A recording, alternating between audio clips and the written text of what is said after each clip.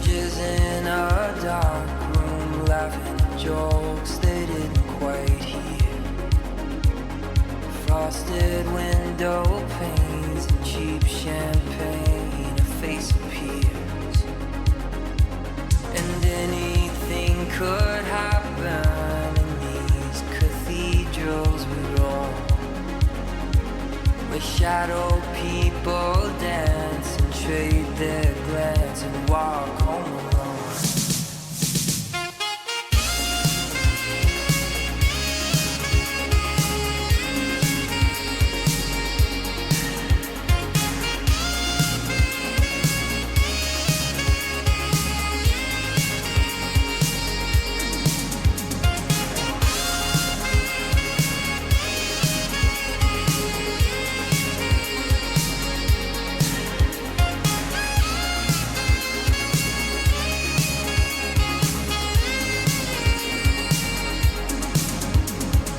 Staring out the window of the Roosevelt Hotel, watching Midtown empty out and a kiss of farewell. They say we come from nothing and to nothing we'll return, and in between is gravity and bridges left to burn.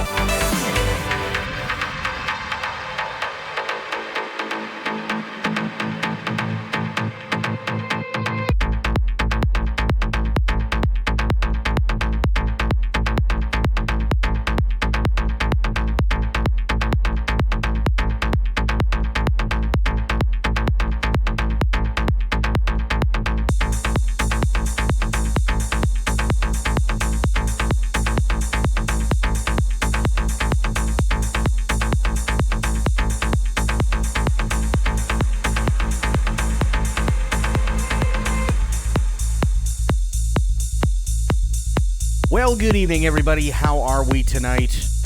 Hopefully everybody has had a great day. Happy Wednesday. We are back. And as we did last night, we are doing another anything, literally anything, but politics stream. We have some fucking massive news. But before we get into it, I want to list off a couple of things.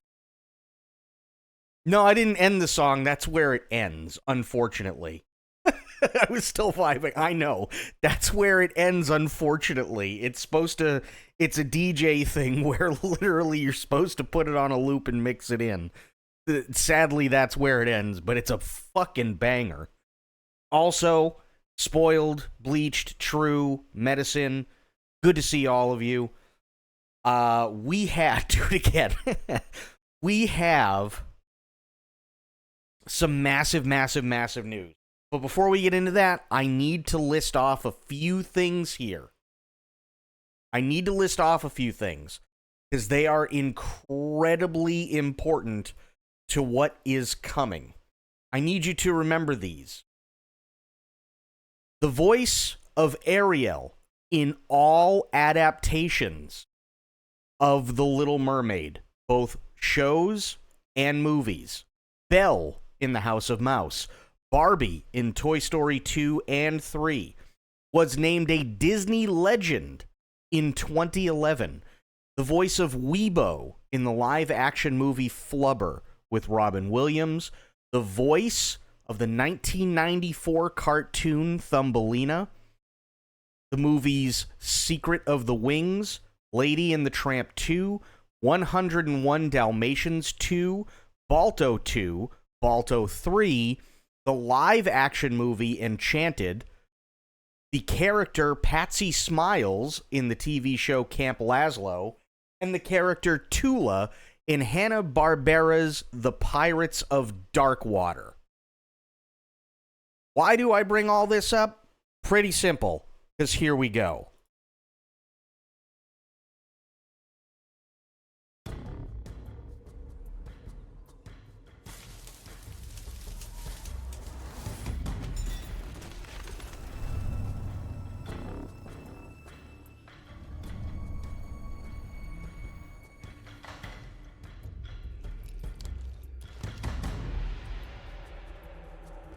When it launched, it was hailed by fans and critics alike as a turning point in video games.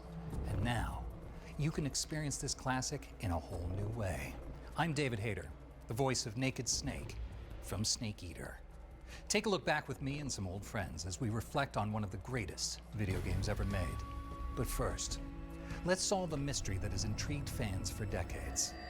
Who was the actual voice of Eva? Suzette Monet. So all those things I told you to remember, this is who it is. Finally revealed. Jodie Benson. And the boss herself, Lori Allen. Now, let's talk shop. Paffo, what's going on, buddy?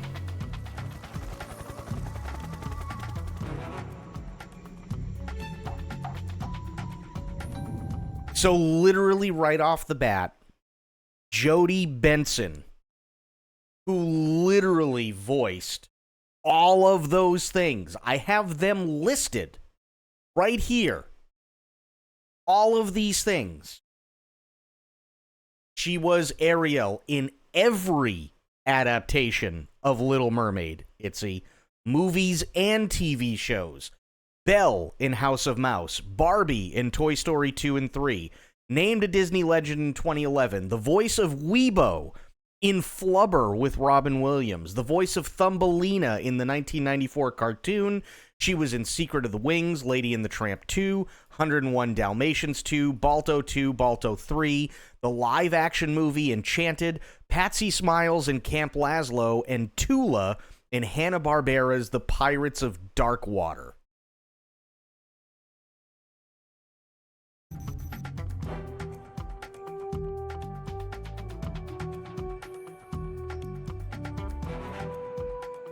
So I'm here with two of my favorite people. We're here in the Rosvet factory, which is pretty incredible to come back here after all this time. So we have known each other for so long. As soon as she starts talking, you're going to go, yeah, no, that's absolutely Eva. And yet I think this is the first time that all three of us have been in the same room together ever. So let's clear up something that I think the fans have been wondering about for quite some time. Why did you not use your real name? Okay, so when we recorded, you and I were in the studio together back in 2003. Just the various projects that I am affiliated with in my career are sort of family-based, children-based, things like that. So it was actually Chris Zimmerman Salter. Yeah. That was our director. That she kind of sat down with me and she's like, maybe we need to change your name. Chris Zimmerman Salter is the casting and voice director for all the English voice actors for all of Metal Gear. So she asked me, what was your dog's name growing up? And I said, Suzette Monet. So she's like, you know what? Let's build on that. How about Suzetta?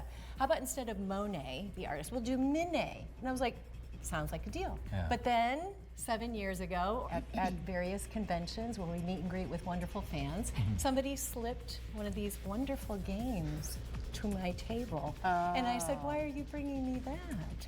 And he says, because you're in it. And I said, do you know? Do you know my deep, dark secret? And he said, yes, I do know. I know. I said, shh, keep it quiet. And now here we are in 2024. Yeah, so we're doing a big reveal for our anniversary show. Well, it's so cool because both of you, the work in the How fucking cool is that? How cool is that, right? Like, she was just, it's because she was, like, with Warner Brothers doing family movies and TV, and she was with Disney doing family movies and TV, and children's cartoons and everything like that. And literally, the casting and voice director went, this isn't for kids. How about we give you a pseudonym? Just so that you're not fucked later on. That's pretty awesome, actually. And now she's got a massive fucking fan base now that the secret's out. This is astounding. It's one of the most, and I'm not saying this because I'm in it, but it's one of the most legendary games of all time. And so, Lori, you'd never seen what we did until recently, right? Until recently. I don't even have. The boss didn't know what she looked like until recently. Had never seen the game. How insane is that? Of the words for the depth of our relationship. Yeah. It's beautiful, and I love when Ava just doesn't know how to describe it either. And so to watch the complexity of their relationship is just something that you can't explain. I mean, and that's what's so beautiful about the game is it's three-dimensional. They have a backstory, they have relationships. So to watch that, it really just brought me to tears. It's rare that I'm speechless, so it's pretty intense. Yeah. That is rare. How has it been reacquainting yourself with Eva? Oh my gosh. What drives her is her passion for justice and her passion to do the right thing, no matter who's talking to her. Yeah. And the fact that she loves you in such a fearless way with immense loyalty. One of my favorite memories was we had to do a love scene, you and I, which I'd never done in voiceover before. Neither had I. I've been unlucky enough to do it on camera, and that's always weird. But in voiceover, you don't really need to do it in real life, but you have to make it sound like a thing. Yeah. So shall we show them how we did the kissing scenes? Yes. Are you guys ready to see how they did the kissing scene in voiceover? It's the small things, and it's weird. I'm not gonna lie. Might be too hot for TV, but let's. All right, let's do Okay, it. so Ready? it was this. That's pretty much how Your we did hand it. has never been so loved on. Well, it was so funny because we're just kissing our hands. Yeah. The other great thing about these games is every single one of them that we did, we were all in the booth together. You know, we were all just had chairs set up and we did them all like radio plays. And it just gave it so much more life and reality. A lot of mine were by myself, and when you have the amazing casting director, voice director in your ear, she's saying, you love him, but you've defected, and you're just like, it's so draining, but in the best way. Right. You know, and that's the thing about voiceover that we love so much is our scene partner is not there a lot. A lot. And so you have to just put yourself in this world. You have to create this world. I think when I do animation, a lot of times I'm by myself. Yeah. So that was a huge difference for me. Also with animation, you're running a line 20 to 30 times, one line at a time. You know, just open up the mic, focus on one line. This one, Chris was very specific about reading through the body of work to create the story, to be able to tell the story, not just repeating a line. Yeah. You know, give me low, give me high, give me breathy, give me, you know, that. It's no. storytelling. It This is was like, it's storytelling. story time. I mean, this is where we have to make it very believable so the gamer can follow along and it makes sense. When actors would come in that didn't know what it was, Right. I'm trying to indicate the tone of it with my weird snake voice, which, you know, It's is not supposed weird, to be shut up. real. We love snake Well, thank you. But it's you know, it's supposed to be real and it's supposed to be grounded, but at the same time, it's supposed to reflect that we're in a bit of a strange situation. We're in a strange world, And so, you know, it's always fun to see the actors come in and get drawn into that. There's one other thing that I don't know if people realize. We didn't get the scripts in advance. Right. So you just get it, and when you hear us do it on the thing, that's the first or second time we're ever saying that line. When we audition for things, Which, by the way, is fucking insane. Imagine having to pull that off, like, literally the first or second time, and you have to do an entire script for a video game? Holy shit. we never know if we're hitting upon a Metal Gear Solid. So our job is to stay in good vocal shape, and so that if we get the job, it's like icing on the cake. And so I feel so ridiculously grateful. So people recognize my face sometimes, but most times they don't, which is nice. It's a nice level of fame. But when I go to airport security Oh my and I gosh, give them my ID, and then they see it, I know the look. They'll like, look, and then they'll look up at me, and then they'll look back, Putting it together. and then they look back and they go, "Are you?" And I go, "That's right." Ah! I was getting something at Whole Foods. This was I've never wanted to be airport security more. That would be awesome. several years ago. And, you know, I was like, I'll take just a brown bag for that. And he was like, are you the boss? And I was like, yeah. And I mean, it's such a sight to see. It's absolutely stunning. So our son McKinley, he somehow found out. I have the game in a box, like in our basement. In a box. And In the basement. I'm sorry, Snake. In a box, that's right. And so he kind of did a little deep dive, and he came to me one day and he's like, Mom, what is this? What? So this is just a lie, right? This is not real. Right. And I'm like, yeah, it's real. And all of a sudden, I got cool mom points. Yeah. Yeah. Totally. I got a lot of cool auntie points. cool Yeah, that's mom right, points. right. So, I'm so excited to introduce to you some new scenes from Metal Gear Solid Delta. Yep, they revealed her. That's Jodie Benson right there in the middle, Spectre. So this opening wow. is, Wow. it's supposedly the world's first Halo jump. That is Eva. Opening. Look at this shot. Oh my gosh. So gorgeous. Look at that good military girl. Nice. Right? Nice job. Oh, here we Oh. It's just the shadowing of I mean, everything just looks extraordinary. Ooh. Ow. Well, Yeah. I think I got him with the tranquilizer dart. So I think so. He'll be all right. I think he's that guy's okay. not He's an going honor. to. Oh. Yeah, that guy's. The spray. Just spraying blood, you know. spray of Just a day in the life. Well, just wait, Spectre. Oh, You're that's so hot. beautiful. Oh my God. It's true. They've made him considerably hotter. In real life too. Look at you. Commencing virtuous mission now. You can see each pore on your skin. Nice. It's not done yet, though. Delta. Well That is done. something. That's amazing. Yeah, That's Isn't it incredible. incredible? People are going to Yeah. flip out. Yeah. I'm flipping out. Gorgeous. Me too. Well, why don't we take a look at some of your character? Oh my. work. Okay. Sounds good. We've got more shots of Eva and more shots of the boss in Delta right now. Oh, There she is. Yes. You're so beautiful. Oh my gosh. You can't tell me she's not gorgeous. Oh. I love her hair. Yeah, it's very Colors. 70s, very groovy. The It's the colors 60s. are gorgeous. She loves him so much. I know. Oh. Oh. Hug her back. don't want Hug her. He's not a great hugger. Come on, hug her. He's not a great hugger. You need therapy. See, she knows there's a special relationship Yeah, I between think you Snake is two. an awkward hugger. Oh my Look at her. gosh. She's at the lake. There. Ready to go? And she turns it on. Okay, let's go. Get on my bike, baby. Let's go. Boss. I'm sorry, they did a fantastic job with the boss. They just did. That arm still There hurts. she is. Stunning. So Yeah, does your arm Yeah. still hurt? Yeah, because you broke it. I know. Sorry about that. Just I'm look going to at pounce. Warrior.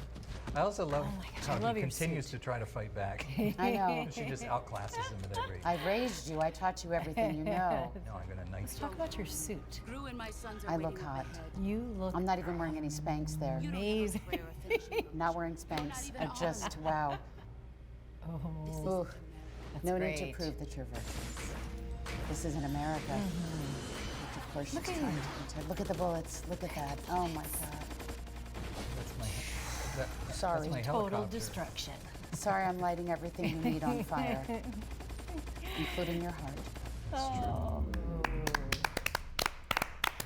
I gave you You're a weapons. badass. I gave you weapons. I gave you techniques. Clearly, you can continue the mission. Okay, so what are your thoughts? That was incredible. It's epic. It's absolutely stunning, Stunning. and beautiful. It's- I'm gonna be honest. I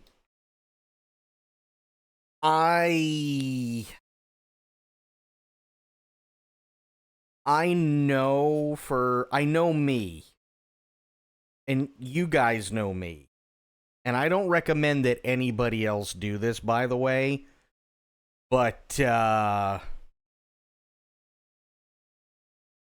can I not pre-order this? How can I not? So gorgeous. Cinematic. The light of it, the camera Everything. angle. Are you going to do another MGS marathon right before this releases? Fuck yes, I am. I'm absolutely going to be doing Metal Gear Solid 1, 2, and 3 from Master Collection Volume 1, and I'm going to have it timed. So literally the day after original MGS 3 ends, we are starting MGS Delta. Period. Alpa, good to see you, buddy. Angles, the character upgrades. I mean, I hate to say it, but we all look pretty awesome. We look great. Great. I think old fans, we're so excited for them to see it. They're gonna just lose their mind. And then for new fans, Okay, listen, I love MGS5 as much as the next person, but god damn it, it is MGS5 is a massive pain in the dick. Absolutely massive pain in the dick. You want 100% that game, it's going to take you 2 weeks. I know, because I've done it twice. It's not fun. This is the yard where Ocelot had his first real run-in with Snake. Mm-hmm. It is. Which one? MGS5. a whole new generation of people. They're going to be beyond excited. I mean, it's Yeah. just it's something for everybody. But David, the story is the same. Yeah, well, the that's legacy of it is the same. Yeah. And so that's what's really important Yes. for the player. Yeah, and well, it's important to me as a fan and as a Snake. Yeah, it really is so true to the original game, and you know, of course, for the most part, they're using our original voice performances. I mean, for the lion's share of it, it's exactly the experience you had. Just it looks so much better. But what was it like, you know, stepping in and I can see how playing it can be a bit of a slog. It's not one continuous playthrough.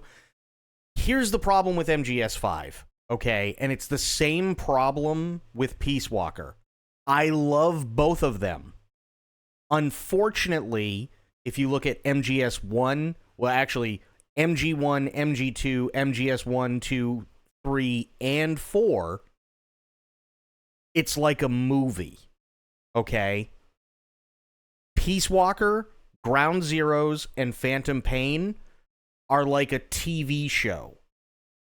So what happens is at the end of the mission, it'll cut to white, and it'll say, to be continued, because that's how it's set up. It's set up to leave you on a cliffhanger like they would a TV show when you tune in next week. That's incredibly hard to do all of it in one sitting. That's insanely hard. Doing, some of the new lines and stepping into those characters again. How did Oh, it you was a feel? blast. And you'll also notice too, even the guys over at OHN Outer Heaven Network, when they do their Metal Gear marathons, it'll take even them 2 to 3 days to get through the entire story and not 100% the game. And that's them going continuously.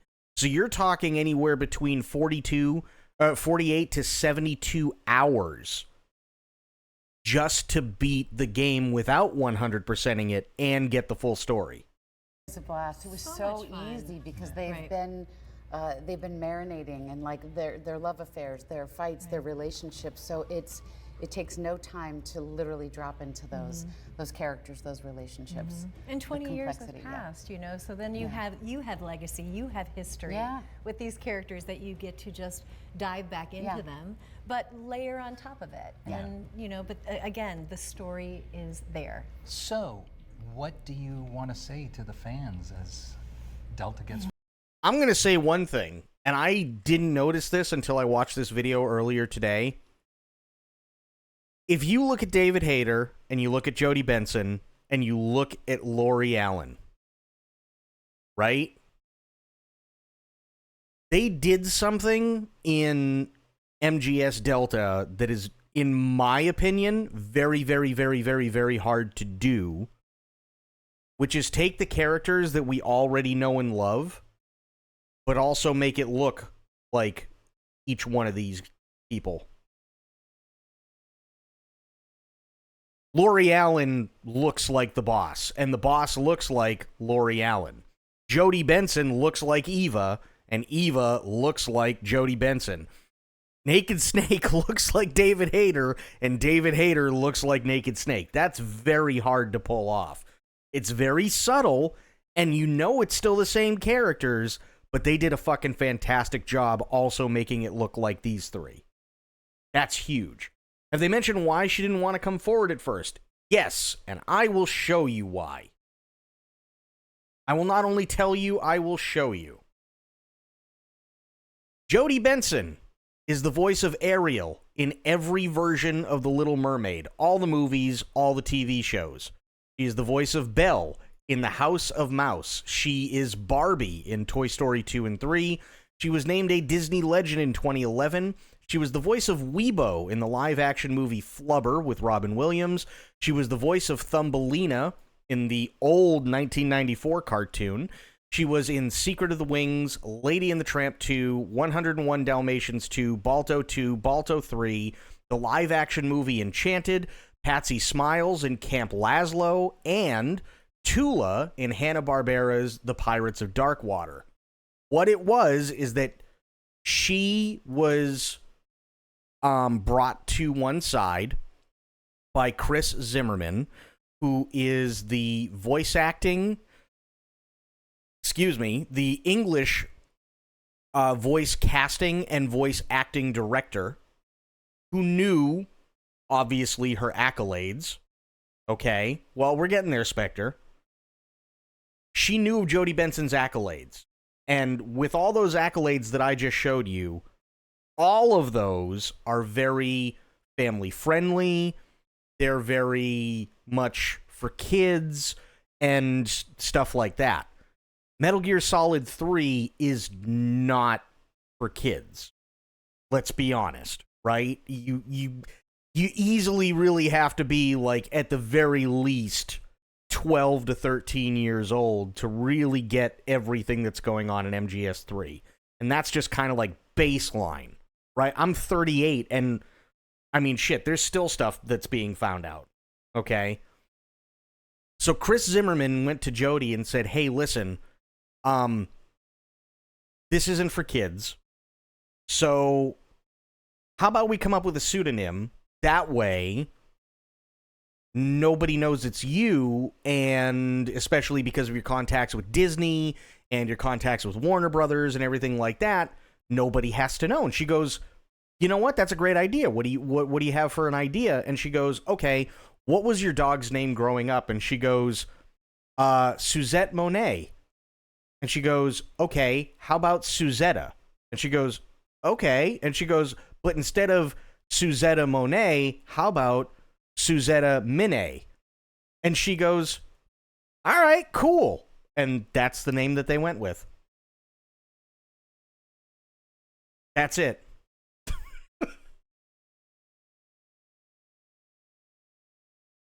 It's ready to emerge into the world. For our fans, thank you doesn't even cut it. I mean, it makes me emotional every time. We're beyond grateful to have come on this journey with us.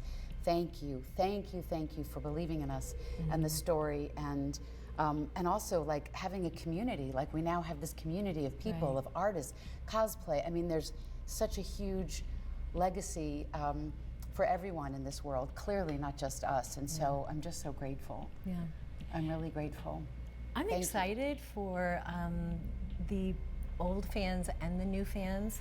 I'm sorry, she looks and sounds like Eva. She just does.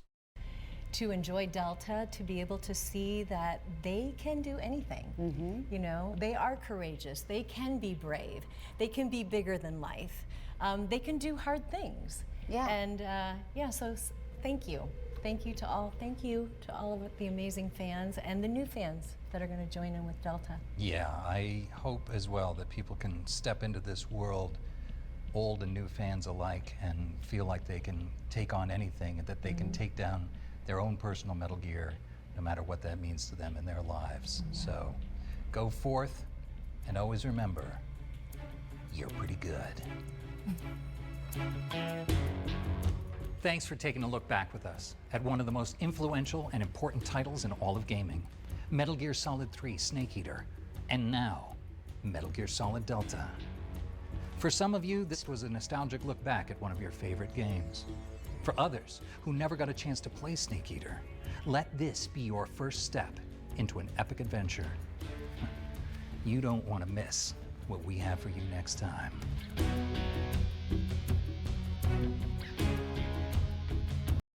I'm going to go ahead and say the way that they've been cranking this out, we've got one more before the end of the year, and they're going to give a release date then.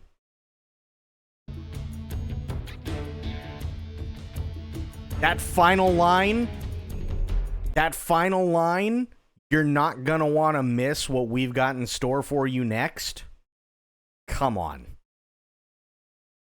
Guarantee they got one more up their sleeve. Either right at the end of the year or at the beginning of next year, and it's going to give us the release date.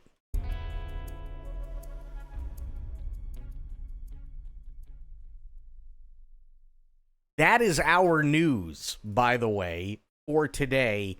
Guys, go like it. Go like the fucking video. Holy shit, go like the video. Konami's been doing some really, really, really, really, really good stuff. Really good stuff. They really did. They kind of knocked it out of the fucking park. And this came out 11 hours ago, so everybody's been going fucking nuts. Absolutely everybody's been going nuts. So, there it is. We know who Eva is, and Christ, she's got a very long and distinguished list of accolades. Was having lunch when I got the tweet saying they finally found out Suzetta Minet's identity, and I immediately sent it to Don. Yes, and then Don sent it to me. And he's like, holy fuck, is it true? And I didn't say anything. I just let it go. And I watched the video because he just sent me the link. I don't know if he's actually watched it yet, but when he sent me the link, I didn't say anything because it was just in all caps. Is it true? And I'm like, I'm just gonna keep quiet. It's fine. Don't worry about it. I'm gonna talk about it later. And there you go. And honestly, fantastic news. Absolutely fantastic news. And yeah. Yeah, that was a really nice surprise waking up today. It was a really, really nice surprise. So there you go. Mystery solved. And there is one thing, I don't know if you caught it. I don't know if they are doing this to add in new things or if they are doing this to redo some of the lines, because let's face it, unfortunately, although we all love Snake Eater, the game is old, and sometimes things get lost, things get corrupted, things get destroyed, things get erased. But all three of them are back and have lines that they've done for Metal Gear Solid Delta as of today, not 20 years ago. And even David said flat out, no, they took like the lion's share of what we did 20 years ago, and then we came back in and did more voiceover. So, yeah. There's stuff in there. I don't know what it is. I don't know if maybe it was because, again, let's face it, sometimes audio can get corrupted, it can get deleted, it can get erased, it can, get distorted, the file could be corrupted, who knows? But there is new stuff in there. There is absolutely new stuff in there. So how cool is that? We finally get to see who Eva is, and I'm sorry, you know what? We're not going to play the whole thing again. We're absolutely not going to play the whole thing again, but dear sweet Jesus, like, where is she?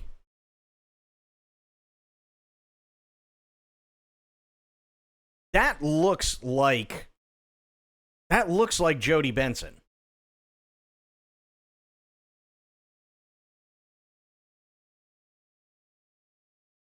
They really, really, really nailed it. They did. That looks like a younger Jodie Benson. And same thing, by the way, with the boss. You can see it in the eyes.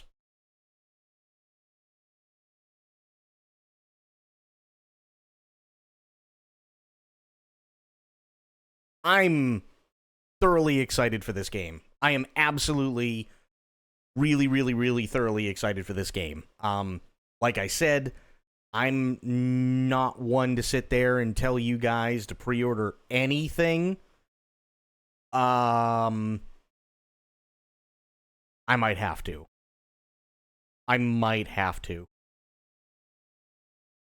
You guys actually get to eat good. I know for a fact the Ace Combat Trilogy for PS2 will never have a remake like this because they lost all original data.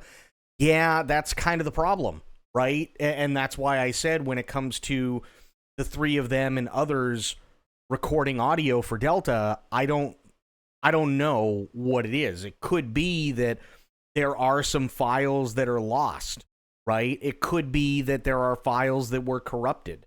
It could be that it was deleted or it was erased or something was damaged or something was just too distorted in the original mix and they need a clean cut of it, right? We don't know. But I mean, shit, this is massive. Think about this. Jodie Benson has kept the secret for literally fucking forever until 7 years ago, as she says it. She was at a convention, doing signings for all of her other work and everything, and somebody slipped the game to her, and she goes, "Why are you giving me this?" And they go, "Because you're in it." And she goes, Do you know? Do you know my deep, dark secret? And he goes, "Yeah, I absolutely do." And she goes, "Don't tell anyone." And she signed it for him. The boss, Lori Allen, up until recently, hadn't even seen the game. How insane is that? How absolutely fucking insane is that? So then when it all came out and everything, and, you know, Lori Allen's the boss, so she gets cool aunt points. And then when it all comes out, Jodie Benson gets cool mom points, which totally fair. Totally fair. So I'm really excited for this game, guys. I'm insanely excited for this game. I really, really am. This is yeah, this is absolutely one of those games where I'm just like, I'm gonna have to pre-order, aren't I? God damn it. And you know me, I hate pre-orders. I hate pre-ordering. I do. But I can't not pre-order. I just can't. It's God damn it. You know what I mean? It's like Alan Wake 2. As soon as they announced Alan Wake 2, I was like, nope, getting now. And that was it. That's all it, like, I didn't give a fuck. I had to. There was no choice. Promise it wasn't me that farted. Hey, you know, it happens sometimes. It happens sometimes. But, again, here is the link to the video. If you guys want to watch it by yourselves, at the very least, go like it, because it's an awesome reveal. It really is an awesome, awesome, awesome reveal. This was fantastic news to wake up to. It hasn't even been 12 hours yet. How insane is that? It hasn't even been 12 fucking hours, and it already it's only got, look at this.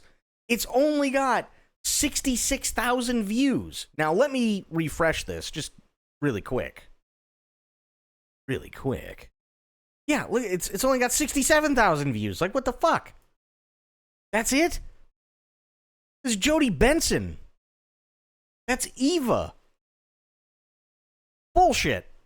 That's what that is. That should be like 2 million plus views. So please, please, please, go like the video. Please go like it. So what did we talk about last night? There were a lot of things we talked about last night. A lot of things. And I'm trying to remember. We talked... Oh, God, we went into a world of shit last night, didn't we? Oh, I remember that now. We really did go into a world of shit. Like, we went through... more anime, which, by the way, thank you guys for giving me more suggestions. Now I have a massive list of things that I have to go. And that's fine. There's nothing wrong with that. But yeah, it's an even bigger list that I have to go through now. We went through the absolute batshit insanity that is JoJo's Bizarre Adventure. And I'm sorry, it is. It's batshit insane. Absolutely batshit insane. The shit that we found out about JoJo's Bizarre Adventure. Massive list of things to watch is good. No, it is. It's absolutely good. 100%. 100%. And there's a little bit more good news. Little bit more good news. I found this out today. Would you call it bizarre? Oh, God. Little bit more good news that I found out today. So, for those of you who are... Actually, let me bring it up so you guys know what I'm talking about. Especially if you guys like animated stuff. I can't show you really much of anything in terms of clips or stuff like that that's online. But this is what I can do.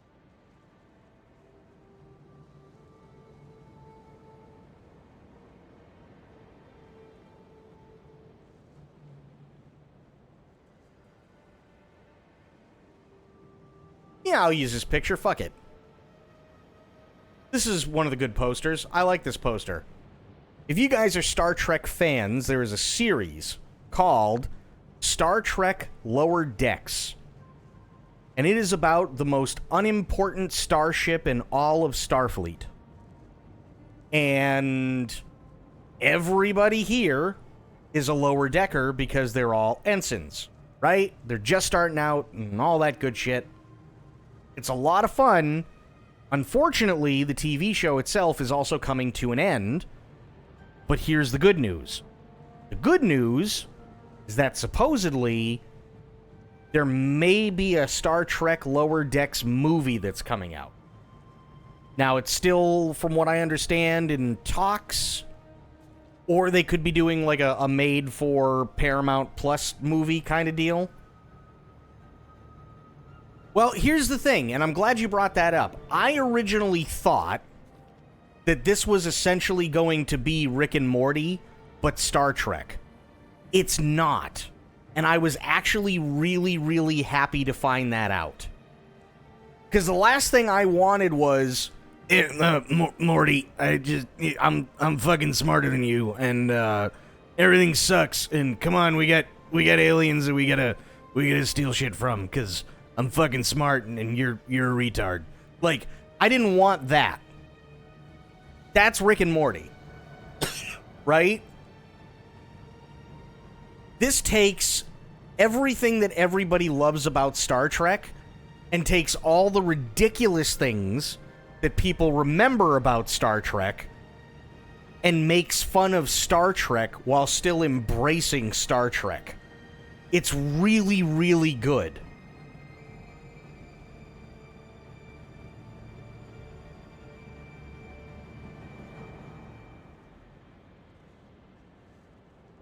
It's really, really, really good.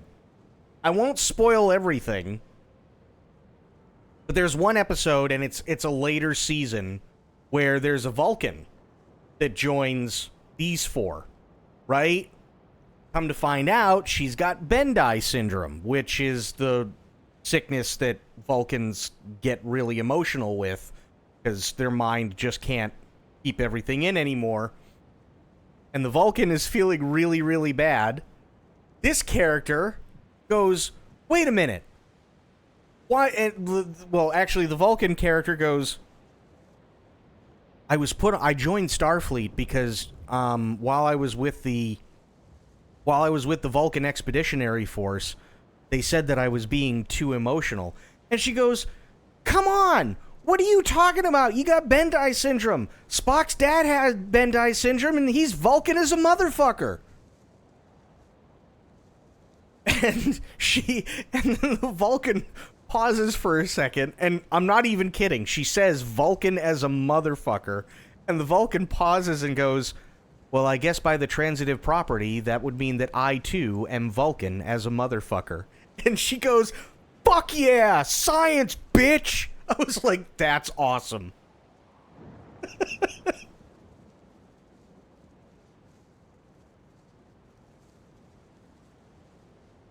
So, you want to watch a good Star Trek TV show that doesn't take itself too seriously, but enjoys everything about Star Trek and also has no problem making fun of itself. Star Trek Lower Decks. It's on the 5th and last season now. It's not Rick and Morty. And that's one thing that I absolutely love about it. Rick and Morty was fun for the first few seasons, and then it kind of took a massive shit. Honestly, now, I couldn't really give less of a shit about Rick and Morty. But Star Trek Lower Decks is really, really, really good. So if you want to watch a good one, Lower Decks. Even Mr. Poopy Butthole, it's true.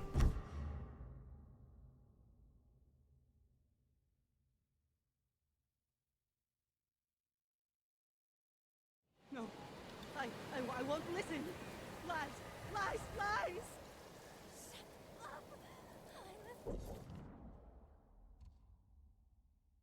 Dare I say, especially Mr. Poopy Butthole. Yes, I will do it. Here!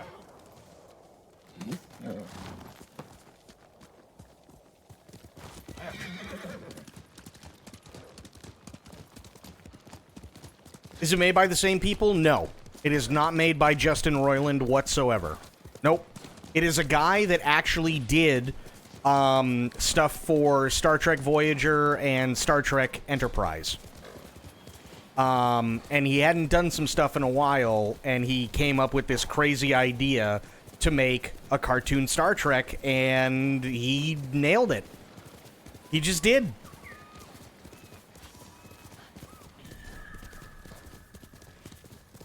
The art direction does look similar. Absolutely it does. And I agree with you on that. As far as cartoonists, that I couldn't tell you, but I know that the creator behind Star Trek Lower Decks has nothing to do with Justin Roiland, to my knowledge.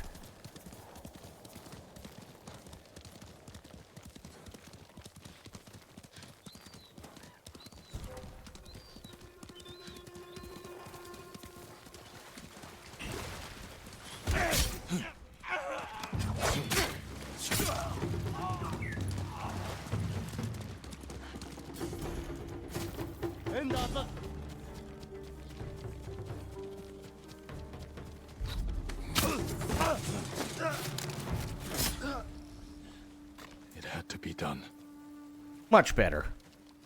How far am I? I'm still a little bit of a ways away, but that was a pretty awesome dismount. I'll take it.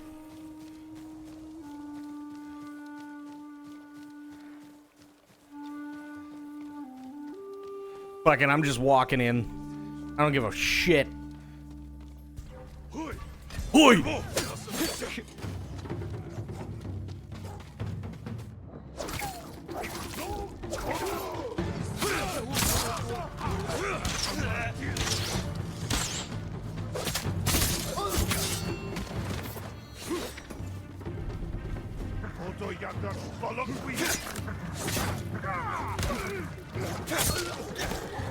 Worth it.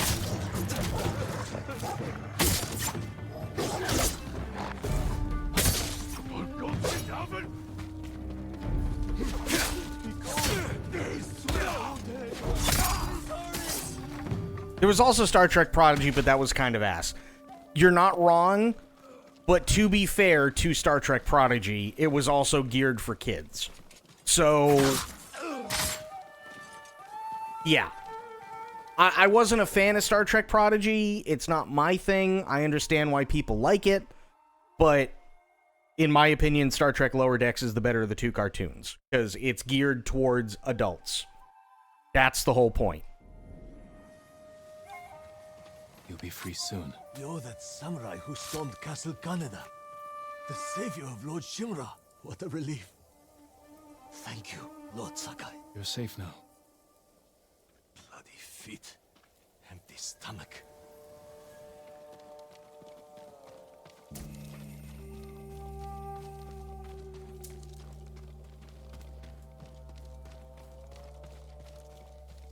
So yeah, I think you guys, if you like Star Trek in any way, you'll probably really dig Lower Decks. You may not necessarily get all the jokes, because you're not like the fucking Star Trek nerd and not like the hardcore fan that I am, but you'll still get a really good laugh out of it.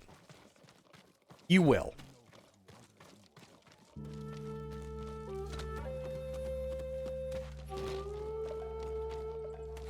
Why did I? No, don't. Okay, go back in. There we go.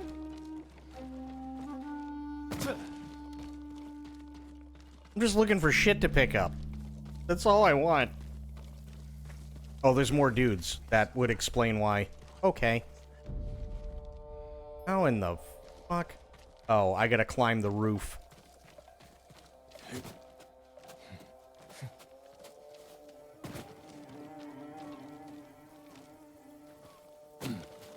There we go. Yay.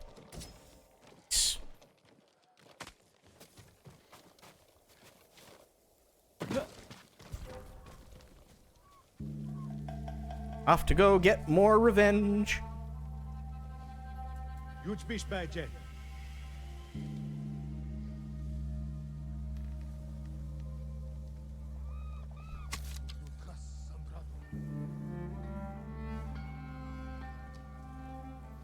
Damn it.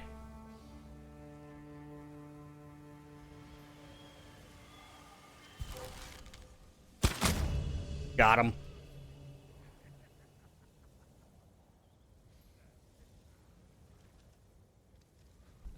Okay, what about this douche nozzle? Nice.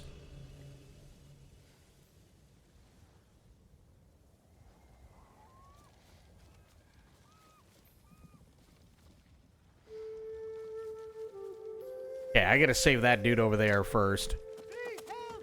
Stop yelling, dickhead! I'm coming. You're going to be all right.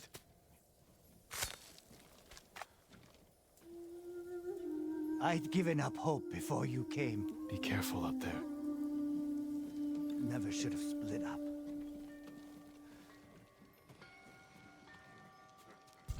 Also, guys, I need to know.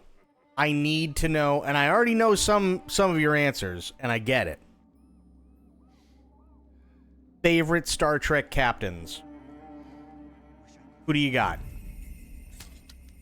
I need to know. These are things that need to be known.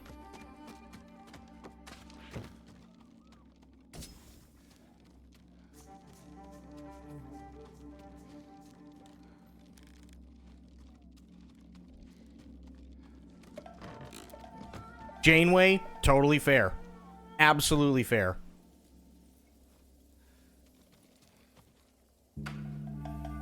The one from the movies. You've got 1, 2, 3, 4. Yeah, you got 4 captains in the movies. So which one? Actually, 5. You got 5 captains in the movies. Yeah, favorite captain.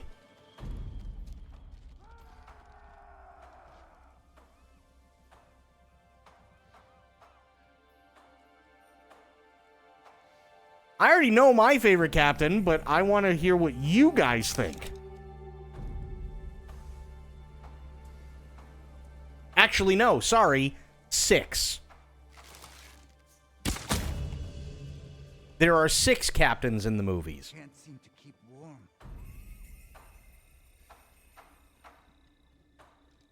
Ini tulu mo samurai ho yor samsono. Yanar nik sumuta. Bitten so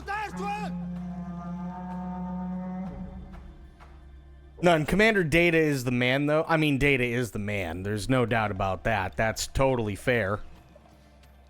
Can't argue with that one. I only know Kirk from the movies. You know the new ones? Ew.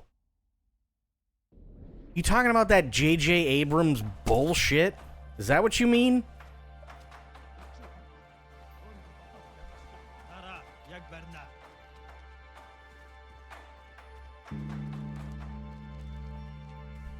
I'm talking about the movies that actually matter.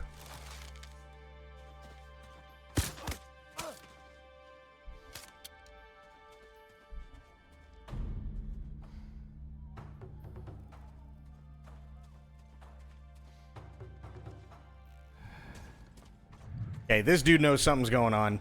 He just can't figure it out. So Itzy's got Janeway. Spoiled's got Picard and Kirk. Totally fair. Actually, fuck. 8. There are 8, no, 9 captains in the movies.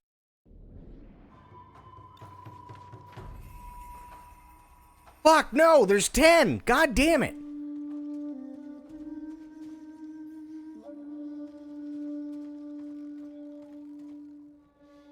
There are 10 captains in those fucking movies.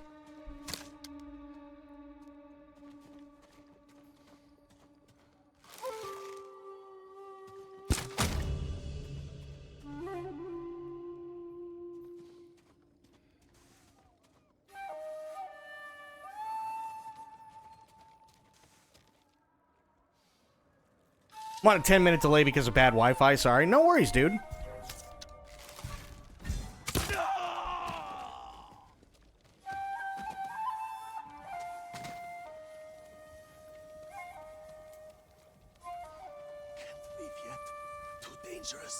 Oh. Can't leave yet. Too dangerous. Where's... Is there another dude? Ah, I see. Ah. Shall remedy this.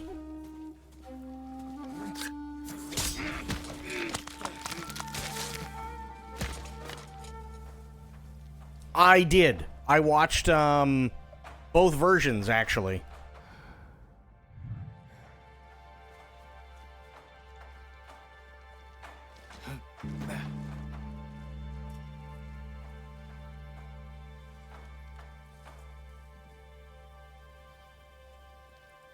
Yeah, I watched both versions of Shogun.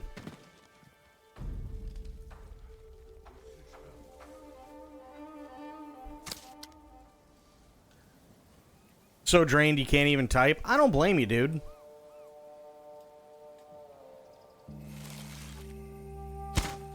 Kan harvats ben. Sumtar havas nicht irsum.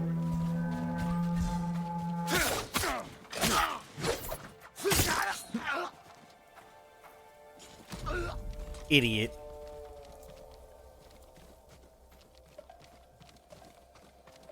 No, I don't want to crawl under. Oh, okay. He's just got black powder. That's fine. Yeah, I'm here, dude. You'll be free soon.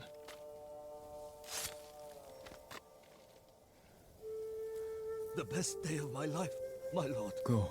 Be well. You were so kind. And now...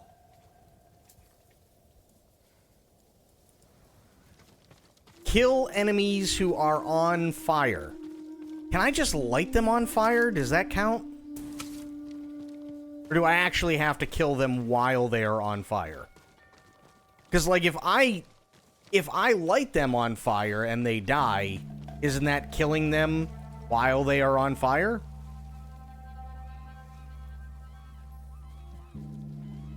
Or am I just not that lucky?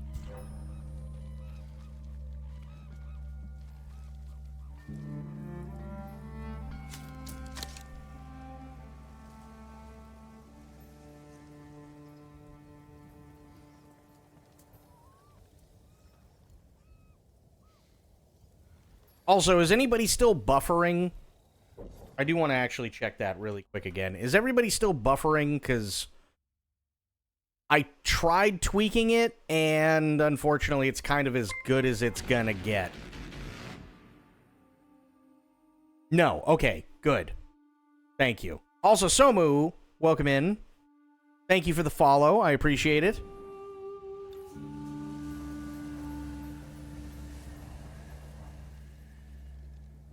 You're good? Okay.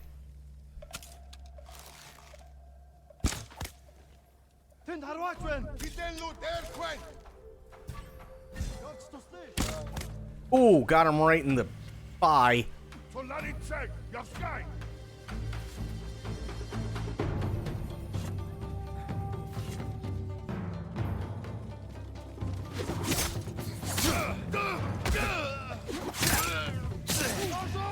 No, Osho!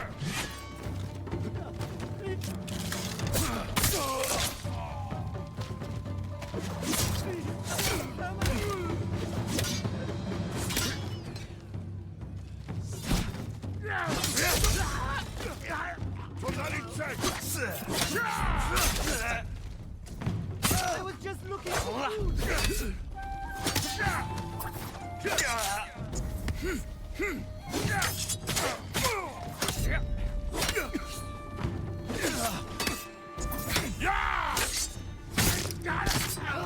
There we go.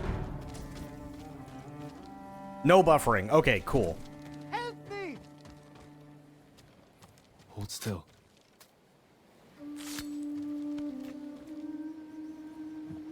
You are the equal of Gosaku, my lord. As a sign of our gratitude, take this key to his armor. I will wear it in defense of the people of Tsushima. Nice.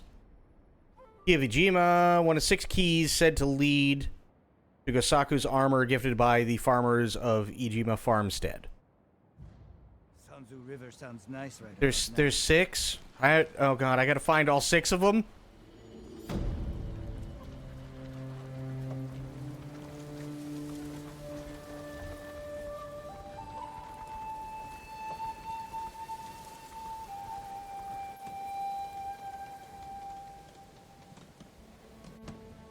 It's never going to end.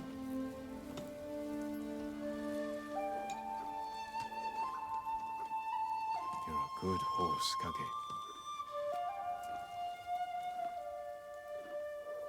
Nice. Can I... Okay, we're not moving yet. There we go. I guess they want the glory shots or something. That's the only thing I can think of. They just want glory shots. Where's Gosaku's armor? I don't remember.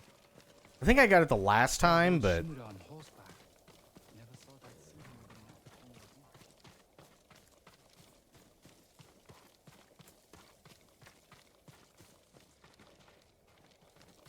Is it just me?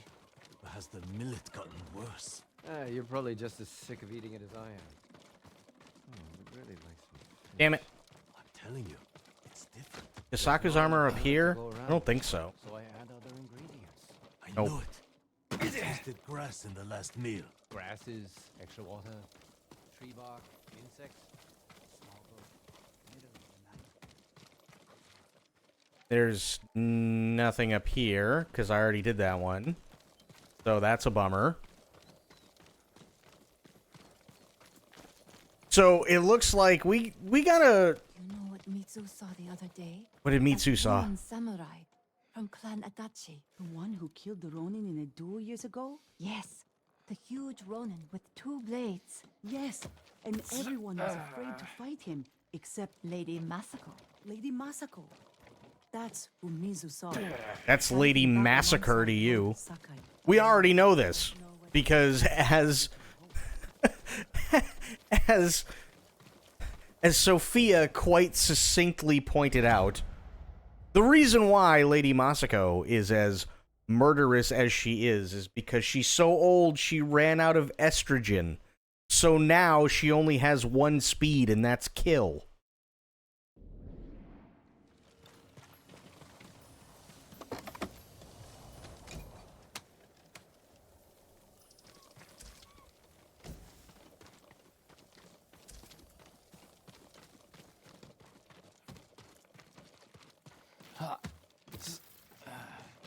No, I think I was just in here. Supplies! I need those. There we go.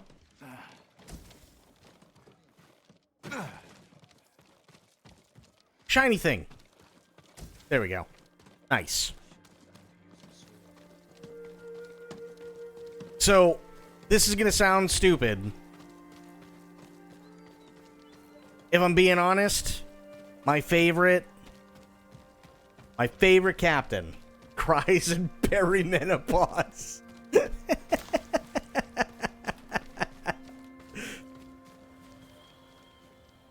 My favorite Star Trek captain remains Captain Kirk. I love Picard. Picard's an awesome pick.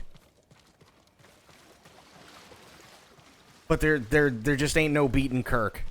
Where did you go yesterday? Somewhere to clear my mind. I found watching birds helps me forget what's happening here. Hi, I'm here to check and see if you have anything. You have nothing. Your house sucks, bro. You hear how the Mongols took Castle Shimura? Just off. They did. Oh, I missed. Sword. Just tied up some prisoners. There we go. Lit a torch. Let the screams do the work. Those poor people. If I were in the castle, I would have done the same. You know what happened when they surrendered? The Mongol needed weapons, put them to work. So yeah, mine is Kirk. But there's actually a really good reason.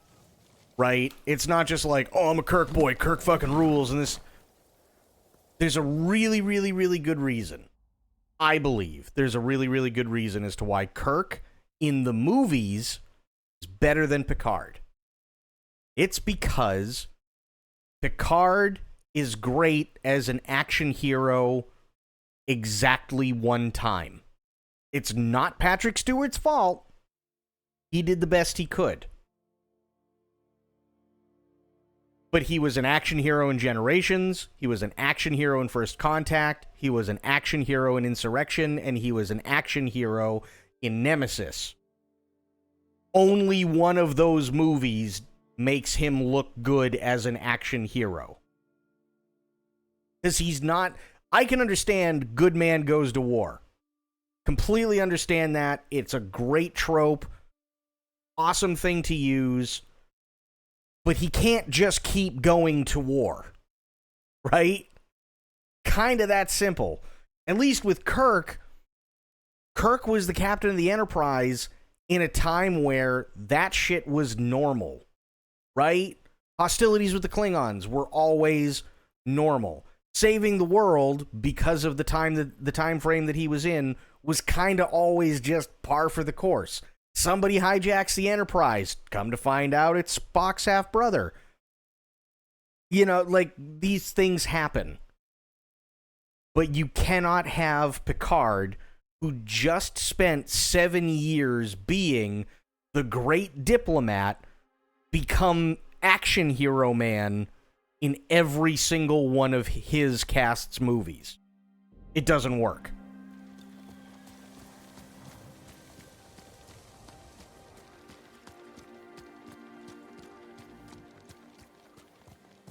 Because that's not what TNG was about.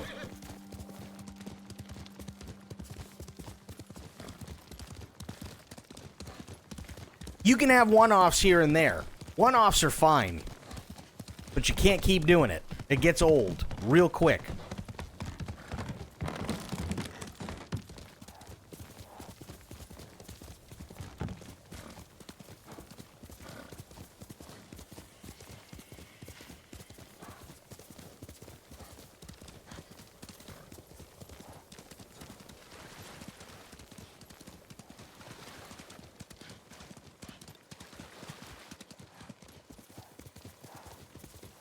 Not to mention, when it comes to movies, I'm gonna be honest, the TNG cast movies, with the exception of First Contact, were pretty meh.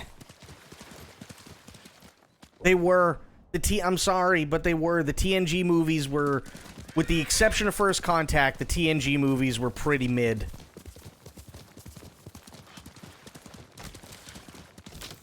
Wish Admiral Adama was in Star Trek, would have been the best captain.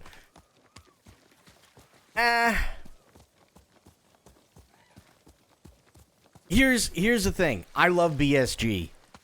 Love Battlestar Galactica. The old man is fantastic. But there's a reason why they never had anybody like the old man in Star Trek. And that's because Star Trek isn't supposed to be like that. I literally don't know what you are all talking about, not even a centimeter. Oh boy. I just know that Kirk good. Yeah, Kirk good if you don't watch the J.J. Abrams bullshit. I like Chris Pine. I really do. Unfortunately, Chris Pine pulled the really shit card and had to end up in 3 J.J. Abrams movies. Sorry, no. 2 J.J. Abrams movies and 1 James Gunn movie. All of them were bad.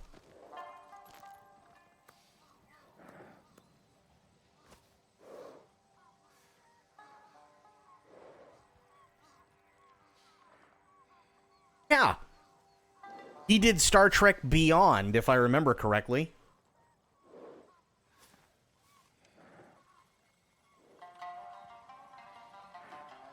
That was literally the one where Kirk spent like 40 minutes of the movie riding around on a fucking dirt bike. And then the Beastie Boys saved the universe because J.J. Abrams gets a hard-on every time he hears them. Wasn't that the worst one? That's debatable. It's a toss-up. Between those three, the title of worst of the Star Trek movies is between Star Trek Into Darkness and Star Trek Beyond.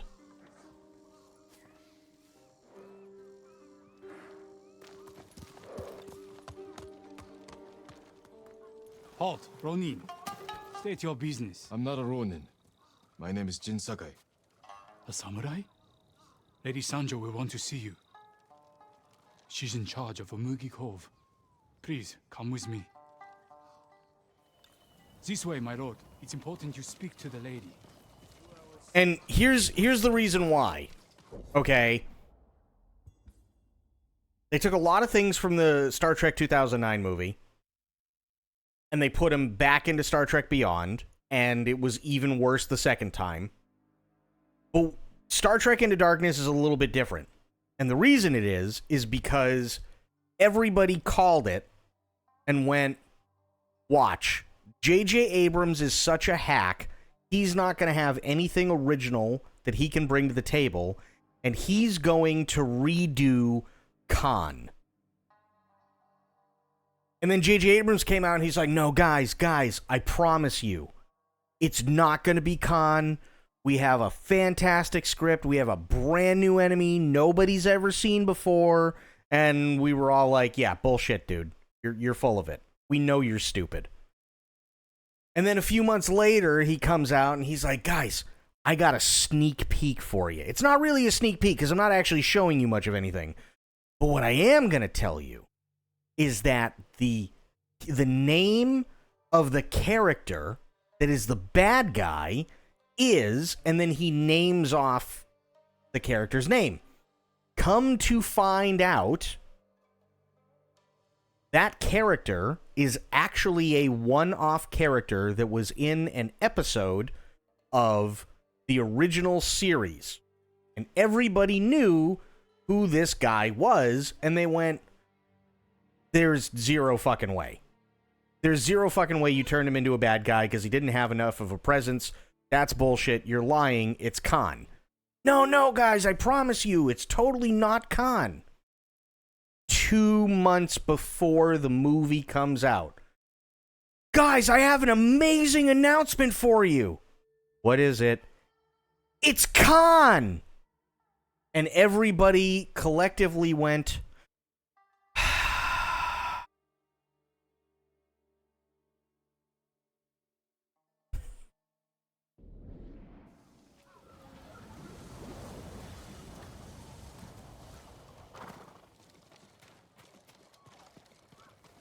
it was bad.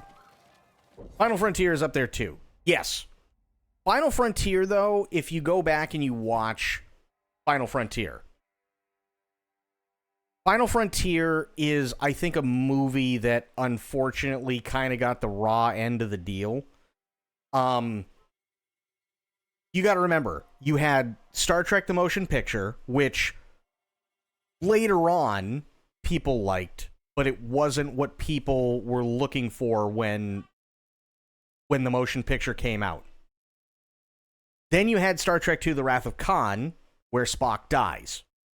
Then you have the continuation of Spock in, quite literally, Star Trek III The Search for Spock. And then you have one of the highest rated Star Trek movies of all time, which is Star Trek IV The Voyage Home, where they go back in time to save the whales. Fun movie. Wrath of Khan, Search for Spock, Voyage Home, great movies. You also have Star Trek VI, The Undiscovered Country, which talks about, in many ways, the fall of the Soviet Union, again, using the Klingons as the Soviets and so on, and talking about a brave new world and, the undiscovered country and journeying through that undiscovered country together, hand in hand, and so on. And great way to end the movies for the original series cast, right? But you had, unfortunately, Star Trek V, which is a great movie in and of itself, but it's literally in between two of the greatest Star Trek movies. Now, is it the best directing in the world? No. But it's a fun Star Trek movie. It is. It's a fun Star Trek movie, and I think it kind of gets a bad rep. There are some really, really, really good things that come from it, and they could have used later on in Star Trek Generations, but they decided no, and instead they fucked over the fans in Generations, because things just didn't line up the way that they should have from stuff that was brought up in Star Trek V. So although Star Trek V may be the most disliked, it's not necessarily because it's the worst movie. It's just because it has to compete with literally 2, 3, 4, and 6. And then everybody went back and watched 1 and went, you know what? Actually, 1's not all that bad. It's kind of long, a little drawn out, but it's really not all that bad. That's kind of the problem with Star Trek V.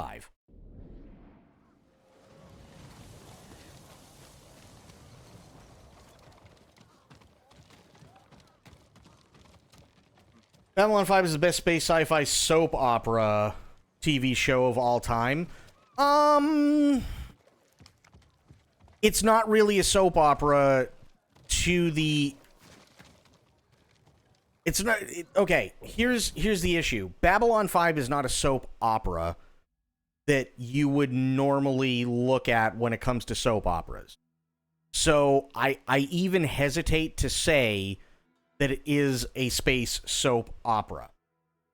Just like Star Trek The Next Generation, Star Trek The Original Series, Star Trek Voyager, Star Trek Deep Space Nine, Star Trek Enterprise.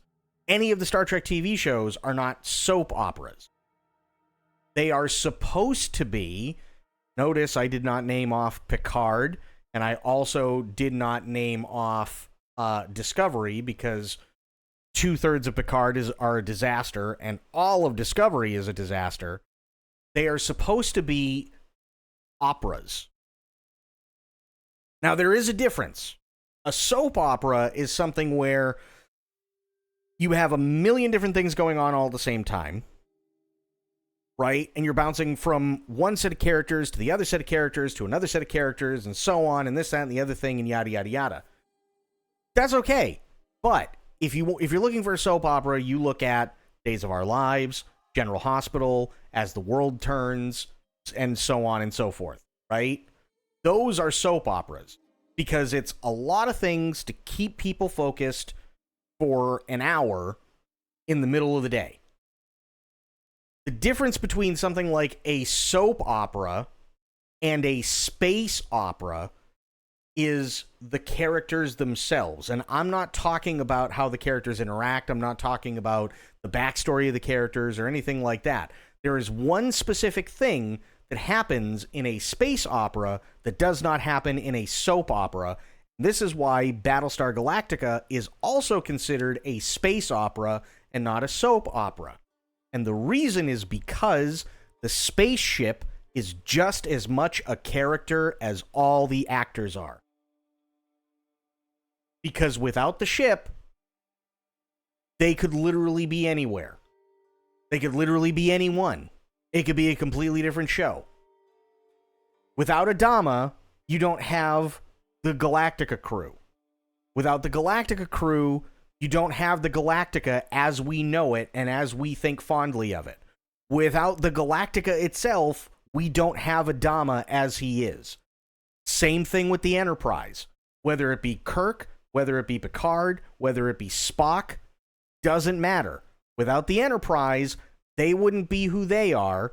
Without them, the crew wouldn't be who they are. Without the crew, the ship wouldn't be what it is, and the captains wouldn't be who they are. It's just as much about the ships who are characters as it is about the actual live action characters themselves.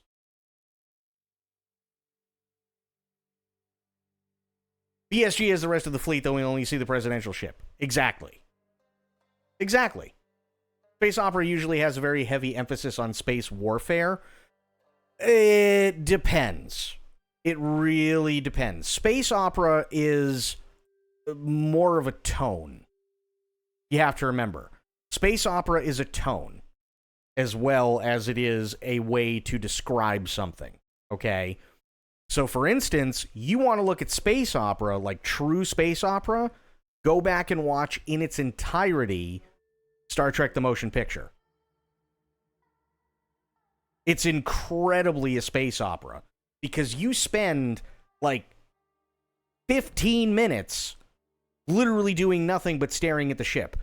Nobody's saying anything. You get quick cuts of Scotty and Kirk, and they're literally just flying around the ship in a little shuttle, and it's nothing but glory shots the entire time of this brand new Enterprise and everything like that. And then as it's traveling somewhere, you're getting these amazing glory shots, but they're very smooth.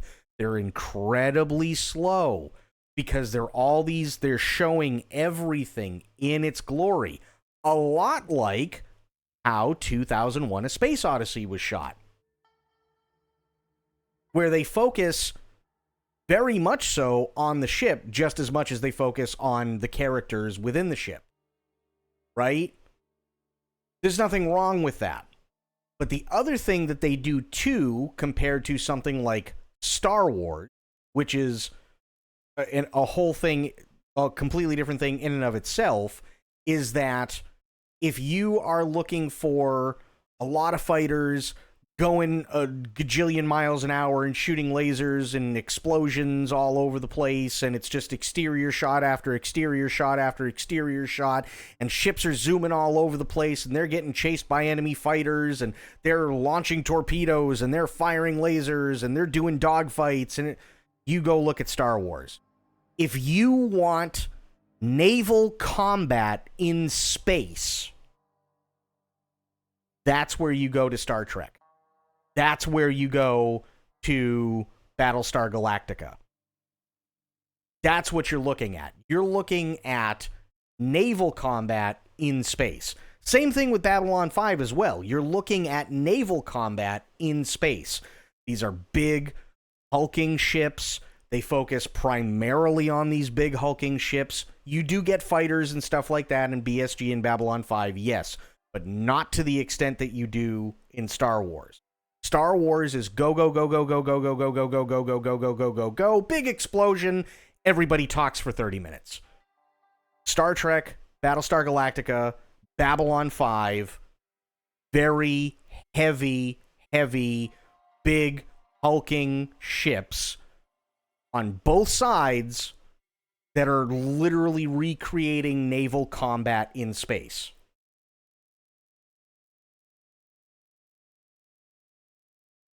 Space opera that emphasizes space warfare with the use of melodramatic, risk-taking, space adventure relationships and chivalric romance. Yes, you are missing the point. The point is that you do not get that with Star Wars. And you do not get it with Star Wars specifically for the reason I just said. It is incredibly fast-paced. You cannot stop and look at melodrama. You cannot stop and look at naval combat in space, which in and of itself is stuff that has been used in plays, stuff that has been used in movies, and everything to romanticize a lifestyle. Star Wars don't do that. Star Wars never did that. Battlestar Galactica does that. Star Trek does that. Babylon 5 does that.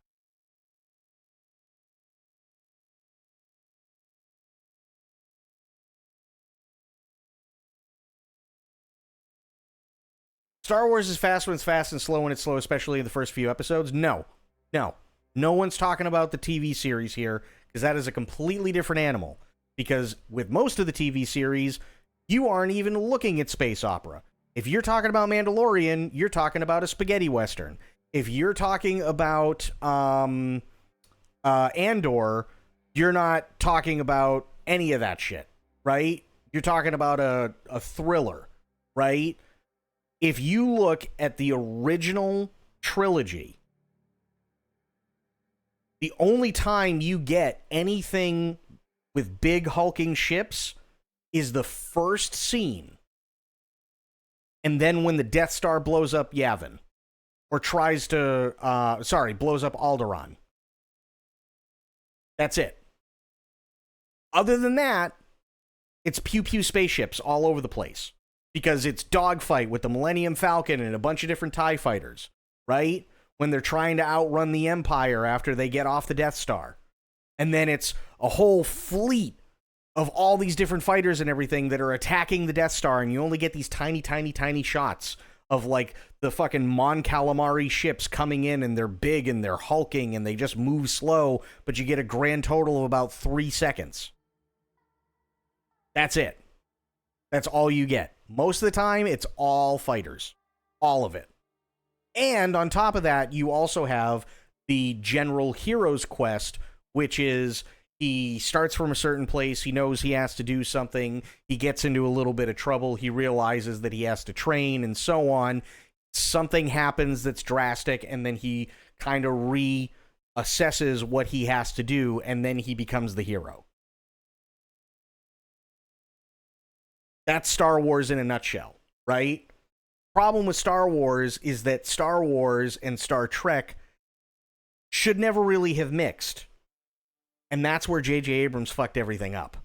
Because J.J. Abrams and Alex Kurtzman literally took Star Trek 2009, Star Trek Into Darkness, and Star Trek Beyond, and all of Star Trek Discovery, and seasons 1 of 2 of Star Trek Picard, and turned it all into Star Wars. There is no space opera there. None.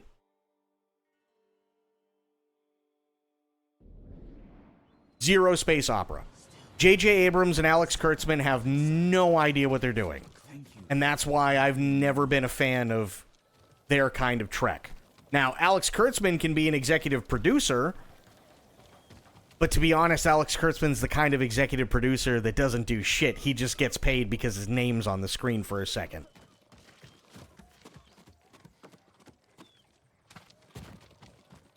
Lord Sakai, this is Lady Sanjo. Welcome to Umugi Cove. I see the Mongols haven't found this place. Thankfully, no. There hasn't been bloodshed here for many years. Anyone who draws a weapon answers to my men. Your safety is assured, so long as you abide by that same rule. Now, please, tell me how I may help you. I'm looking for a smuggler named Guru. Interesting. He's downstairs, having his 3rd bottle of sake. Enjoy your visit with him. Thank you. Come see me again sometime. Holy sunflare. I think we can help you. I'm not in a J.J. Abrams movie. Jesus. And here's the other thing. If you think about it for a second, even episodes 1, 2, and 3, it doesn't start off slow. What happens in even in episode 1? Episode 1, you have the text crawl, and then you have the Jedi transport coming in, and they have to stop off at the Trade Confederation ship that's blockading the planet, and then the Jedi get off the ship, and they get ushered into a conference room, and Obi-Wan goes, I got a bad feeling about this, and then sure enough, you have a turret swing its way through the hangar bay, and the pilot goes, oh fuck, and the entire Jedi transport blows up, and now they're literally just fighting for their lives to get down to the planet. That's all within the first, 7 minutes. And then the rest of the movie is just go, go, go, go, go, go, go, go, go. Blow shit up, go, go, go, go, go, go, go, go, go. Talk for 5 minutes, go, go, go, go, go, go, go, go, go. Blow more shit up. Oh fuck, it's Darth Maul, Duel of the Fates. End of movie.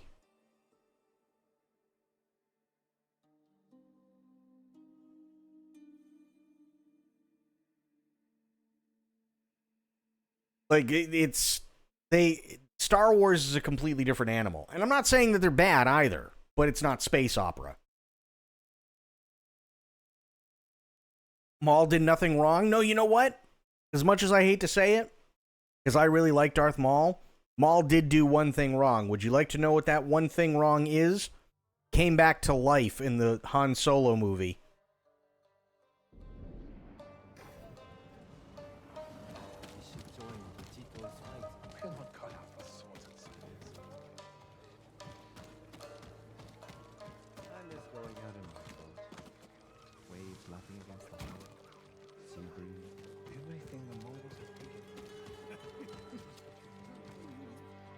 Lord Samurai, please, I have a message for you. What's wrong? A demon is going to kill me if I don't tell you his tale. Don't waste my time. Demons are just legends. Not this one. His name is Kojiro, and he cannot die. I mean, George Lucas himself calls it a space opera, but what does he know? George Lucas took stuff from samurai films, which he admitted. He also took stuff from westerns. And then he took a lot of pew-pew and a lot of really fast-paced shit and everything else, and that's fine. There's nothing wrong with any of that. But if you take Star Trek the Motion Picture and you put it up against Star Wars Episode 4 A New Hope, you watch them back to back, tell me which one is more operatic. Because I guarantee you it won't be Star Wars.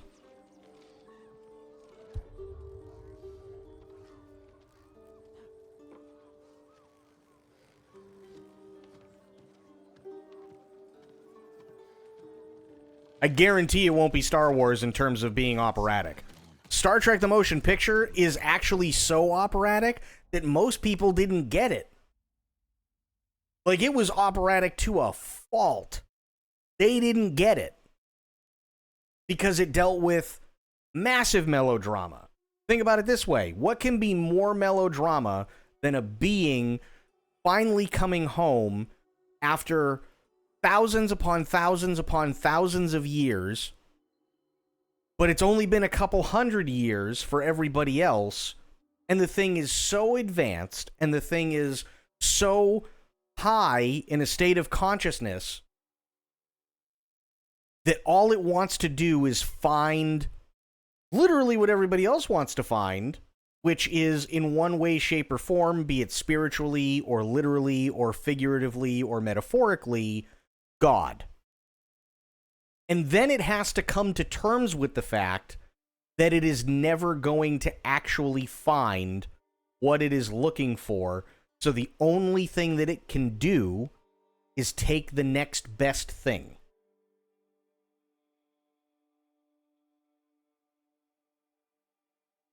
That's literally Star Trek the Motion Picture.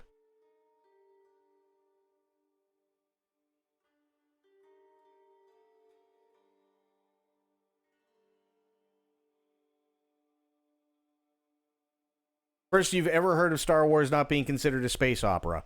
I defy you to watch Star Trek the Motion Picture and Star Wars Episode 4 and tell me which one is a true space opera. You can have war films. There's nothing wrong with war films. You can totally have war films. Absolutely. You can take stuff from samurai movies. You can take stuff from westerns. You can do the hero's journey. There's nothing wrong with that. Absolutely nothing wrong with that. But there is zero way, after sitting down and watching both movies back to back, that you can tell me that Star Wars is even remotely close to opera after watching the motion picture.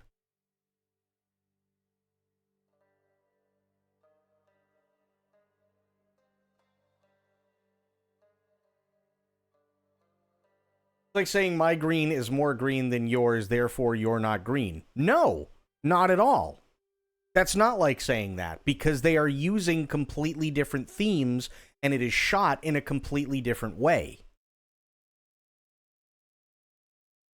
It is shot a completely different way. And I will absolutely fight anybody to the grave when they go, it's a space opera. It's not. It's part spaghetti western. It's part war movie. It's a lot of different things. Space opera?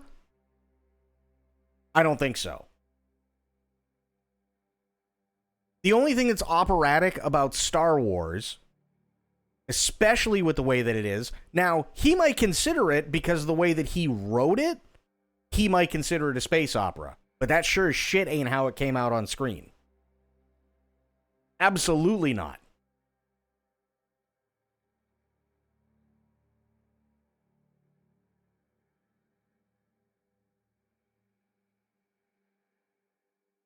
Absolutely not. Again, if you go and you sit down and you watch either version of the motion picture, because there are two versions. There's the 2.5-hour version, and then there's the almost 3-hour version. Either or, doesn't matter to me. And then you watch Star Wars, There you go.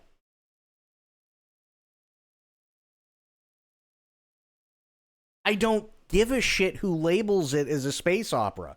If you play both movies, tell me which one is an opera. This is literally an argument I've had with absolutely everybody because they don't know the difference.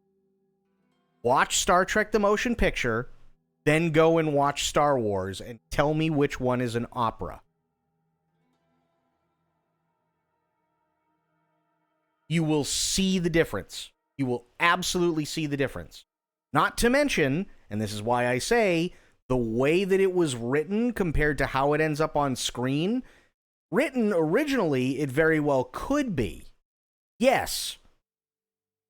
Because what we get on screen is also completely different from what we got when it came to the original trilogy. Because Fox was the one who was footing the bill for it. And they went, yeah, absolutely, go make a thing. And had it not been for Star Wars, Star Trek, in terms of movies, 100% never would have existed. But watch Star Trek the Motion Picture and watch Star Wars A New Hope, and I guarantee you will see the difference. Guarantee.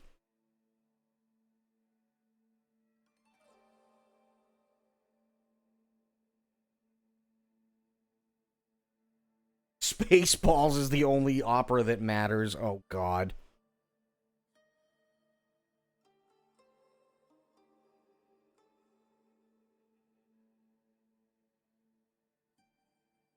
Opera is a theatrical form that combines music, drama, and the visual arts to tell a story through song. Myth. Thank you. And although yes, there are amazing scores in Star Wars. Nobody is doubting that. If you take Star Trek the Motion Picture and you take Star Wars Episode 4, which of the two is an opera? And I love both of them.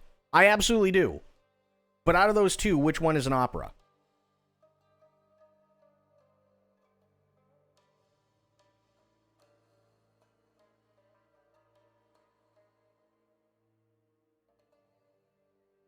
Did I hear you say that your balls are in space? No.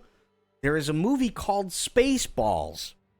Please tell me you've seen Spaceballs. At the very least, please tell me you've seen Spaceballs.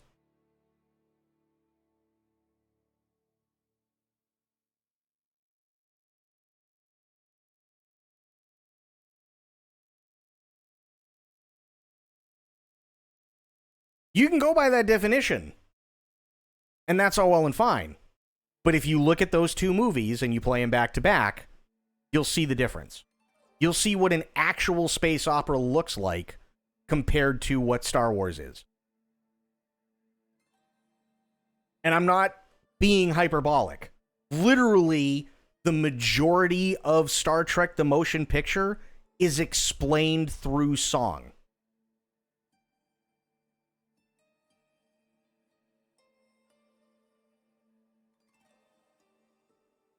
Spaceballs is peak Mel Brooks. You know what else is really peak Mel Brooks? Young Frankenstein. Wouldn't it be epic and funny as hell to have Anakin sing an ultra emo aria or something operatic? I mean, to be fair, there is a YouTube channel called Oral Knots, and they literally turned all of Star Wars into the Jedi being space hippies that really like to get stoned and have dance battles with their lightsabers, and they're called Laser Masters. And yeah, literally the Empire is just upper management. And I'm not gonna lie, it's actually pretty operatic. It is kind of funny. It really is. They really did turn it into an opera. Robin Hood Men in Tights was good.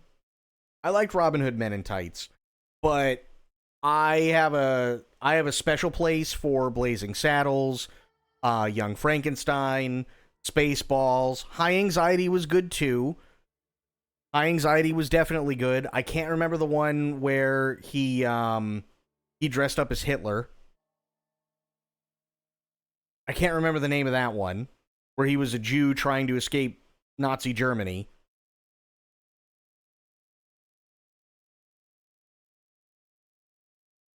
Oh yeah, Mel Brooks made fun of everybody. He absolutely did. He made fun of everyone. And Mel Brooks, by the way, is Jewish, so it's okay.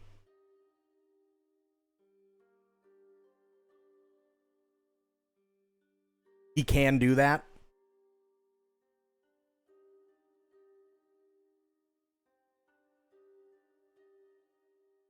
There are tons and tons of History of the World Part 1.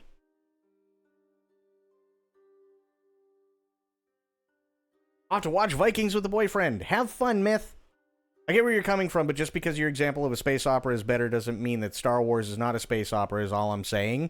I'm saying that by the definition that has been set forth by both sci-fi franchises, one is a space opera, one is not. He can coin the term all he wants, but when somebody redefines it and nobody questions it to the point where it takes almost 30 years because it's too much of it for people to actually start to really enjoy it, and then they finally get it,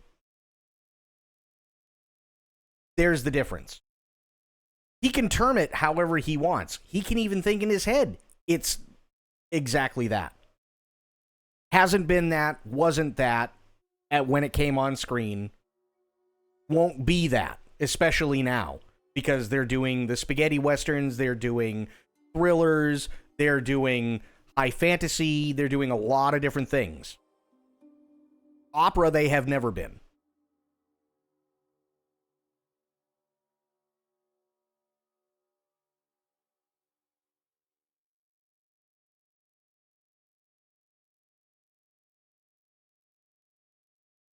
They're doing Acolyte. Yeah, exactly. Tell me how Acolyte is a space opera. Sorry, George. You just got vetoed, buddy. Oh, yeah. Just like George got vetoed out of everything Star Wars. So, I like George Lucas. George Lucas has done a lot of great stuff.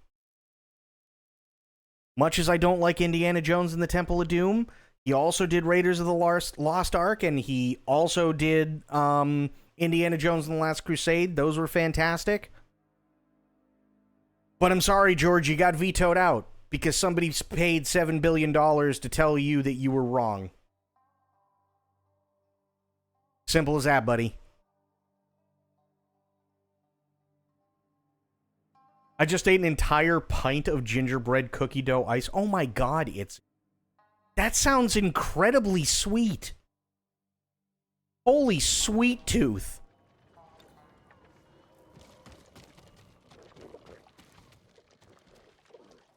An entire pint?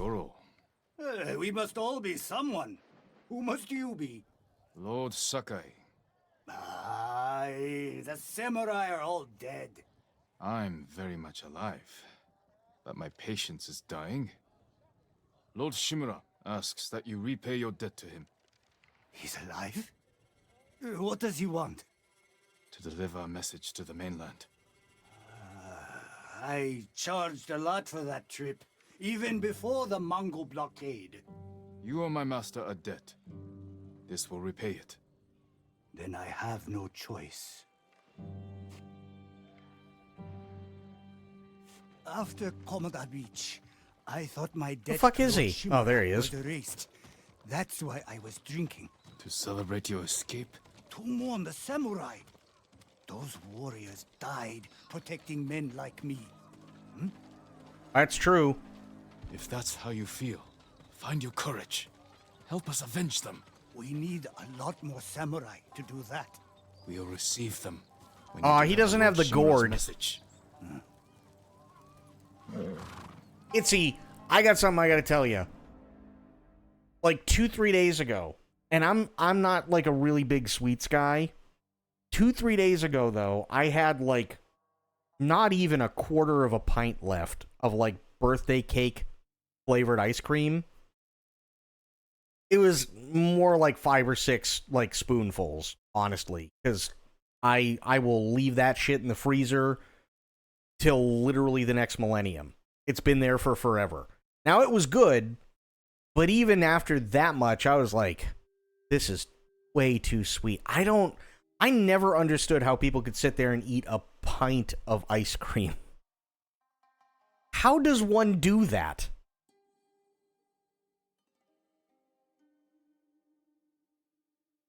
Top 3 set in Japan? I mean, Ghost of Tsushima is definitely one of them. Tenchu Stealth Assassins is definitely one of them. I never really played Samurai Warriors, so I can't really speak to it. I will... I'll have to put Sekiro in there only because I know the combat is good, and I know that things are really, really good, and I know that it's a favorite, and it's not anybody's fault other than From Software's that the PC version is dog shit.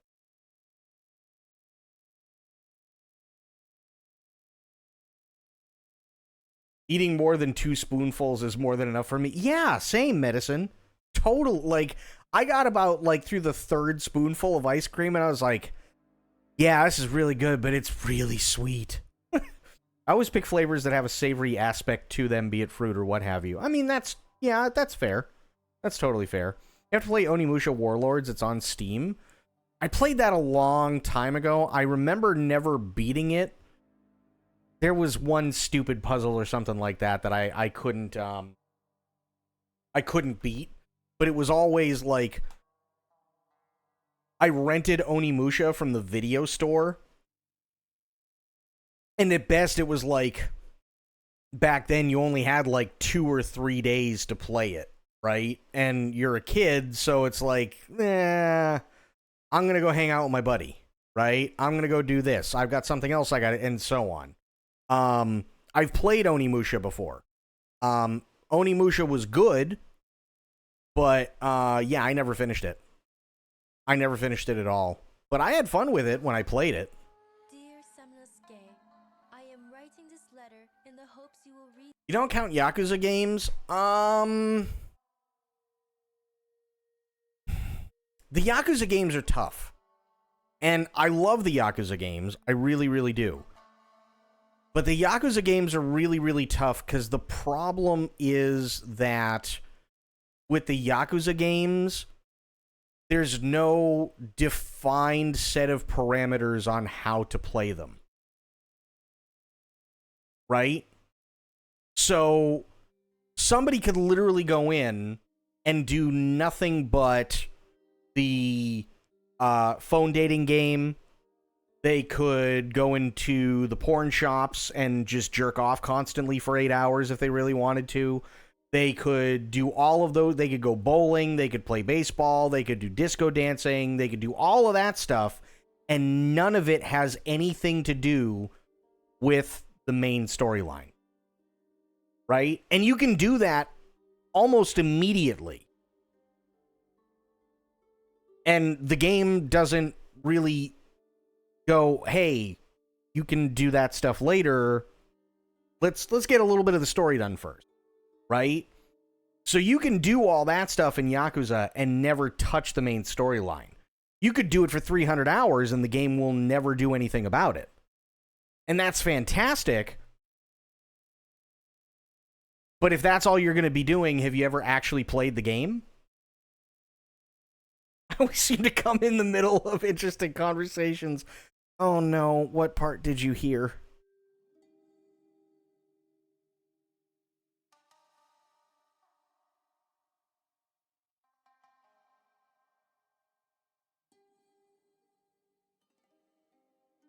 Something. Oh, okay. God damn it. There is a thing that you can do in the Yakuza games. Okay?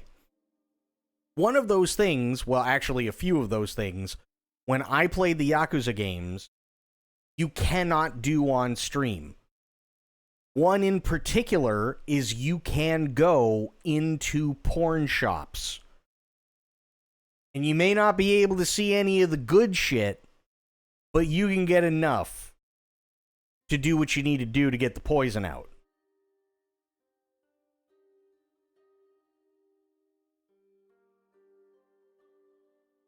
You can do that in the Yakuza games. I'm not kidding. That's a thing. I was afraid of getting banned in Yakuza 0 because I accidentally walked into a porn shop and then went, oh fuck, this is a porn shop.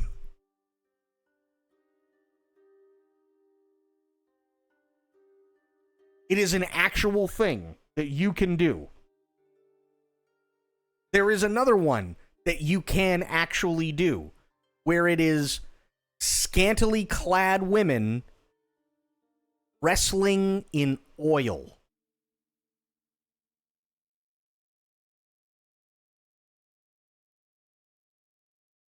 And it is nothing, absolutely nothing, but fan service. And by fan service, I literally mean, and I only did it once because I was really, really afraid of getting banned. Because the whole thing with Twitch is, if there's nudity in a game, so long as it's not the main draw of the game, that's okay. And I went into this, like, oiled up, almost completely naked women wrestling thing, thinking, oh, it's going to be another management game where it's like, hey, you know, you have this little like sprite that walks across the screen and, you know, your fighter trains X amount and then you go in, you do the thing and yada, yada, yada, like we did with the Like a Dragon game, right? With the business management. I thought it was going to be something along the lines of that. I was severely mistaken. So I immediately went through that and then went, if I keep doing this, that means that this could quite literally be determined as the main point of this game and get me banned. Ooh, thank you for the hydrate medicine. I appreciate that. But trust me, when I say it's all fan service, like, when you make your fighter do a move, it switches to a cinematic where her oiled up boobs be jiggling. A lot. Or, thank God she's wearing bikini bottoms, because you'd be able to see right down the barrel.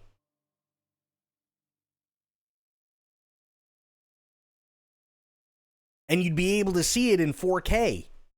At close range.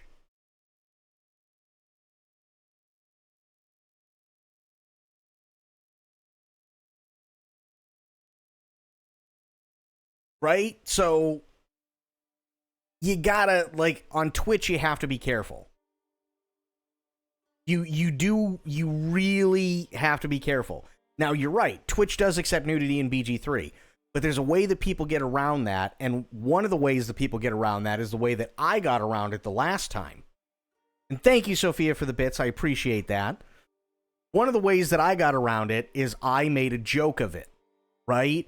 So when it came to Shadowheart being nude, when it came to Lae'zel being nude, when it came to Karlach being nude, when it came to Mizora being nude, when it came to like all these women being nude, what did I do? I took the little green box thing that OBS used to have and I zoomed it and blew it up and then literally just moved the square over all the jiggly bits. There is also a setting in the game to hide the nudity. Yes, that is true. Yeah. As best I could, yes. But you guys weren't laughing at, you guys weren't staring, and this is where you can get around it, right? You guys were laughing more at the fact and yelling at me more at the fact that I was moving this stupid little fucking green square all over the place, trying to hide all the jiggly bits and everything like that, which made it funny and took the emphasis of what was going on in the scene and putting on this stupid green square. Right? Versus just going, okay, guys, time to unzip. You know what I mean? Like, there is a difference.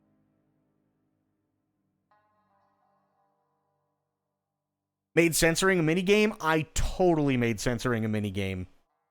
You're fucking A right, I made censoring a minigame. It was hilarious.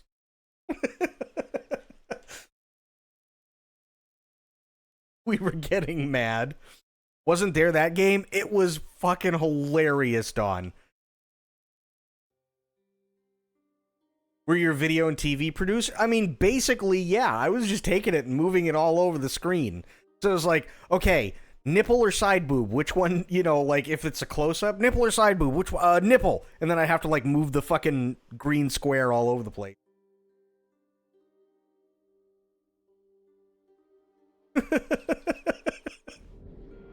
It was really stupid, but it was really funny.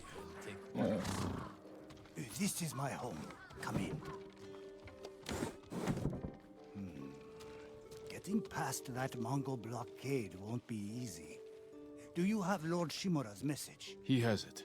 At his camp on the Akashima coast. Ah, I can work with that. Don, I told them the story, by the way. I told them the story of what you did earlier today. And actually, Sophia, I know you weren't here, so you'll like this. So, the voice actor who plays the voice of Eva, after 20 years, was revealed because she used a pseudonym, right? So at some point early this morning, and I Pixel Pixie told me that that they told you, right? So I filled in the gaps and I went, you know, funny thing, Pixel Pixie, because here's what happened to me. I wake up and there is a DM from Dawn. And I'm like, okay, well, I mean, hopefully everything's okay. And I click it, and it's just a link. And it says, is it true? And I didn't say shit.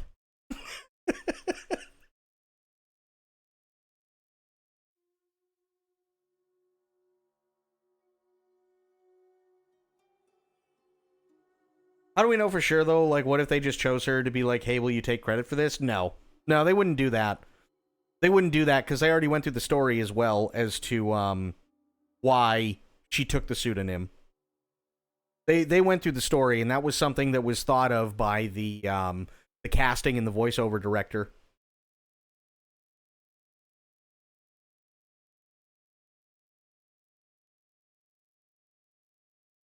Both MGS and Kingdom Hearts characters. Yep, that's true. The crossover you need. Oh. But yeah, Dawn is in all caps. Is this true? And just the link. And I didn't say anything. I said nothing. And I went, I'm going to leave this here for now, and people can stew. It's fine. One of my boats is hidden near Fort Mitodake.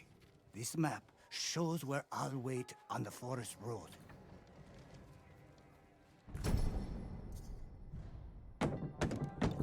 Open up, Goro! We're not leaving until you pay us what you owe! Shit. I'll deal with them. Get moving. And I'll leave you to it. See you in Akishima, Lord Sakai. Okay, here we go. Call for Ronin. My lord, what's your business with Goro? Private.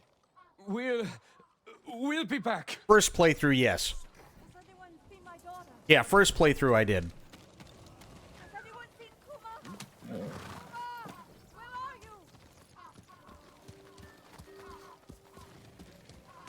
One thing I absolutely will say, which I actually really, really do like about this game in particular, is it doesn't matter whether it's the Japanese or the English dub. Both are done very, very, very well. Very well.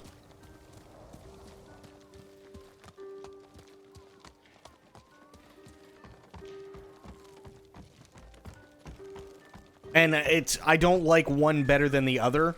The only thing that I do like is if you do Kurosawa mode, you kind of gotta do Japanese dub with English subtitles. Right? But other than that, the voice acting is fantastic in both. Come on.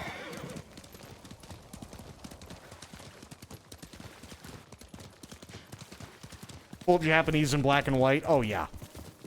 Absolutely.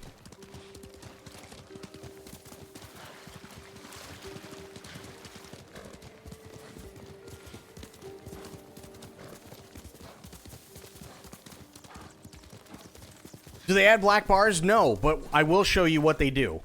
So, you see how fast the tall grass is moving, right? I'll give it a couple of seconds so you can just kind of look at how everything moves on the screen and how the wind is blowing and how the fire looks and how the fire's roaring and everything like that, right? Everything is really nice, it's slow, it's poetic. Now, if I go into options, I go to game, and I turn on Kurosawa mode, watch this.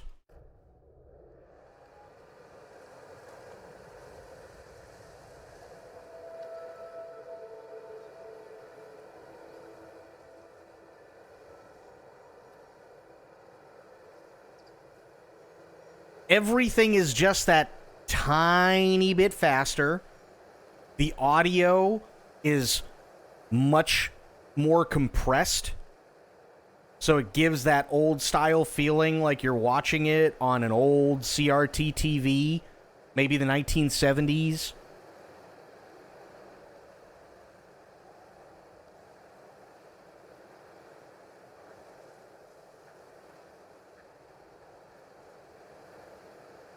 It's really, really well done. It's really well done.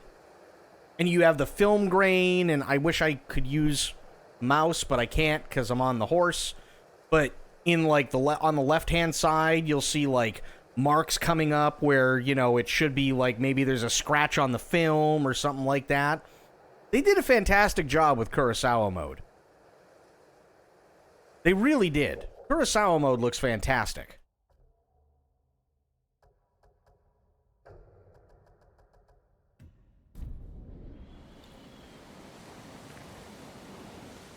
Play the rest of the game this way? No, thank you. I like looking at all the really pretty colors. I love Kurosawa movies, but I like Kurosawa mode for the novelty of it.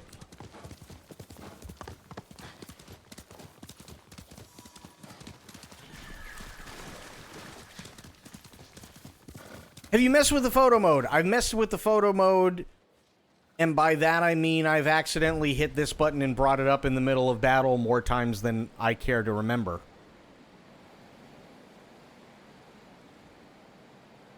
So in that sense, yes, I have absolutely messed with the photo mode.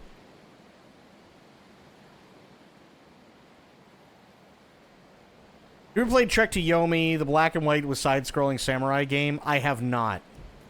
There's even more filters in this mode? Yeah. Yeah. The one that I want to get is the end fight. I want to get... And I think Dawn was here for the end fight for this when I first played this. That shot where you have the two silhouettes with the backdrop of the sunset underneath the sakura tree. That's the shot I want. Actually, it wasn't even a sakura tree, it was a maple tree. But that's the shot that I want.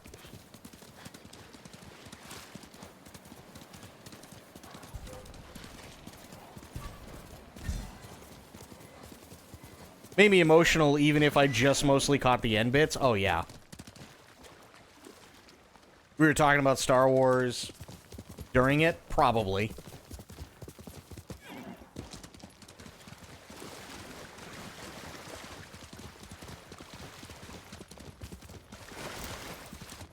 But yeah, that's the one shot that I want from this game. Like, the rest of the game is insanely pretty. But I really want that shot. I really, really, really want that shot.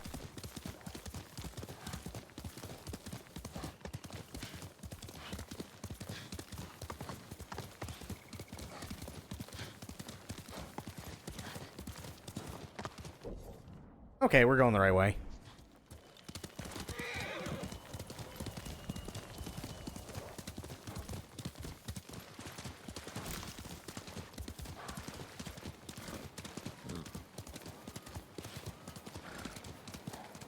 Oh, okay. I thought that was a person. Usually record while you stream or just download them after if needed. I don't record only because that takes up a shit ton of storage space, but what I do is at least once a week I go through and I upload all the VODs onto YouTube. So that if I need to, I can download them right from YouTube.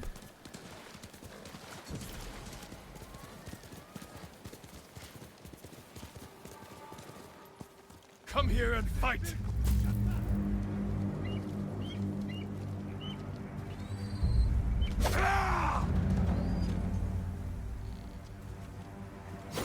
Ow! Cock!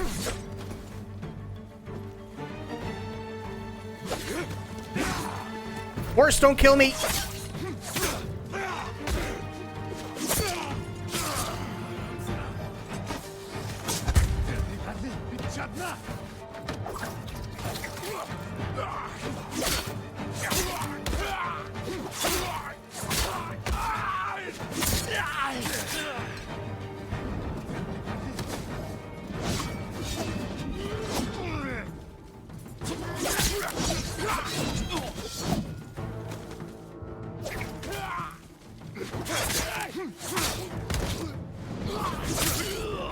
There we go.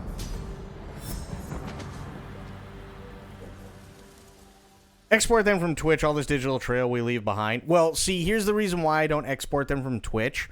Like, that's not right. I do export the VODs from Twitch to YouTube. The reason why I don't download the VODs from Twitch is because it takes the better part of at least an hour for Twitch to do whatever it is that Twitch does before it actually starts to download. Right? So, but if I go to YouTube and I just like export the VOD from Twitch to YouTube, I can just start downloading whatever it is I need instantly.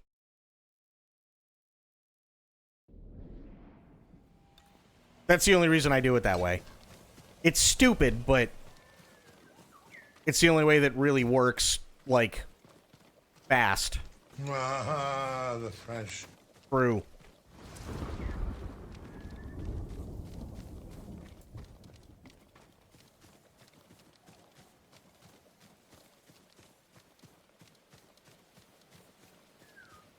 Like a time travel, I'll bring this game to my 8-year-old self, put it beside Tenchu. Oh, Tenchu was a fantastic game.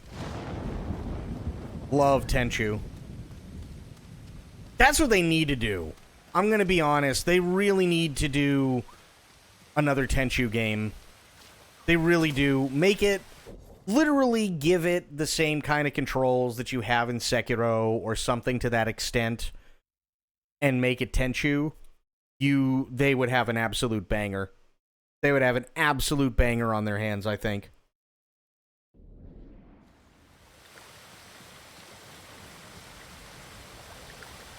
Oh, she's just doing something.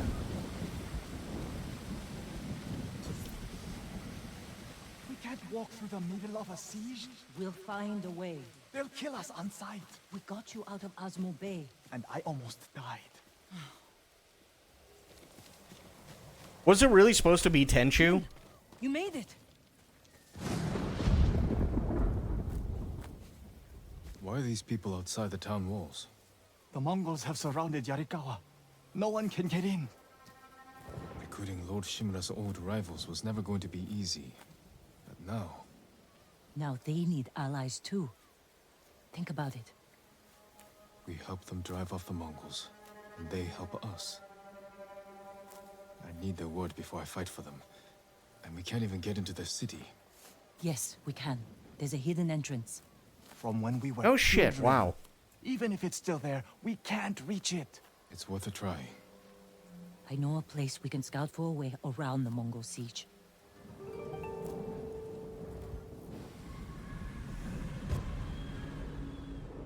To be honest, I'm actually glad that it turned out to be Sekiro and not Tenchu.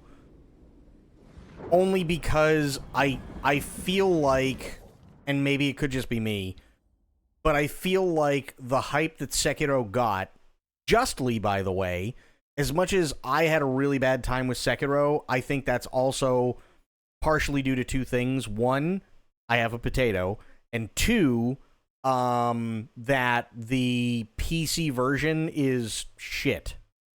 It's highly unoptimized. But I think the hype that Sekiro justly got made us want Tenchu more versus them putting out another Tenchu and us not really getting what they were trying to do, because then it would have been, oh, well, it's Tenchu, but it's basically Dark Souls.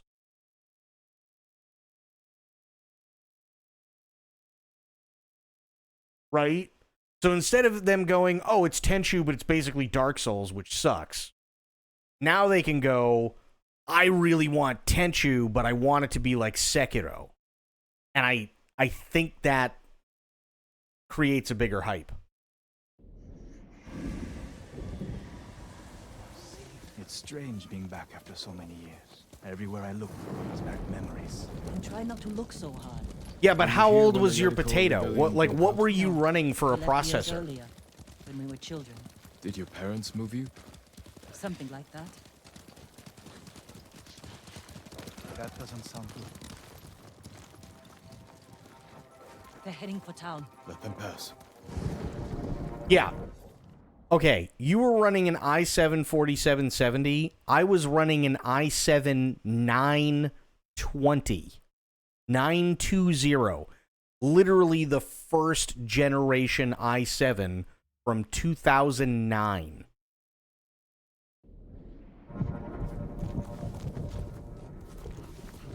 They're clear. This way.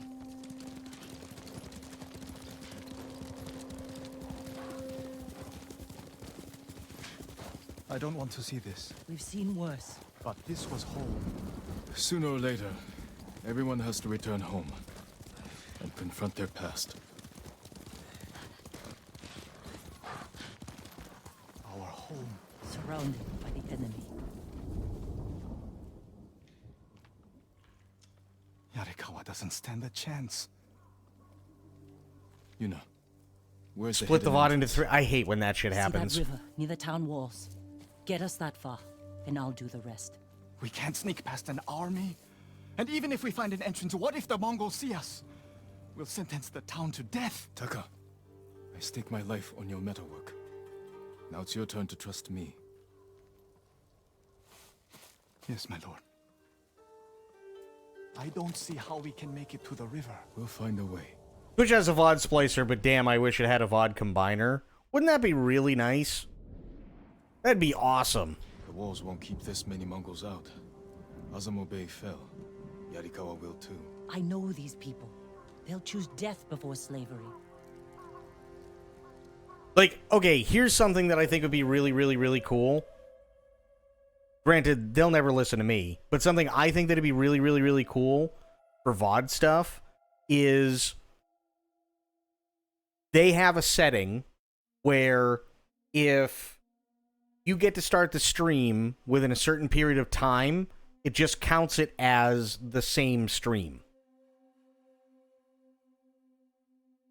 Right? So even if it's, say, 5 minutes, right? You see the offline thing in there, and then you can go back in later, and you can cut out the offline thing, and then just splice where it abruptly cut off and where you started back up again, and then there you go, right? That would be really, really cool. The other thing that would be really, really cool is if, and this is on the YouTube side of things, because let's face it, YouTube only allows for 12 hours, for like 12-hour videos. Same thing with streams, which is why, like, even with the ambience things, usually they're anywhere between, say, like 10 or 12 hours for the extra long ones, or like 11:59, 58, something like that, because YouTube only allows for 12-hour videos. What I would really like to see when it comes to YouTube, if you're going to be doing something to that extent, is go, okay, give me a really nice fade out that I can work with. Right? Instead of you're playing the game, and then the video just stops. That's kind of a bummer. That's kind of a massive bummer. Could take the fight to the Mongols. Draw them off. Please, no. Taka's right. Too risky. The hidden entrance used to be over there, behind that white tree. Let's hope the Mongols haven't found it. We just have to find a way through the camp. Once we reach the water, it should be easy to find the entrance without being spotted. That's our plan? Sneak through the biggest Mongol camp I've ever seen? Then hope the secret entrance we used as children is still there? Stay close, Taka. Count on it. Let's go. So, Don, what, Back to this dump. This was your idea. I need to prove my what worth did to you your think of the uncle. video? Famous passage off this island. I loved it here. You were too young to know how it really was. Yoriko was an ugly place for a girl without a handful of rice to her name. Is that why you left? No. I got us in trouble. It wasn't your fault.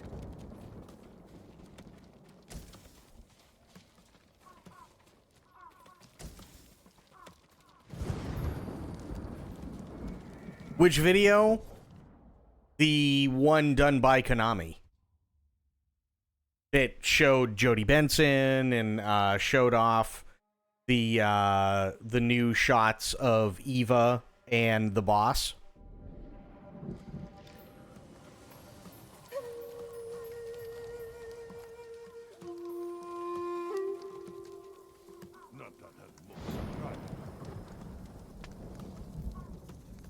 Oh my god, you haven't seen it? Oh my god. You never... Okay. We'll take a break after this. And watch it. This is a good idea. Be ready to run. We'll take a break after this and watch it. Because you gotta see it.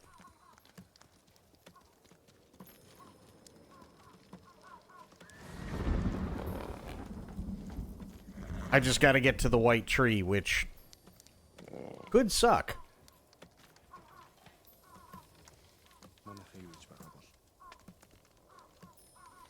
Come on, bro. Turn your horse around, please. Thank you.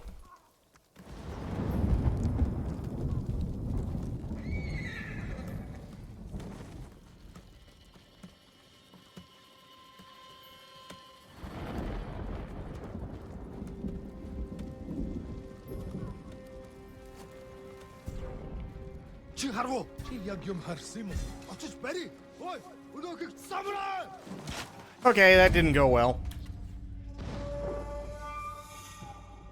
Is armor realistically that quiet? I've never worn samurai armor, so I couldn't tell you, but I'm sure it would have to be a little clanky. I need to prove right? my worth to your uncle. Earn us passage off this island. I loved it here. You were too young to know how it really was. Yoriko was an ugly place for a girl without a handful of rice to her name. Is that why you left? No. I got us in trouble. It wasn't your fault.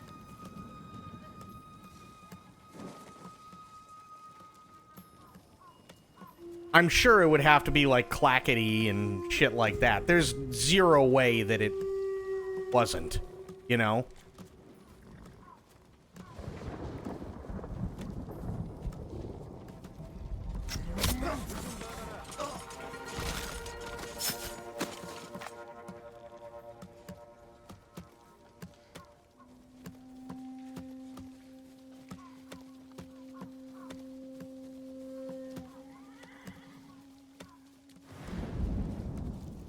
Yeah, the dangly bits definitely had to clatter and everything like that. There's no way.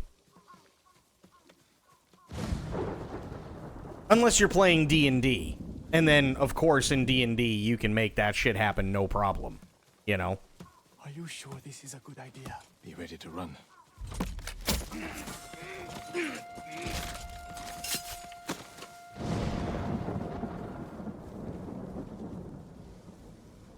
I had a friend of mine that I used to play D&D with, and it was actually really, really funny because the way that he rolled his character, he was an orc. We used to catch dragonflies here, didn't we?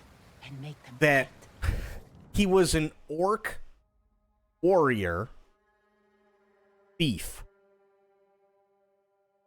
And because he was multiclassing and the DM allowed him to multiclass, and we all started, I think it was like level 6 or 7, right? Just so we could get into like some more of the interesting shit instead of there are rats in the basement.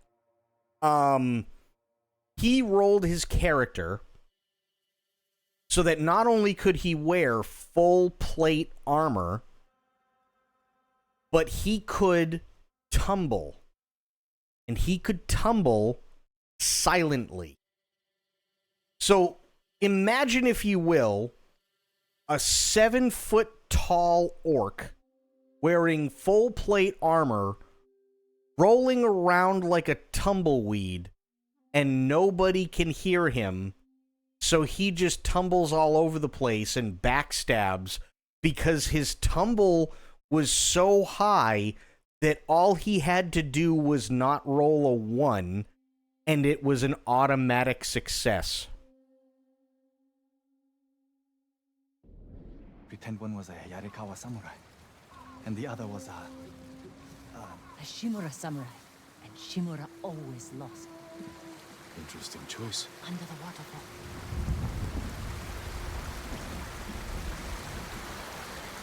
Shit should be visualized in a game. And being put to good use. Probably why they've held out this long. I'm gonna be honest, I kind of feel like that's why, although, like, the D&D movies, they're okay, right? The D&D movies are okay, but the D&D movies that do better are the ones that are fan-made, is because it's all the ridiculous shit that you get with D&D that makes it so good. I can't remember what the name of the movie is, but there's a movie where a bunch of people are playing D&D, and they're playing their characters as the DM is telling the story, and one of them is a bard, and the bard just keeps getting killed. And the rule is, if your character dies, you have to start a brand new character. It's permadeath. So he goes, okay, give me a day, and I'll absolutely take care of this, no problem. And he goes, okay. So a day later, everybody is sat down, and they're ready to go, and they're waiting for this guy, and this guy shows up, and he's got this fucking dictionary worth of paper, and he goes, okay, so, hey, I need your character sheet. He goes, okay, cool. And he hands over his character sheet. He goes, you're a bard, huh? Yeah, I'm a bard. You do realize that this is a heavy combat style game, right? Oh, yeah, I know that. I'm ready. What do you mean you're ready? Oh, I got other characters. You do? Yeah. 35 of them. They were all bards. So every time the bard died, all he did was just create a copy of the original character and name it something different. So he, at one point, he literally is getting dragged off by 2 orcs to be murdered, and he literally just yells, "There's 28 more of me, asshole!" And then he dies and then immediately pops back in.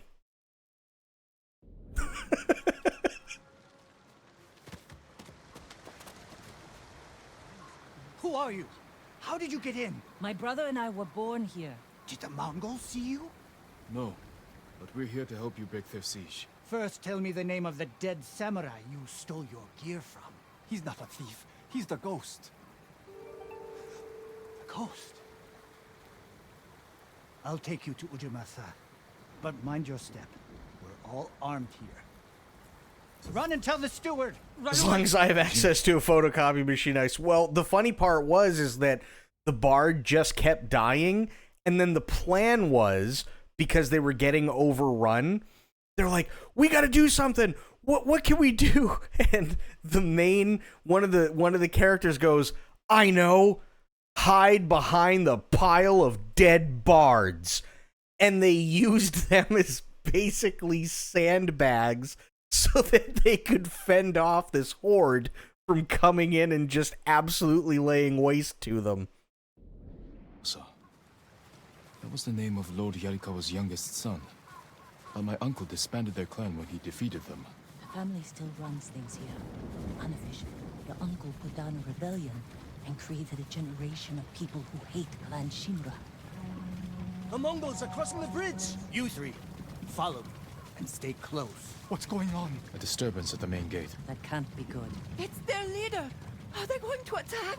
Probably. Let's find out what they want.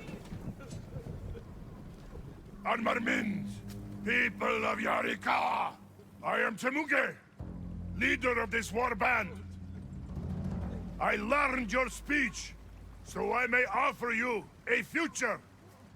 Open your gates before my camp flies the black flag, and you will know great mercy.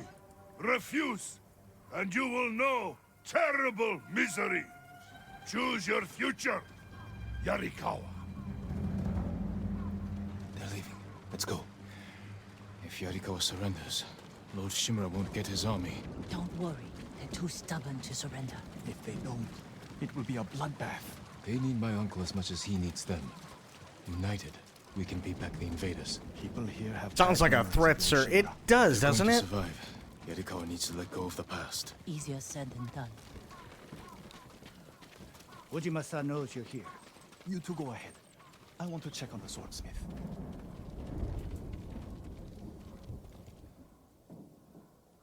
Lord Sakai. Ujimasa Yarikawa. I never thought Lord Shimura's nephew would be responsible for the ghost. You best be careful, or he'll punish you, as he punished my once great family. For inciting rebellion against your Jito. That was years ago. We've all got bigger problems now. Who's this? Your servant? I was born here. Yet you're aiding Clan Shimura. No, I'm fighting for Lord Sakai. For the ghost. We can help break the siege outside your walls. In return, Lord Shimura requests your help. The Mongols want to conquer the mainland. They will lose interest in us. And Yarikawa will survive. Will it? Like we always do. That could have gone better. Let's find Taka. Ujimasa is a fool. He can be convinced. The whole island's burning, and Yarikawa's next. If that doesn't convince him, nothing will.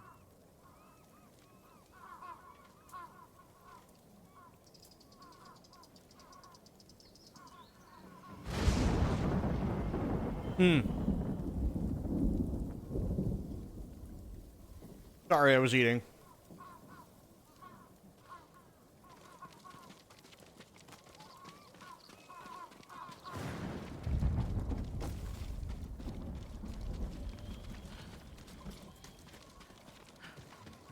You just gotta disrespect her like that. Yep. Every day. If there was any leftover metal, we'd let my brother pretend to make swords.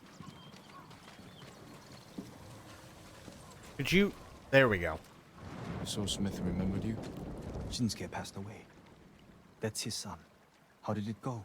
Ujimasa thinks they can outlast the siege. The smith told me all the best archers left to fight the Mongols, against Ujimasa's orders. They've been missing for days. If we find these archers, they may help us break the Mongol siege and win the town's support. Meet me in Old Yarikawa when you can. We'll look for them there. and show Yarikawa how to fight back.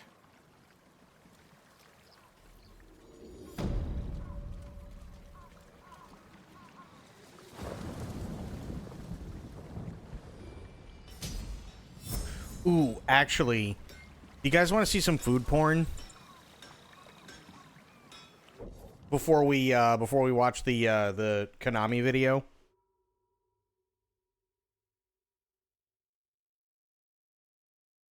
I has new food porn, if you would like to see it.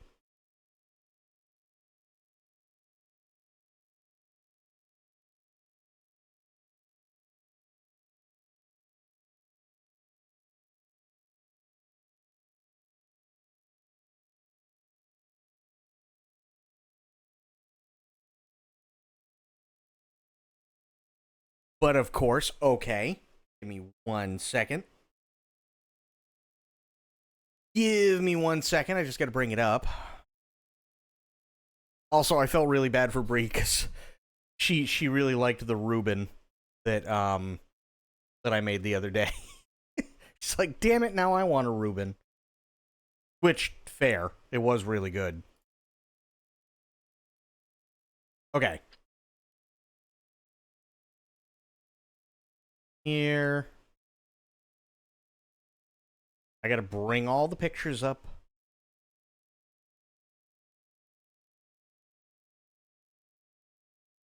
So I had a steak, right? This was the thought behind it. Is I had a steak sitting in the fridge, and I kind of needed to do something with it. And I didn't want to just have a steak. And I love steak. Nothing wrong with steak. Steak is fantastic. But you know how, like, every once in a while, you're like, I really need to do something different. So it just so happened, because I am, how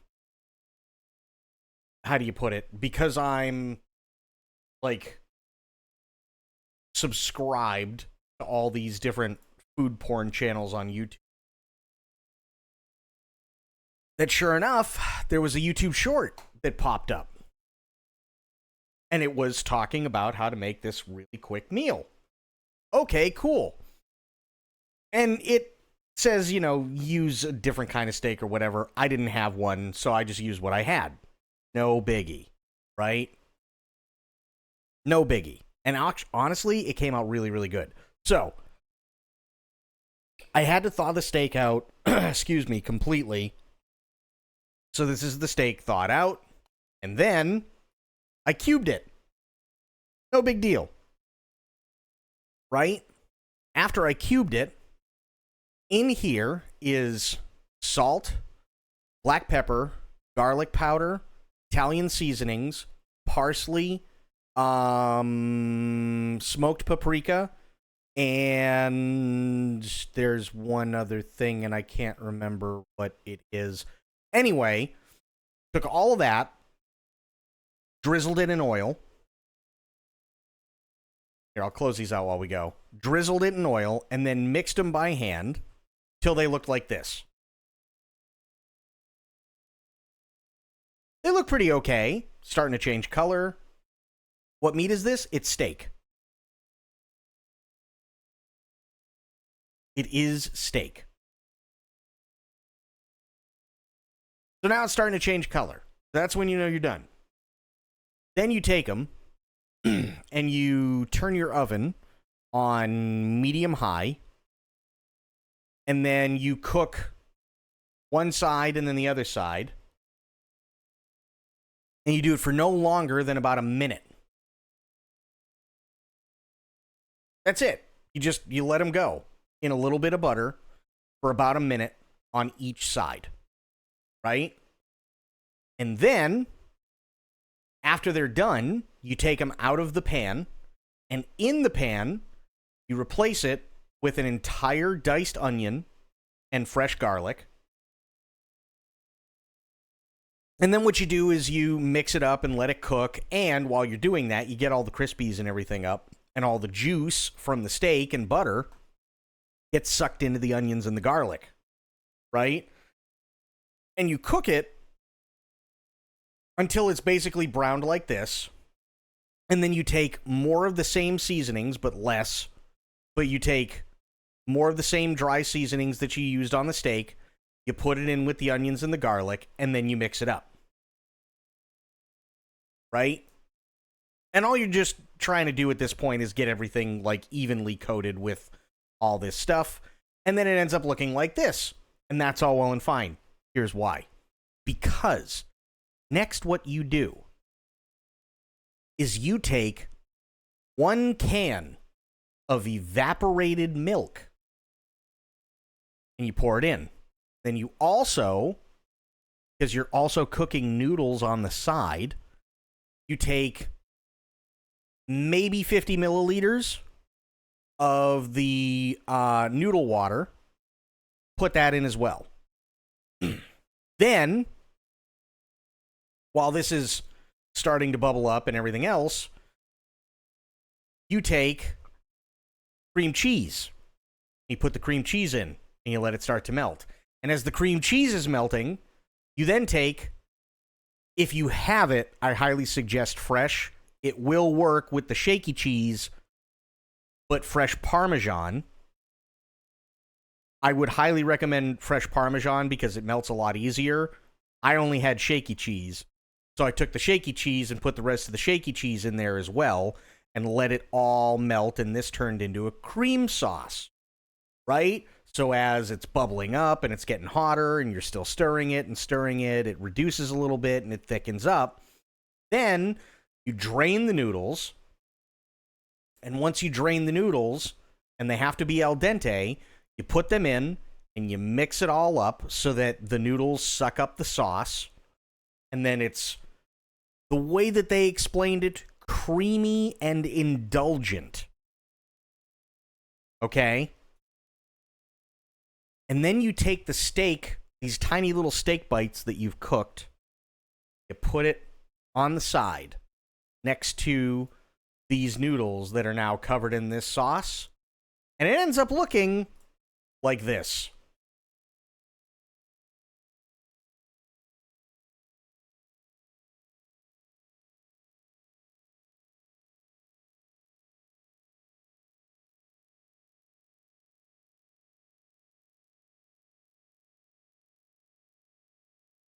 And I figured out what they were doing. They call this an Alfredo sauce. It's kind of an Alfredo sauce.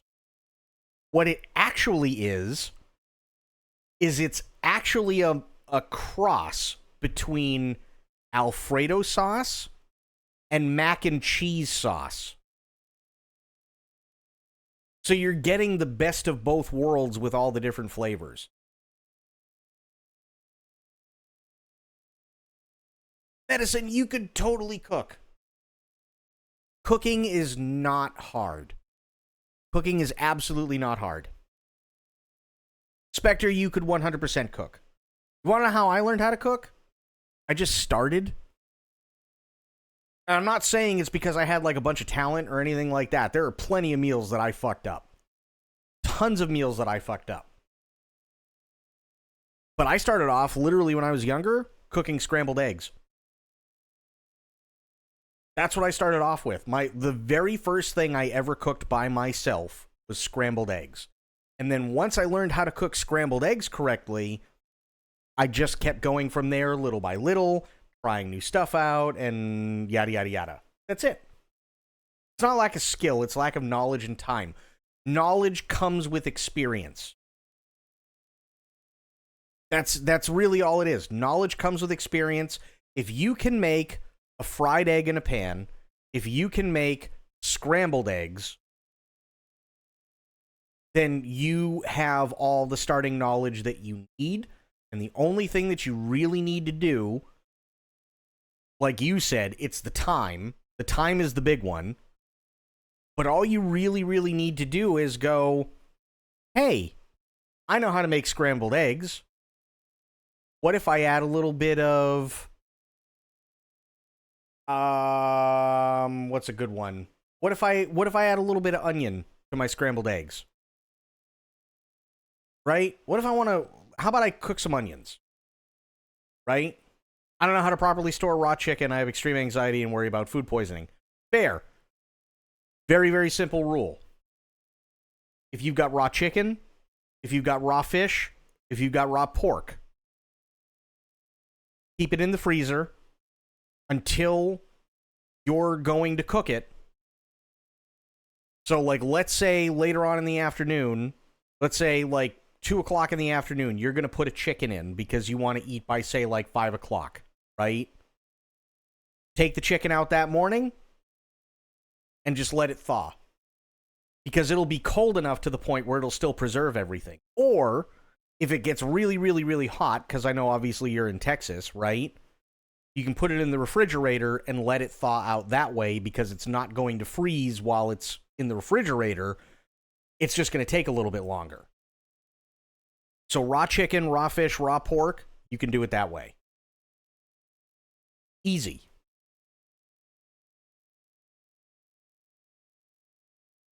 Most tense experience I had was realizing I was missing an ingredient while already cooking. Had to run out and had to add the special sauce before it finishes cooking. Yeah, that's not fun. I've been there. I've definitely been there. At least $16 at a restaurant. Well, thank you, but yeah.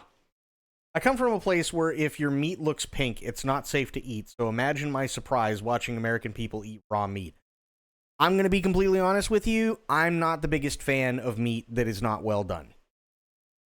Now, there are some dishes where you have to have it like that because of the way that it cooks. Because if you cook it any further, then obviously everything else is going to fry. And that's a bad thing because now you have well-done meat inside essentially a brick.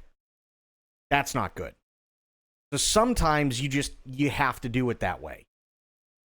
But for the most part, you absolutely can cook a well-done steak and it'll still be just as juicy and just as tender. It's not that the meat isn't safe. We were taught to cook meat until the pink is totally gone. And 95% of the time, that's exactly true.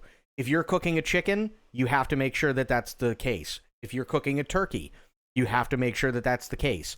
If you are cooking a pork, any sort of pork product, you have to make sure that that's the case, right?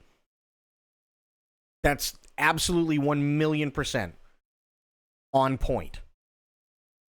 Beef, you don't have to, but unless I have to cook beef a specific way, I always try and make sure that the pink is either mostly gone or completely gone, and it'll come out incredibly juicy and incredibly tender, and it won't be shoe leather.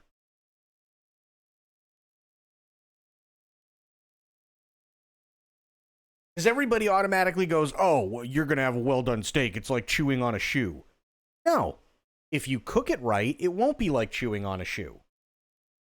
The reason why everybody says well done is like chewing shoe leather is because what they do is they have the heat turned up way, way, way too high, and then they let the outside blacken, and then they just take it out of the pan or take it off the grill and immediately cut it up. That's not what you do.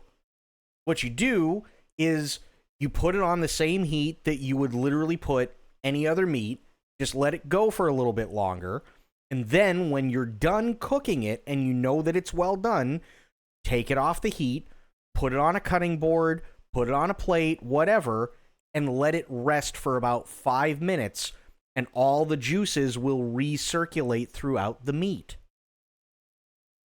It's not like you're cooking a hamburger, right? And somebody goes, yeah, I like my burger well done. And then you just press it down harder into the grill to char the fuck out of it. You don't do that with steak.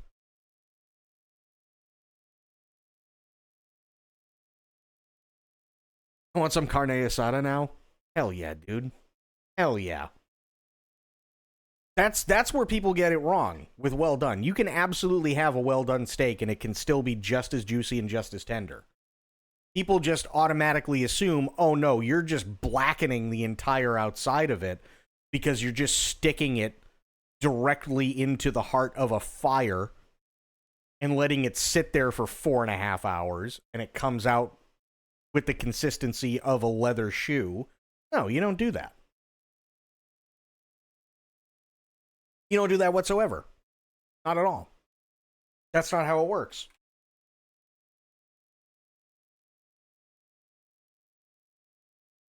Konami. All right, Don, you ready for this? Oh, stupid thing. Hang on. Ready? Good.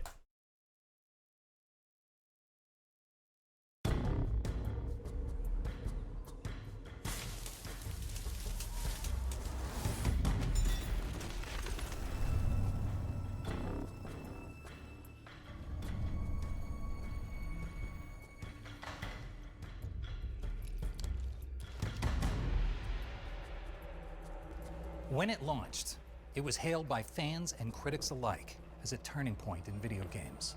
And now, you can experience this classic in a whole new way. I'm David Hayter, the voice of Naked Snake from Snake Eater. Take a look back with me and some old friends as we reflect on one of the greatest video games ever. Sober's here? Said you singe a cow with a candle and call it done and eat it. I saw that, Wellington. No, that is not it at all.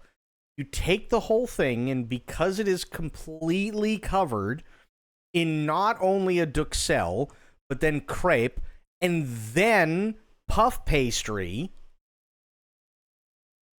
you can only leave it in the oven for so long, because if you take it out any later, you are going to try and be eating meat through a brick. Because everything will literally just turn into mortar and then dry with heat. So you have to have that medium rare, because that's the way that meat cooks inside of all that stuff for a beef Wellington. You cannot have a well-done beef Wellington unless you go to a 5-star restaurant and then they bring out the beef Wellington, and you tell them it's still fucking mooing, and then they bring it back to the chef, and the chef throws it on a skillet for 2 minutes on each side. That's the only way you're getting a well-done Wellington ever made. But first, let's solve a mystery that has intrigued fans for decades. Who was the actual voice of Eva? Did not have a bell on it. Suzette Monet, finally revealed. Jodie Benson. And the boss herself, Lori Allen. Now, let's talk shop.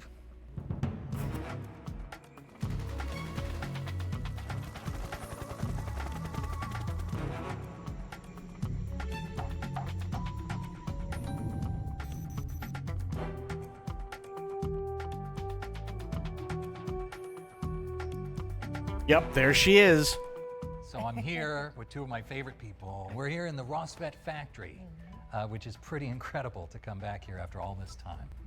So we Wish Lori was wearing the white. Well, I mean, it's kind of hard because Lori wearing white, in order for her to actually like be able to wear at least the same style outfit, she'd have to be wearing an all white outfit, and then she'd also have to take air conditioning ducting and put it on her shoulders and put one over her knee and everything, and it just looked really weird.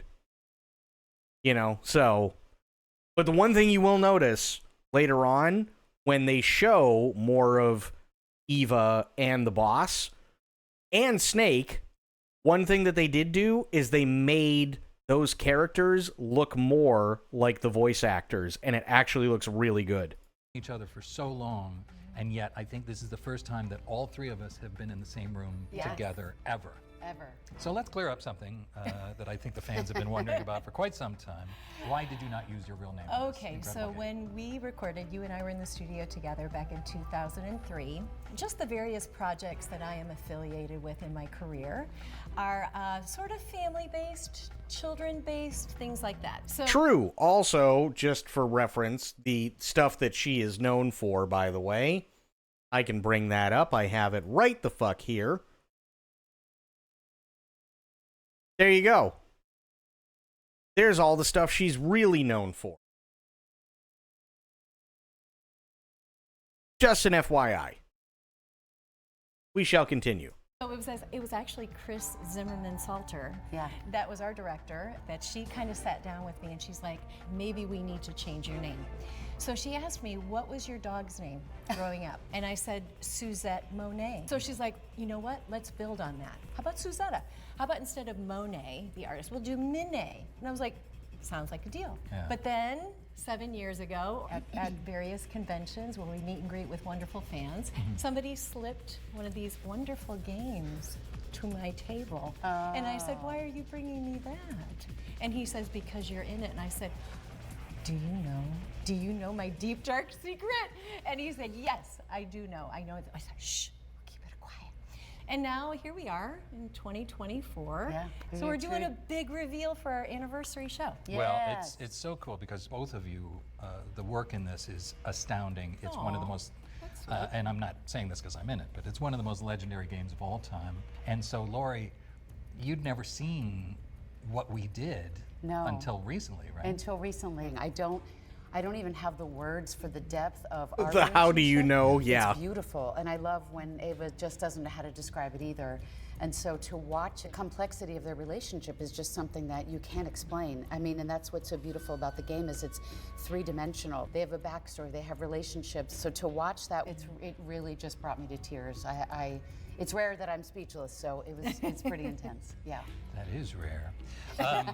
So to recap, Jodie Benson obviously used a different name because she was more associated with children's stuff. She was more associated with family stuff. This is not family. So her name got changed, obviously, for various reasons, especially with Disney and Warner Brothers back in the day. Makes sense. Lori fucking Allen, by the way, the boss herself, until recently, hadn't even seen Metal Gear Solid 3. How has it been reacquainting yourself with Oh Eva? my gosh. And What drives her is her passion for justice and her passion to do the right thing, no matter who's talking to her. Yeah. And the fact that she loves you in such a fearless way with immense loyalty.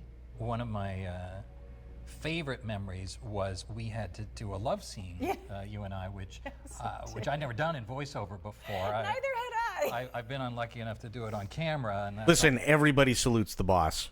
Everybody salutes the boss every single time. Just that simple. You may not see me when we're doing the Metal Gear marathons, but trust me, I'm saluting. Trust me, I'm saluting. Also, are you guys ready to see it? Monka S time. Are you guys ready to see how voice actors kiss? In voice acting? It's always weird, but in voiceover, you don't really need to do it in real life, but you have to make it sound like a thing. Yeah. So shall we show them how we did the kissing scenes? Yes. It might be too hot for TV, but let's... All right, let's do okay, it. so Ready? it was this.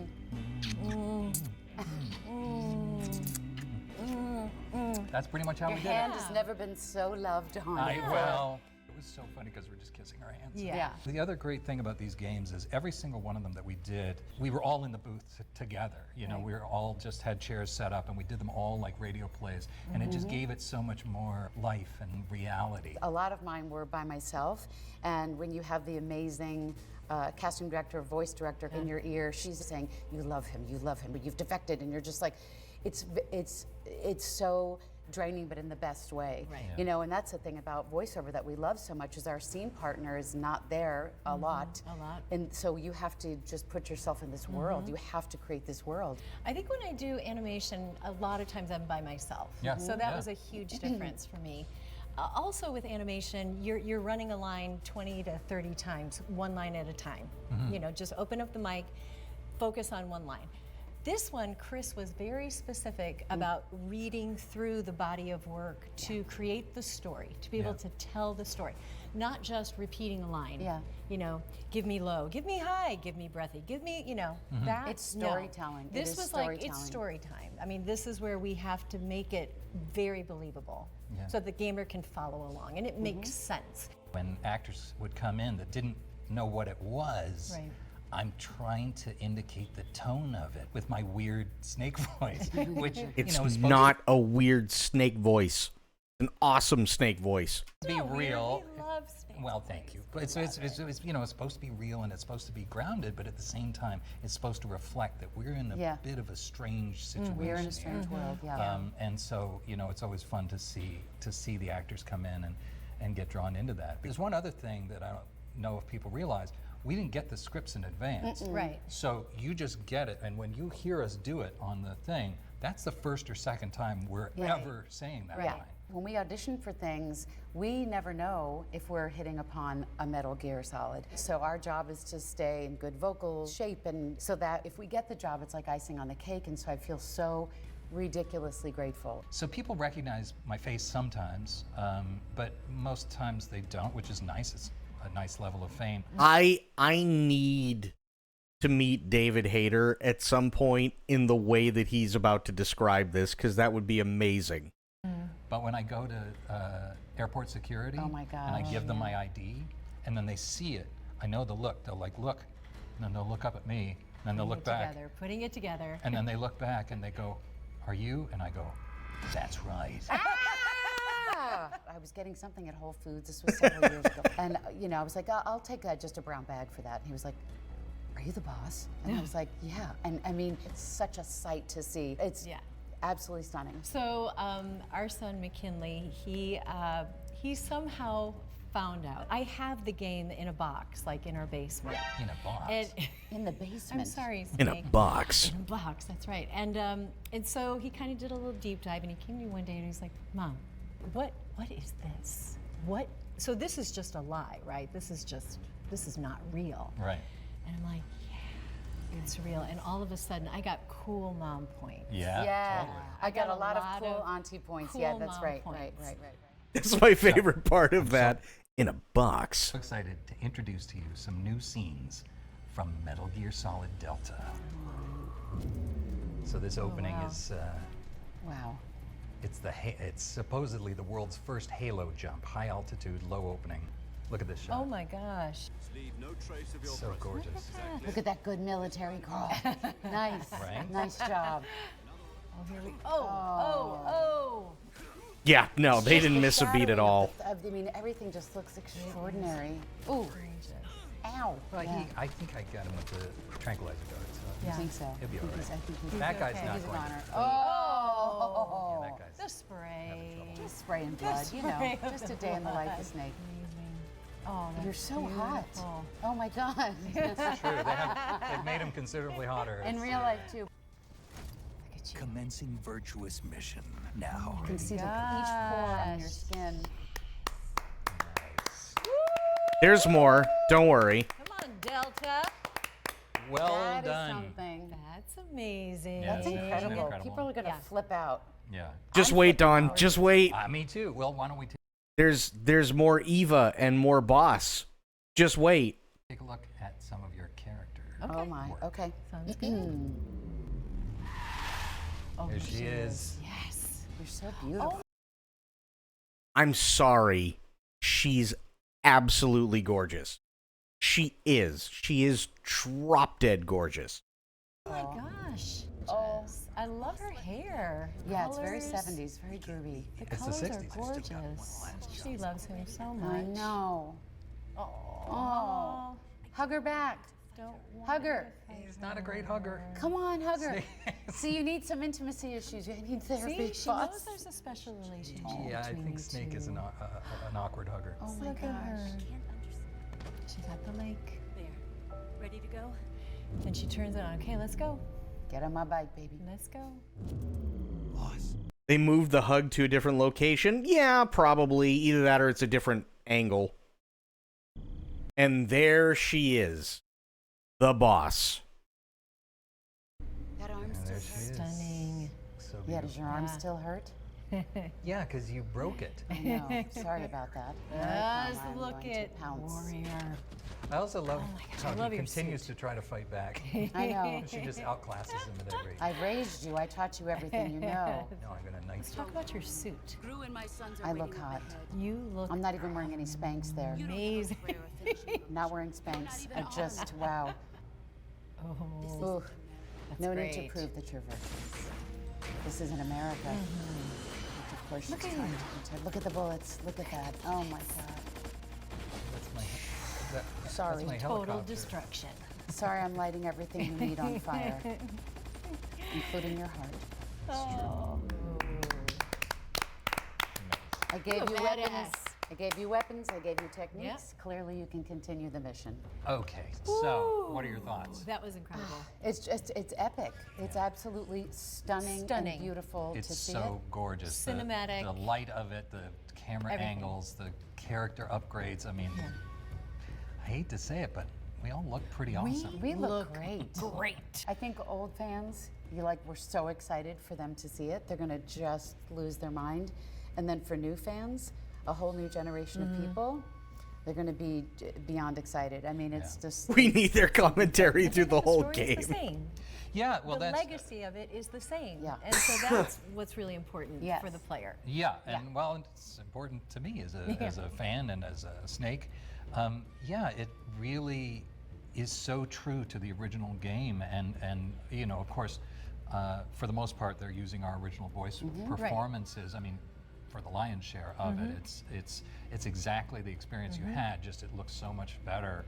But what was it like, you know, stepping in and doing you know, some of the new lines and stepping into those characters again? How did Oh, it you was a feel? blast. It was a blast. It was So so much fun. easy because Right. they've been marinating and like their love affairs, their fights, their relationships. So it takes no time to literally drop into those characters, those relationships. And 20 years have complexity, yeah. passed, you know, so then you have legacy, you have history Yeah. with these characters that you get to just dive back into Yeah. them, but layer on top of it. Yeah. And, you know, but again, the story is there. So, what do you want to say to the fans as Delta gets ready to emerge into the world? For our fans, thank you doesn't even cut it. I mean, it makes me emotional every time. We're beyond grateful to have come on this journey with us.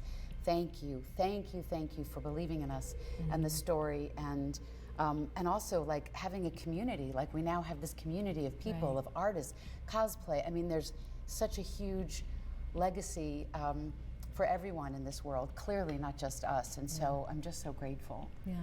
I'm really grateful. I'm Thank you. excited for the old fans and the new fans to enjoy Delta, to be able to see that they can do anything. You know, they are courageous, they can be brave, they can be bigger than life, they can do hard things. Yeah. And Just imagine how hot these three were 20 years ago. True. Thank you to all of the And they amazing are still fans hot, and to the be new fair, I fans agree. That are going to join in with Delta. Yeah, I hope. And is the what- the one thing that I said before they started they started showing like the characters, Jodie looks like Eva, and Eva looks like Jodie. It's just Eva looks like 20 years younger Jodie. Right? Lori absolutely looks like the boss, and the boss looks like Lori. Obviously, David looks like Snake, and Snake looks like David. It's insane. They took things from them and put it into the actual character models, so it quite literally is them. well, that people can step into this world, old and new fans alike, and feel like they can take on anything, and that they can take down their own personal Metal Gear, no matter what that means to them. What's on David's shirt? That is a Metal Gear Solid 1 shirt, because this right here is supposed to be Meryl. And this right here is the cyborg ninja, Gray Fox.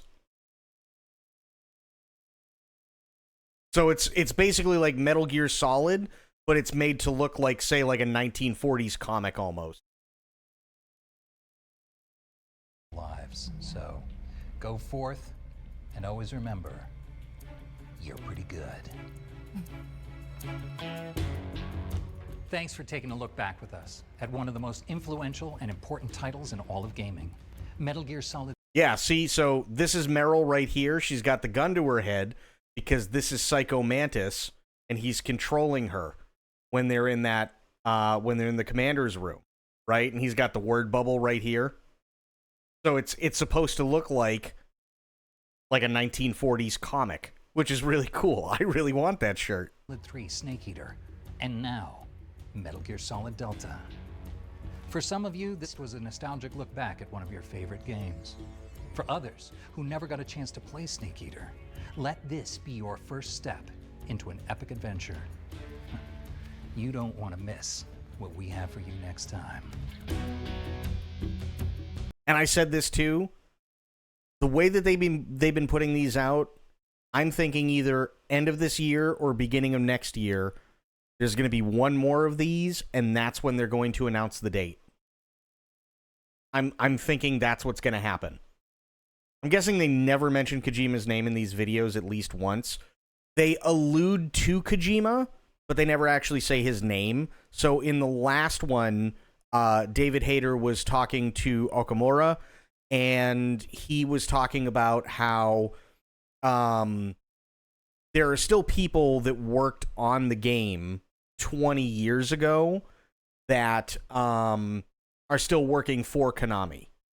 And because of their help and because of their attention to detail and they know, you know, how things went and how the process was and everything like that, they're specifically doing this game shot for shot, beat for beat, to literally make it as close as they possibly can to the original, to honor, as Okamura puts it, and I'm sure he puts it this way because he's under contract by Konami, to honor those who made the original game. But that's all they say. They never say Kojima specifically.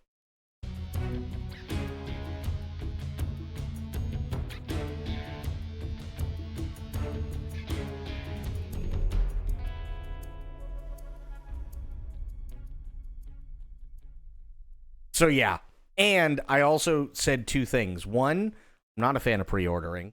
I'm really not. I don't like to pre-order. This one, I think I gotta kind of pre-order.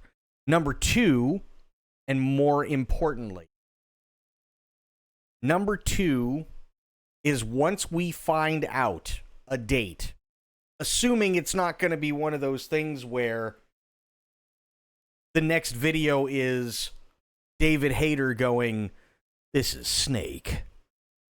Starting tomorrow. Metal Gear Solid Delta is on sale on the Xbox Store, Steam, and the PlayStation Store," right? Shit like that. Assuming they don't pull something like that, if there is enough time, I will be doing MGS 1, MGS 2, MGS 3. I'll be doing a Metal Gear marathon, and I will time it so that the next day that I stream, which would be the day after the original MGS 3 ends, MGS Delta starts. Assuming it's not David Hayter saying, "I dropped a book and farted." True. Ooh. Oh, they have it. Yes! Oh, this is cool.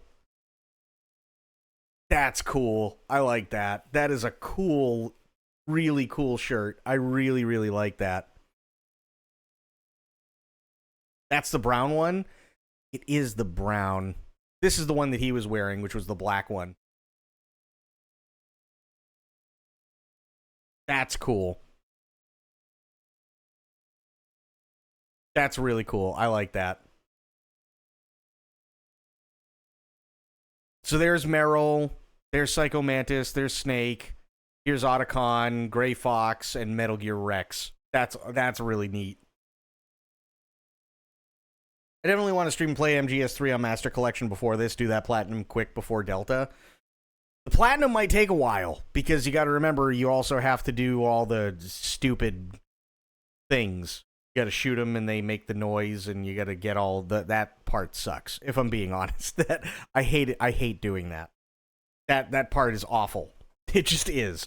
However, yeah, I will do MGS 1, 2, and 3 through Master Collection Volume 1, and then as soon I'm gonna time it so that as soon as like the night MGS 3 ends, that next day MGS Delta starts. Platinum for 3 seems easiest compared to 1, 2, and 4. It's the only one I've platted. 1, 2, 4 is scary. 4 I could see being really, really, really scary. 2 I could see being scary as well. But 4 I could see being a massive pain in the ass. Oh yeah, no. So what I'm going to do is I'm going to play MGS 3. Obviously, it's the HD collection version, but I'm going to play MGS 3 as it is on the Master Collection. And then I'm immediately, that next stream, going to do MGS Delta with everything the way they want it. So all the new stuff that they've put in, that's how I'm going to play it.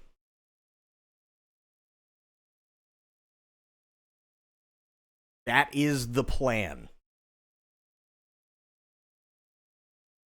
So I think it's going to be a lot of fun.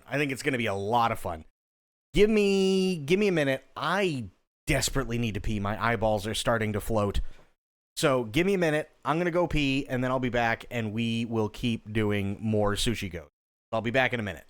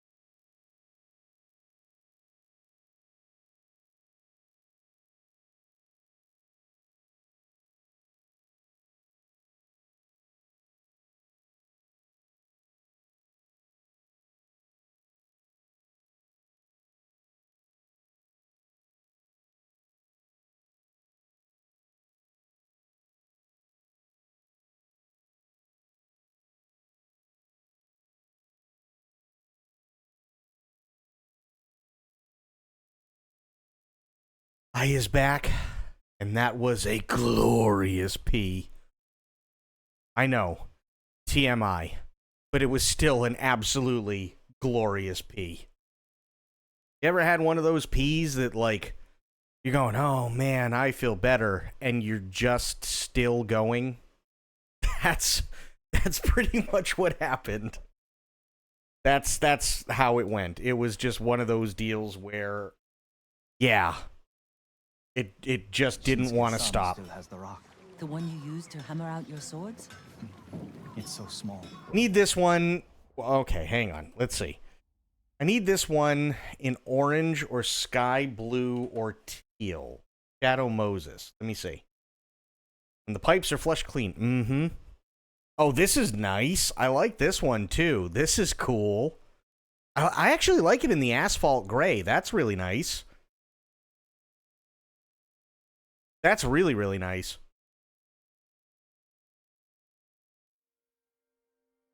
The teal is really cool. I like the teal. What were the other ones? Look at the orange. That's yellow. There's orange. Ooh, actually, you know what? Orange looks really good. I'm gonna be honest. Orange looks really, really, really good.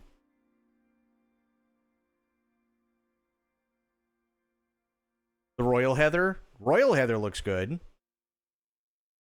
What are you? That's navy. I mean, it's navy. Makes sense. The navy looks good. Navy Heather looks really good, too. Holy shit. Wow, I like it in the navy Heather. Holy, wow. Yeah, I like that. I really, really like that in the navy Heather, actually. That's fantastic. This is turquoise Heather. That's teal. Light blue. Slate. I'm not seeing a sky blue.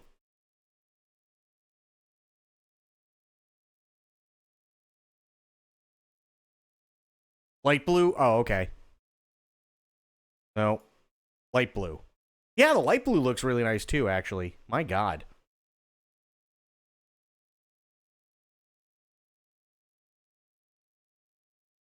When you design an iconic silhouette, it's just forever. Yeah, I completely agree. This looks really, really, really, really, really good. This looks really... Oh, God. I like that. I really like... I'm a big fan of the navy Heather. I really like it in the navy Heather. That looks really...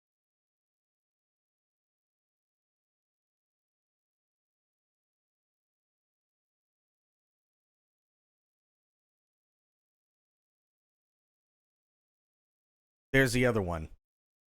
That's the light blue. That's the teal. Yeah. The teal looks really, really nice, too.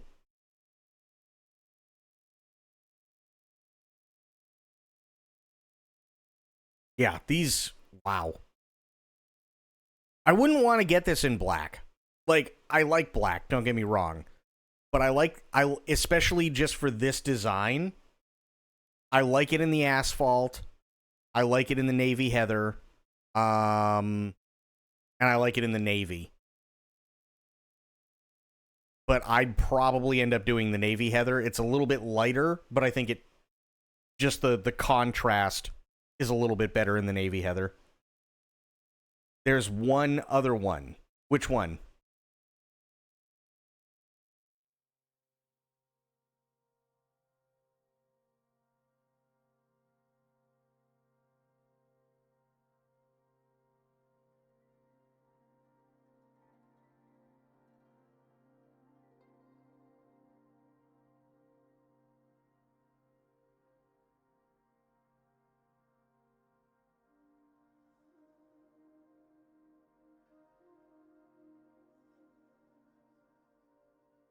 Which one? Wild.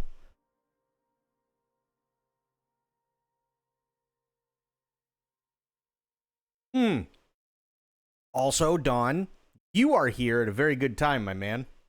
There is a thing that you need to be made aware of. There is a thing you need to be made aware of while we're waiting. Yes. If you look at the top of your screen, you will see that the sub count is currently 52 out of 75. There was a deal that was struck. The deal was 50 subs, Hello Kitty Racing in its entirety as the Depressed Penguin. So, when the Twitch thing comes through, guess who's playing Hello Kitty Racing in its entirety as the Depressed Penguin?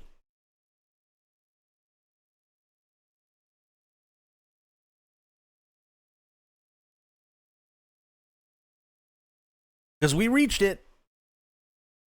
We reached it. I struck the deal. I am a man of my word. Hello Kitty Racing. Just that simple. Wonder what, actually, what else do they have? Hang on. Do they have Diamond Dogs? They do have Diamond Dogs. Yes.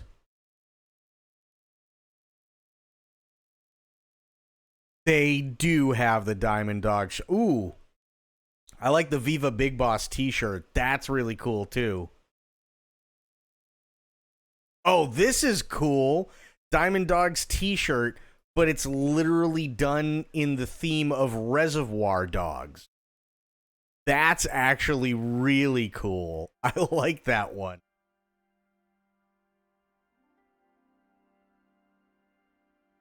That's a good one. That's a really good one. I like it. That's really awesome. Ooh, wow. Nuclear-armed bipedal tank Metal Gear Rex owner's workshop manual. That's amazing. Oh, that's cool. I Heart DD. I Heart Diamond Dogs. I like that one too. That's great. What is this one? Let me see. Oh, yeah, that's really good. That is really, really good. I like that one. Put this one on yellow. Yeah. Yeah, I can see it on the yellow. Absolutely. Yep.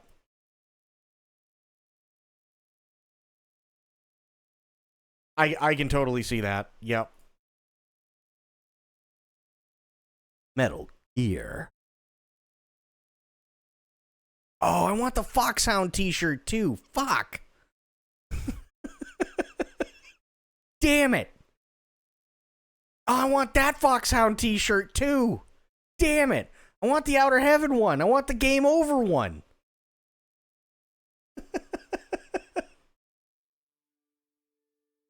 They even have Outer... I know, it's so good. Fuck.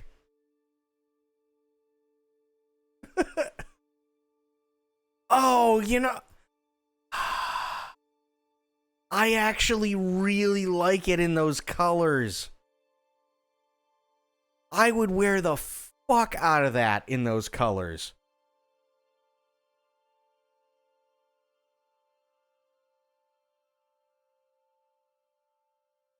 They have the Snake Eater. Oh, God.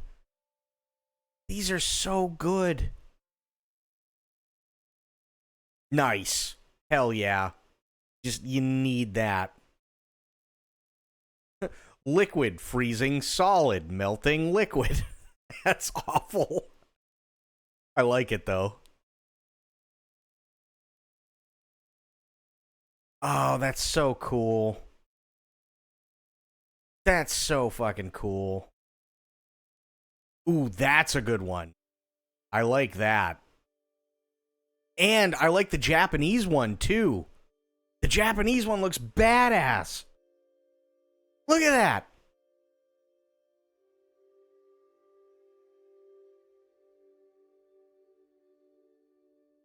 Ghost of Alaska, right? The new Phone Who Dis shirt, yep.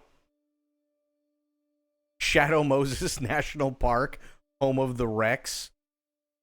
Oh, these are so good. A Hind D. Colonel, what's a Russian gunship doing? Absolutely. Oh, I'd wear the shit out of this Diamond Dogs. Oh my God. Look at this one. Holy shit.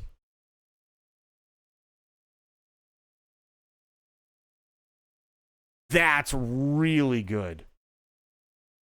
Oh my God. That's fantastic. I love it. I love it so much. Even this one. I like this one. The retro 80s neon landscape one. That's cool. That's Peace Walker.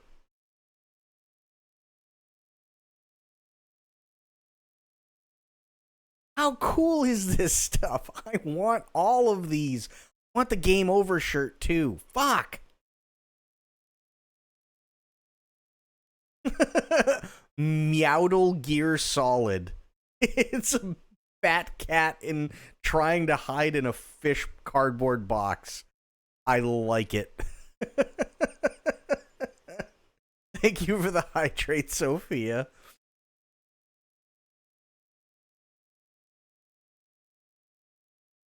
Oh, these are so cool. Ooh. Oh, that's really nice. That is really nice. Holy crap. That's MGS 5. That one's really awesome. My God. Think inside the box t-shirt. I like that. I really like that.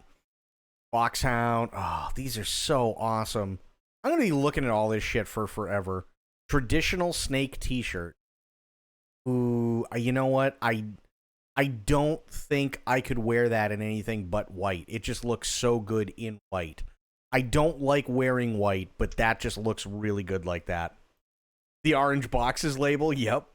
The Peace Walker one, that looks fantastic.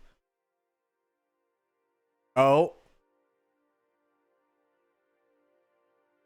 Naked Snake, Young Ocelot, and the Boss. That's really cool. Oh, MGS 4. Oh my God, yeah. Oh, they got a Calorie Mate t-shirt. Oh, the MGS 4. Ooh.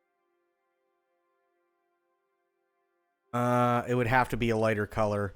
It would absolutely need to be a lighter color. I think I would have to just get this in cream. I think this looks the best in cream.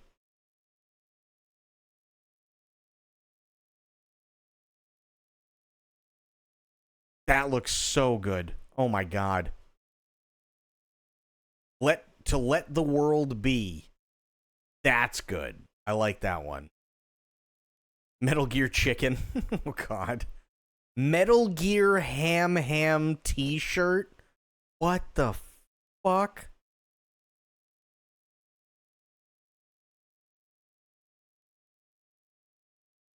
Sushi Inu Naga shirt?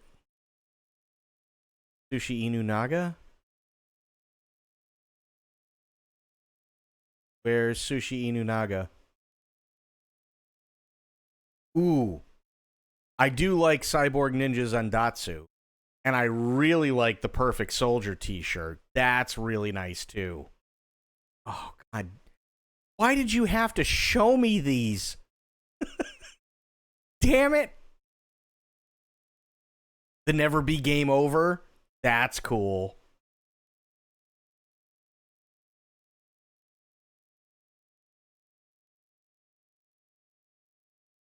These are so cool. I love these. Oh my God. Kept you waiting, huh? Oh, that's a nice one. Traditional, yeah, the traditional snake was awesome.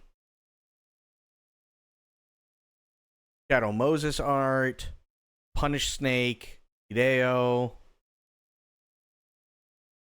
Boss, War Never Changes. That's a good one. Ooh, I like this Outer Heaven one too. Oh my God.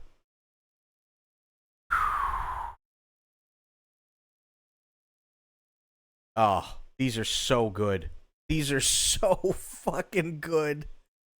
Oh my God. Paradise Lost, yeah. There's 31 pages. I could literally sit here for 2 more hours and look at all these. Look at this one. Look at that. That's badass. The Queen of Stream Derails. That's fair. That looks really, really, really good. I really, really like this Cyborg Ninja t-shirt. That looks fantastic. I love those colors. Ooh. There's the Peace Walker t-shirt. Gonna do Peace Walker, you have to have the Peace Walker emblem in gold. You have to. That came out awesome. What a thrill. That latter part t-shirt. Oh, okay. I like that one. That latter part. Listen, it's the ladder boss. We all know this. I'm no hero. Never was. Never will be. True. Ooh. Solid Under the Sun. That's really pretty. That is really pretty.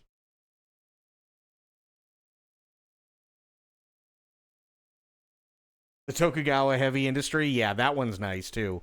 I really like this one. This one's cool. Yeah, this one, that one's really cool. And then they have another one right underneath it, which is also really nice. Wow. We are so derailed at this point. Damn it. Cyborg Ninja Under the Sun. That one looks really nice too. Raiden Silhouette.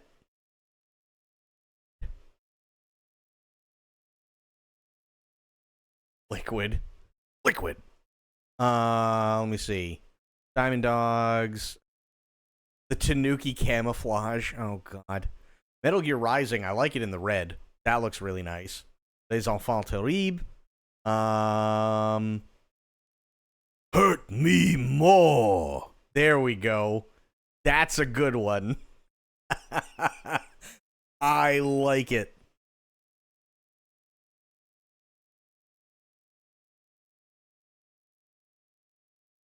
Oh, no, really?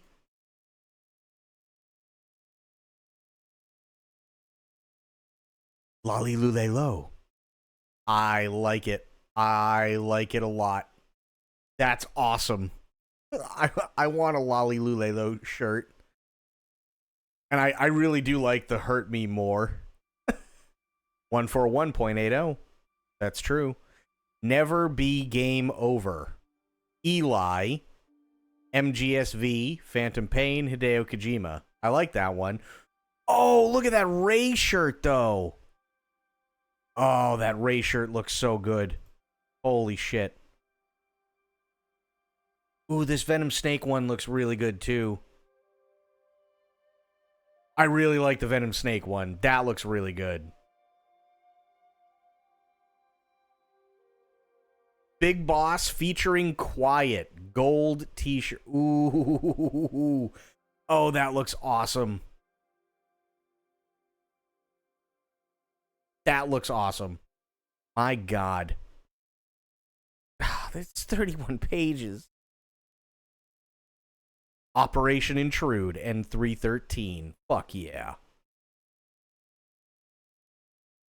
That gold one is nice, isn't it? Well, I like this Metal Gear Rex t-shirt, too.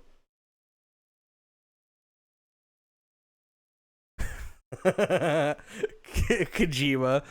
I'm not saying it was nanomachines, but it was nanomachines. I want this one.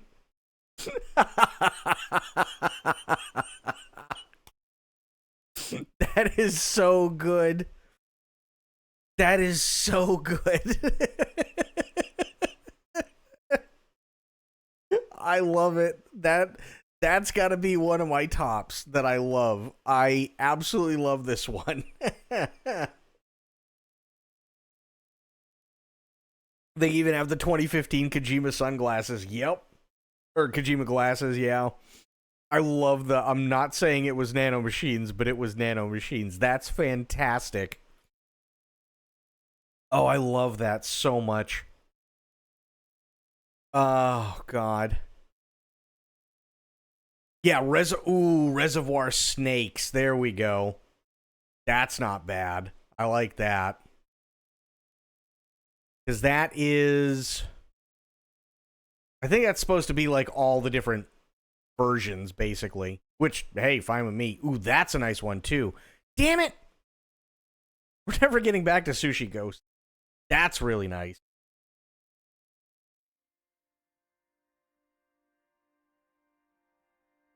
I like that one. Cardboard boxes for infiltration only. true. Oh, Koji Pro. I like it. Sniper Wolf. Yes, please.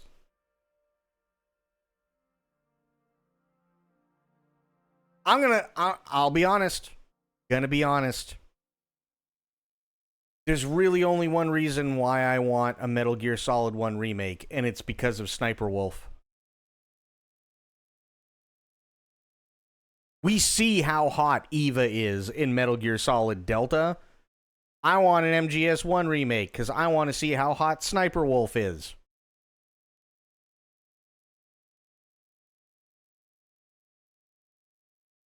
Just saying.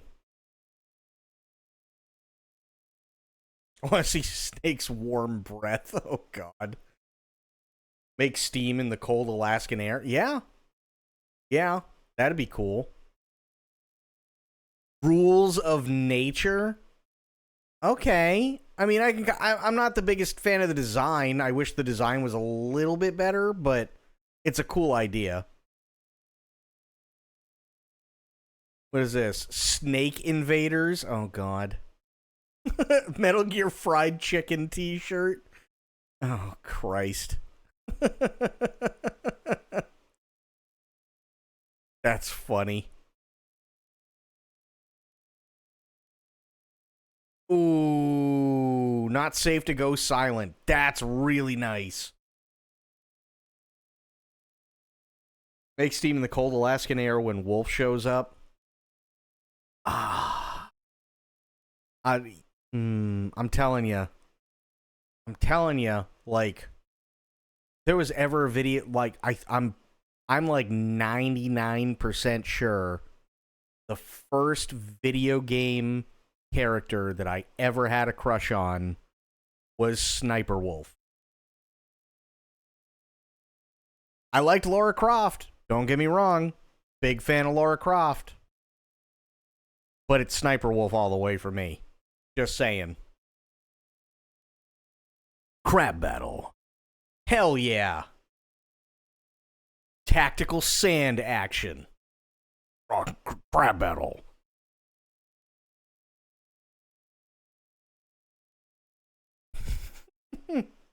You just want to... Listen, it's Sniper Wolf, okay? It's Sniper Wolf.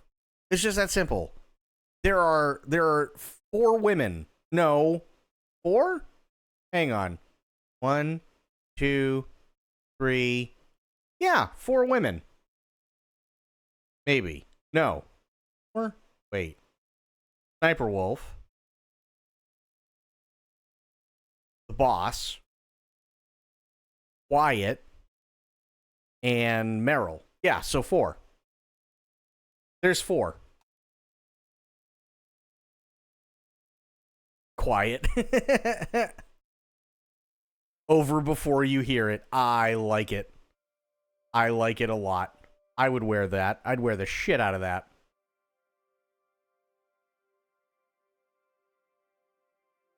Metal Gear Solid Panda. Ooh, that's a nice one. The Tokugawa Heavy Industry Gray Fox t-shirt. That one's really nice. Catechal Action. Oh, God. Okay, last page, and then we're going back to Sushi Ghost. Venom Snake, Kept You Waiting, huh? Big Boss, Diamond Dogs. Oh, this one's really, really, really nice, too. I really like that. Fuck! Damn it!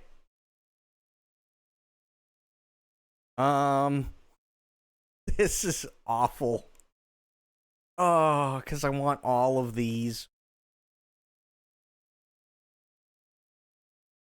Ooh, I really like this. Peace in Our Time, 1984. I really like that one. That one looks so good. Holy shit. Metal Slime Solid. Ooh, here's a Quiet t-shirt. That's a nice looking Quiet t-shirt. I like that one. That's really, really... Okay. We're going back. We're going back to Sushi Ghost before I just get lost for 2 more hours in t-shirts. Yeah, I really like that quiet one. That one's really nice. You spent hours with him. I'd have to drag you away. We'll find Yarikawa's archers. Whoa.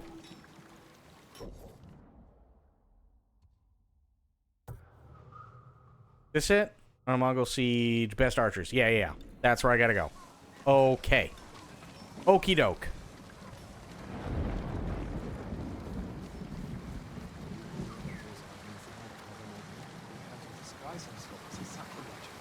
What's this channel about? Online shopping? Yeah, of course. Why would it be anything else?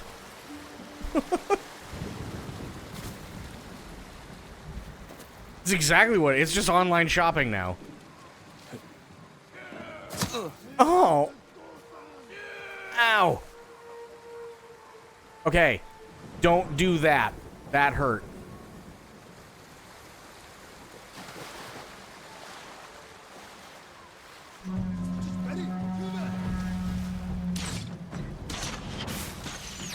Fuck! No, Osho!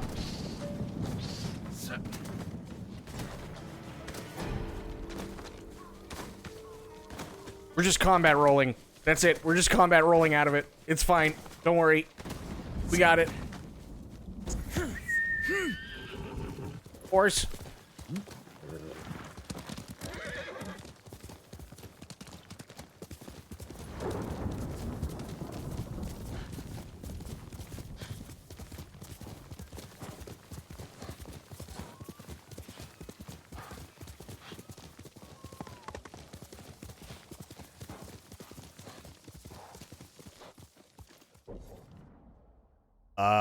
Oh. Over here. Smooth, thank you. Nothing a combat roll can't fix. Snake taught us that. It's true. No, you're not. Remember the old fisherman with 6 toes? Didn't he live in one of these houses? Don't change the subject. Yuna, what's he doing here?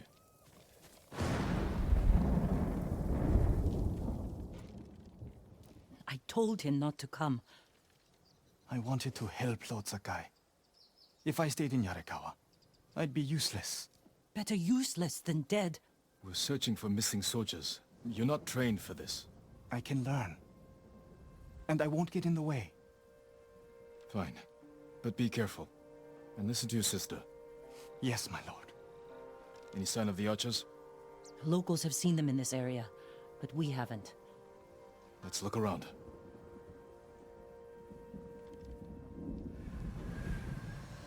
I promise, I won't get in the way. Immediately gets in the way.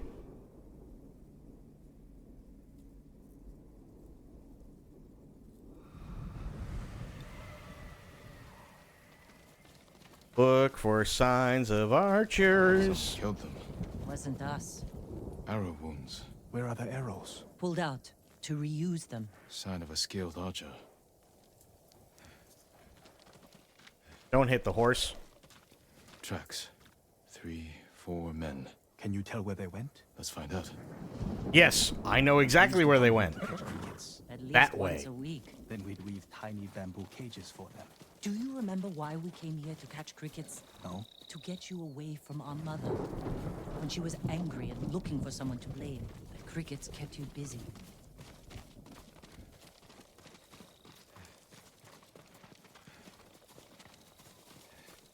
Okay, we're just still going. It's fine.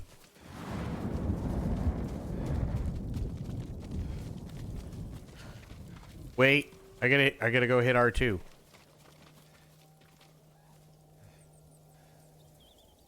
Yep. Confirmed. We're still going that way. Got it.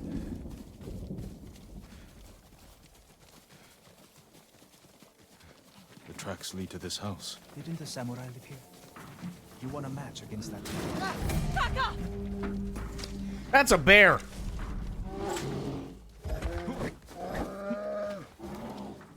Wait.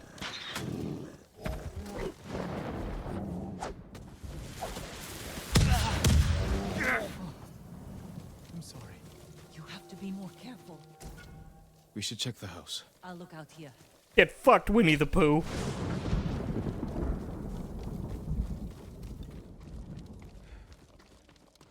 Those are mats. They've been sleeping here. At least the bear didn't get them.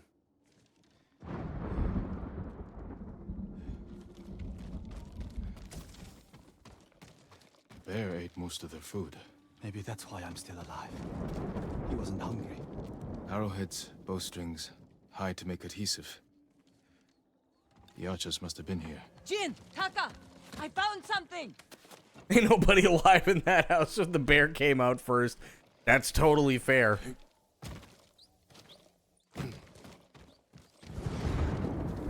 Firewood is still warm. The archers were staying in the house. They must be close. Well, if there's not blood all over the inside of the house, then they can't be in the house. Just saying.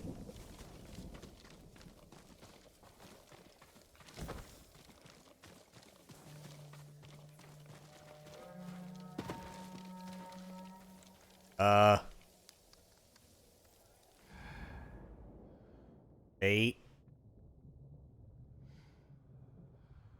Okay, there's confused footprints. Those might be mine, though.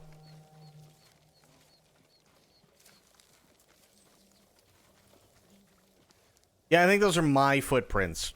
Hence why they're so confused. That makes a lot of sense.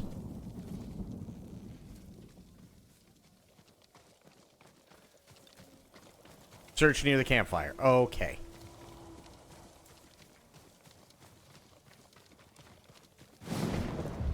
They stole the Mongols' explosive barrels. I like these archers.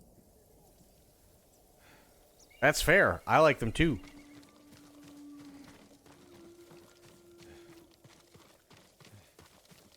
Nothing over here.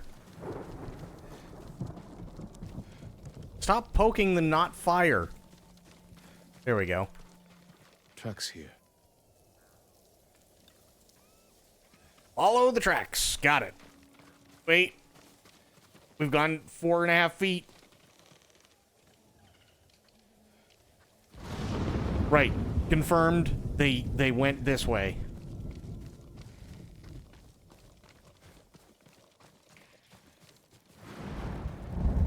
There they are. Heading up the hill toward that ridge. They're staying low for a reason. Keep your heads down and don't call out.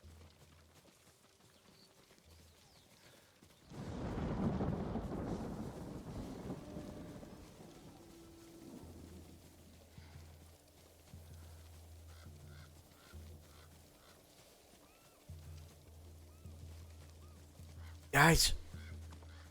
What you doing? Samurai! Yes. Alive! Get over here! Don't call out. What does he do? Yell. You must be the archers from Yarikawa. What's left of them?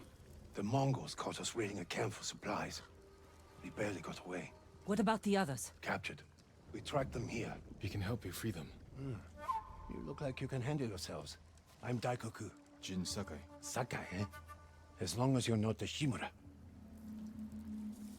Let's have a look at that camp. Totally not a Shimura. At all. Ever. Prison caravan. Looks like the Mongols are preparing to move. Headed for a garrison on the other side of Old Yarikawa. We need to strike now, before they leave.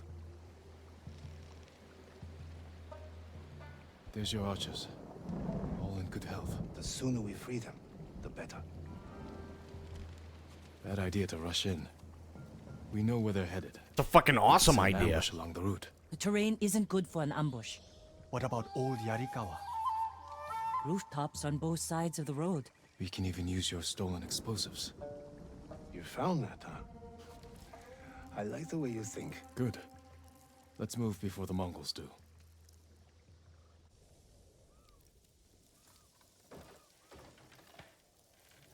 The Mongols are headed this way. Taka, get inside one of the houses. No. I'm staying out here. God damn it. I can fight too. Jin, tell him. Taka can decide for himself. Then you can watch out for him. Why do I gotta watch out for him? Balls. Are you scared? No. Not really. A little. Yuna's never afraid. You're probably like that too. We're all afraid sometimes. I know it doesn't seem like it, but we're all afraid sometimes. Even Yuna. Even you? Yes. When the Mongols took my uncle, I was afraid I'd lose the only family I've left. That's how your sister feels about you. Without her, I'd be dead. So would I. Okay, we spoke with Taka. There they are. I'll shoot the barrels when the Mongols get close. Lord Sakai. Right. I'm not ready. You can do this, Taka. Don't worry, Just we're... take your fear. Yeah. And use it. Yeah, I'm gonna shit the barrels. Don't worry. Now, my lord. Not yet. Oh. Okay. We're fine. Almost fucked it up. Would have sucked. That's enough now, right?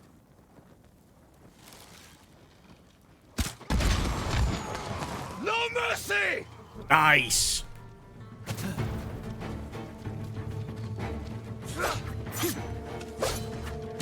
Oh, wrong guys. Oops.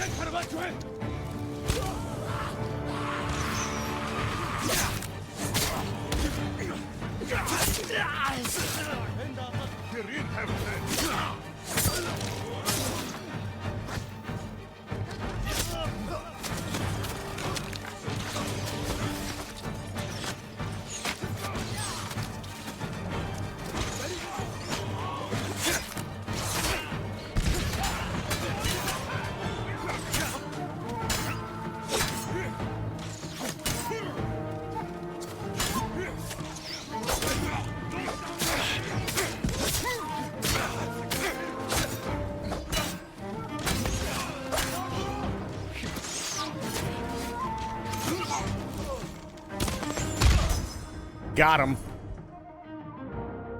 Nice.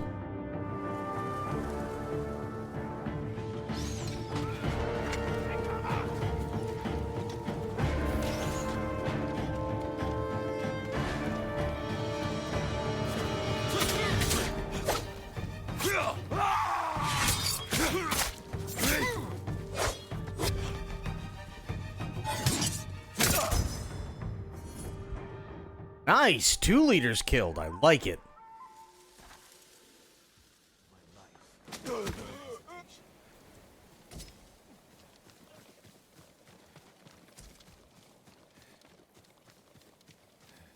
That worked a lot better than I thought it was going to. Good work, Daikoku.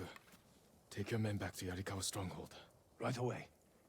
I know you're a Sakai, but you didn't mention you're a ghost. Will we have your help breaking the siege? If Ujimasa accepts it. I'll make sure he does.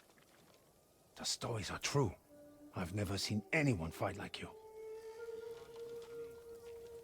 Taka, go with Daikoku. I need a moment with Jin. I'll see you back home. We did it! Taka could have been killed, Jin. I saw him fall. He's fine. He did everything perfectly. I shouldn't have let him fight. You know. I know you want to protect him, but you're holding him back. Taka's not a fighter. He could become one. You don't know my brother like I do. You can't always be the one to defend him. You must excuse Taka, for he is an idiot. You've trained him poorly as a joke. I'll decide what's best for Taka. You look after your own family.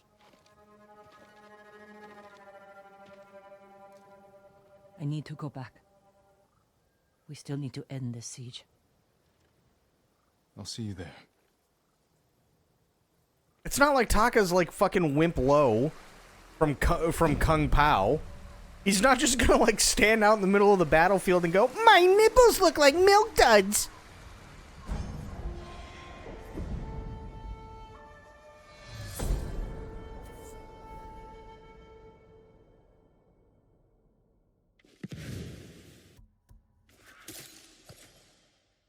Oh, like it's not gonna. Okay. Incense mixed with black powder creates thick smoke. Enough to blind my enemies. Okay, what do we have? One more kunai. Twice as much damage. Can't go wrong with that. Guarded throw. Concussive blast. Black powder bomb. Ooh. Knocks him down. Like that. Okay. We'll go here. Shoulder charge is good. Nice.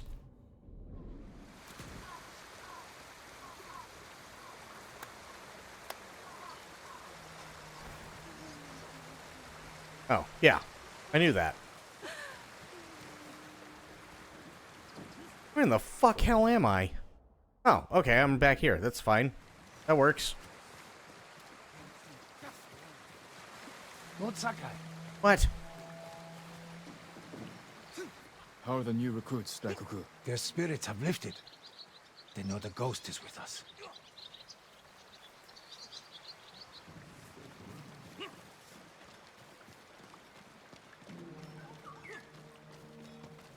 Lord Sakai, you're back. Yeah. Yeah, I am. Taka, Yarikawa has a fighting chance because of our efforts. You should be proud. I am, my lord. But the Mongols are growing restless outside. We showed them Yarikawa won't surrender. Now they want payback. Will they attack tonight? Unlikely. They'll give us a sleepless night, then attack tomorrow, when we're exhausted. Get some rest while you can.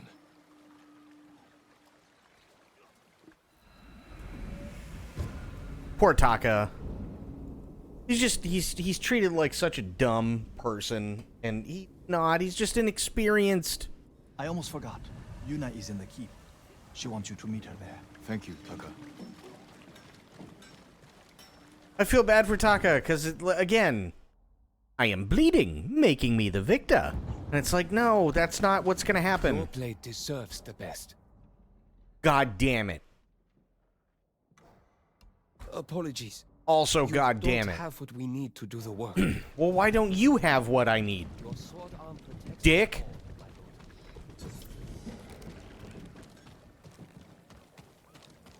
Ooh, wait, where's the armorer, actually? That's the blacksmith. Where's the armorer?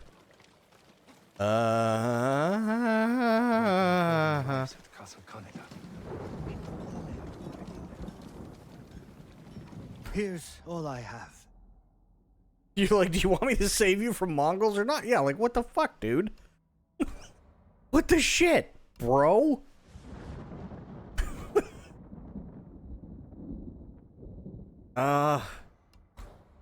Do not have what we need. And? Fucking make me shit. Yeah. Invaders are on our doorstep, but business is business. Yeah, you know what else is business? Your head being attached to your neck. Here. That's a really good business, you think? Just saying. Ooh, okay. What do we want? I kind of like all of these. I like the Sea Dragon, I like the Emperor's Tears, and I like the Snow Demon's Eyes. What do you guys think?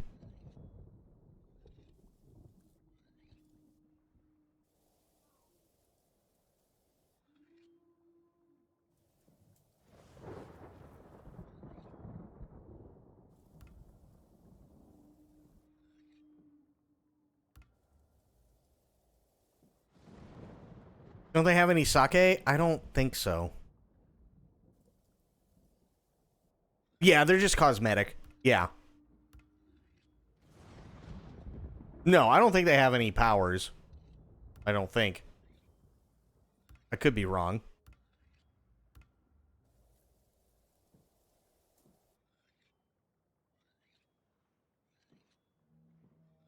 Fan of the other white one? Emperor's Tears?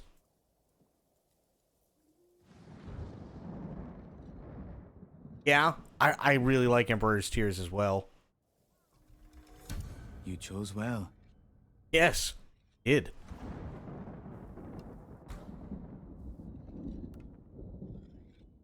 Discovered armor, undiscovered armor, undiscovered armor.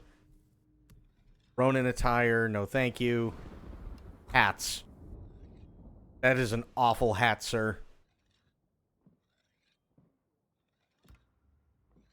No. No. Your hats blow, dude. Your victories give us hope.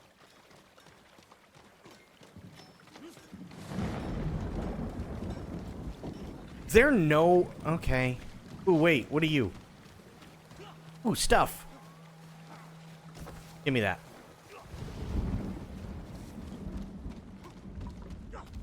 Armorer. Your protection is my duty. Cool. Oh, yeah. Certain to frustrate your enemies. Maybe.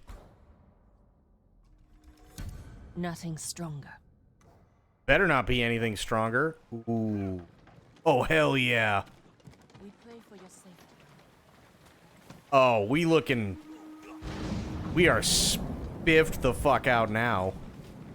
Damn. Get him the Liu Kang. You mean the Kung Lao hat or the Raiden hat?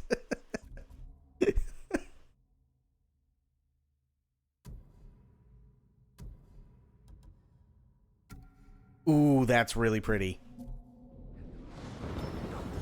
Oh, hell yeah.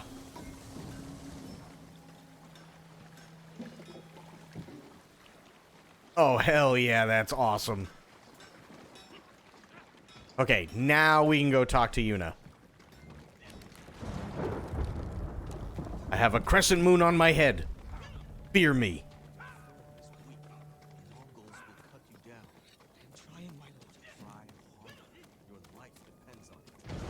Lord Sakai.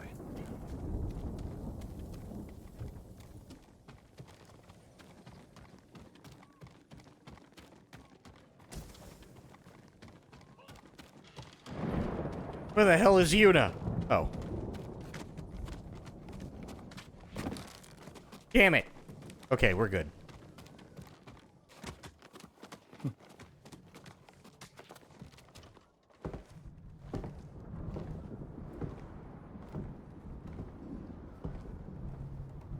You're awake too.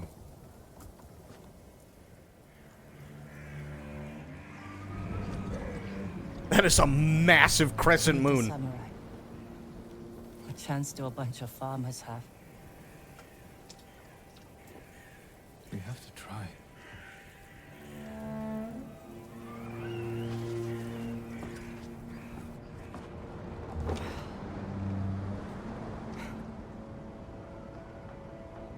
I think you need this more than me.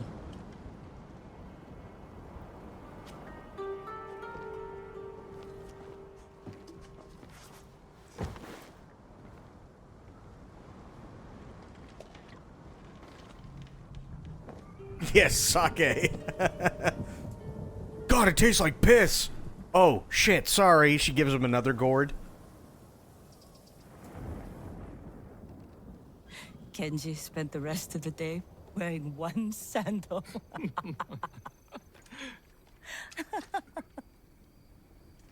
This is terrible. My mother loved it. Used to drink it like water. She gets so mad when she ran out.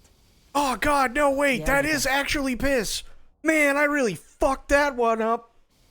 Where's my tea? Sounds like a demanding woman. She broke Taka's arm when he was 6. I took him away. Ran as far from her as we could get. We heard they found her a month later. Face down in the street. You were brave to protect your brother.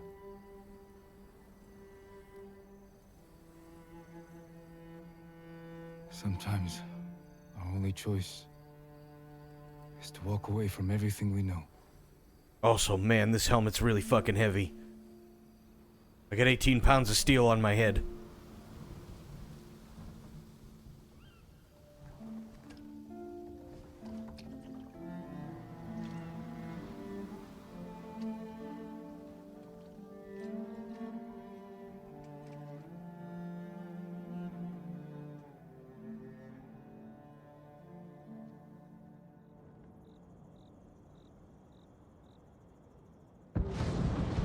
Yuna! Jin, this is it. To the gates. Oh, fuck. Whatever happens, we don't retreat. We can't retreat. Jin! Yuna! The Mongols! There's nowhere to retreat to. They're at the main gate. If they get through, we'll stop them. There he is! The ghost! The ghost! Save us! I'm gonna try. Gather everyone who can't fight and get them to the keep. everyone, take shelter in the keep, quickly! They're at the gate! That's true, they are. They'll breach the gate! Stand your ground! Every Mongol who sets foot inside our walls will die! Don't let them past you! Archers! Cut them down! Oh, Yurikawa! For the ghost!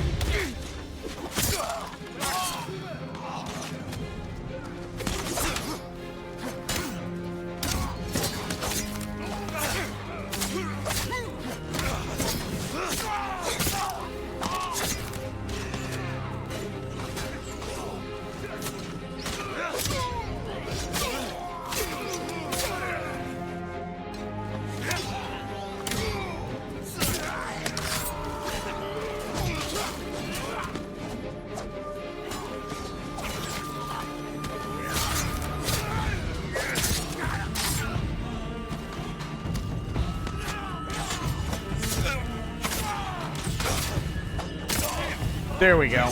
They're breaking through the other gate! Warriors of Yarikawa! Hold this position! You know, with me!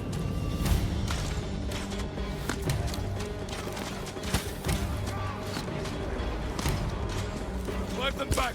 Hold this gate!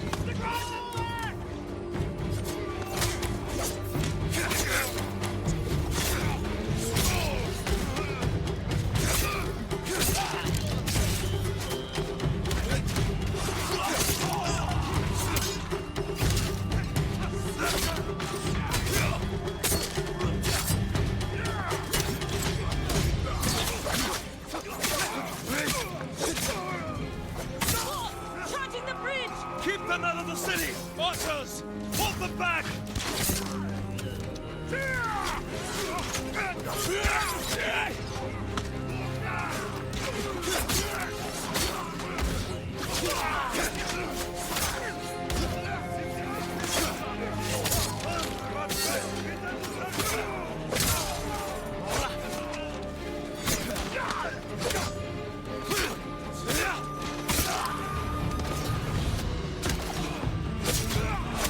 Yes.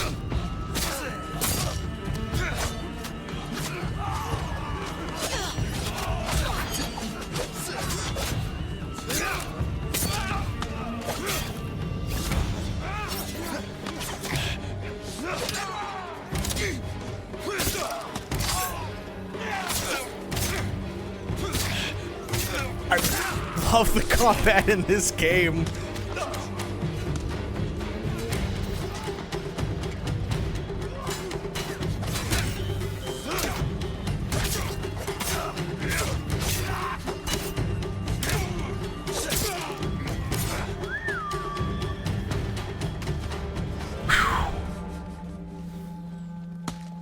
Should have drank all that while running to battle. They're falling True. back. We barely damaged them. What are they up to? Trying to lure us out. Uh-oh. No. Hold them off as long as you can, then fall back to the keep. I'll deal with the siege weapons. I should come with you. No. Taka needs you.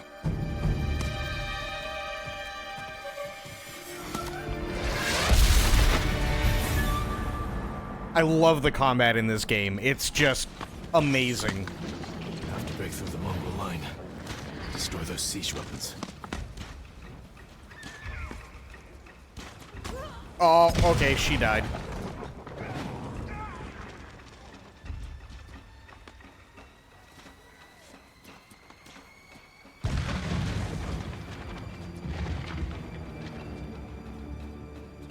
They seriously mass catapulting a peasant village? Oh, yeah. Oh, yeah, they are.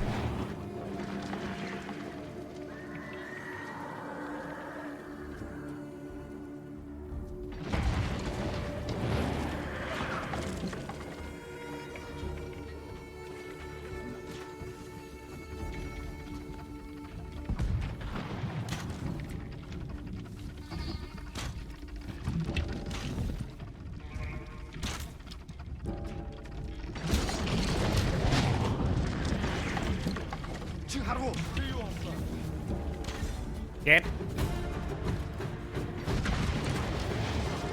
Nope, just go this way. It's fine.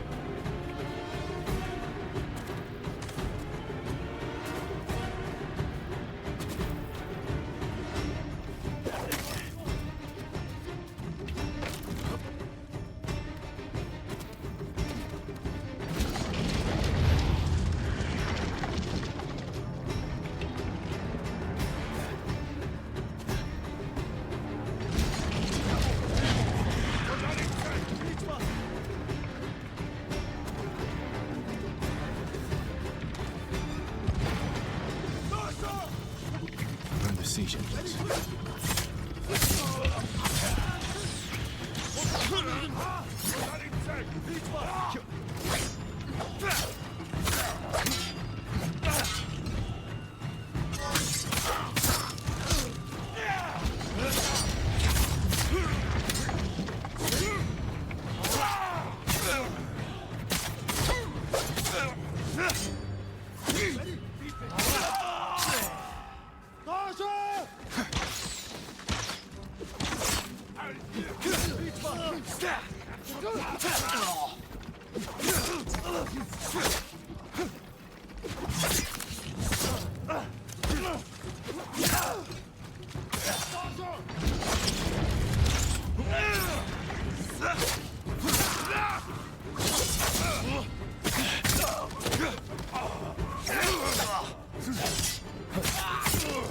There we go.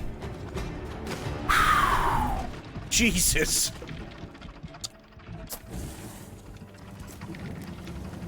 One down.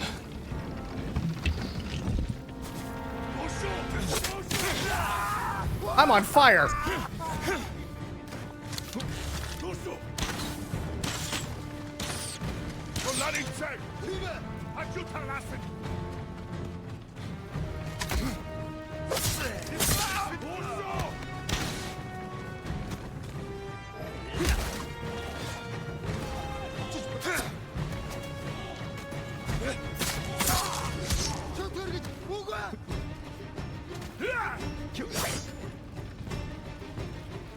Come on.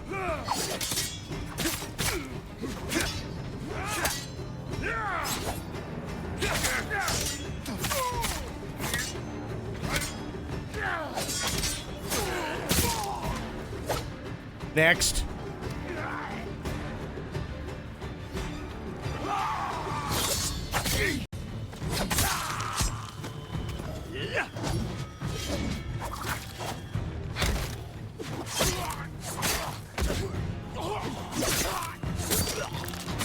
There we go.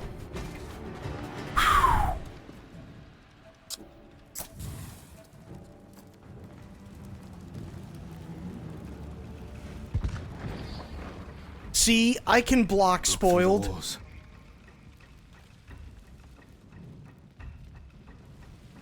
But we can still drive them out. Won't be easy to get back to the stronghold. No, no, it won't.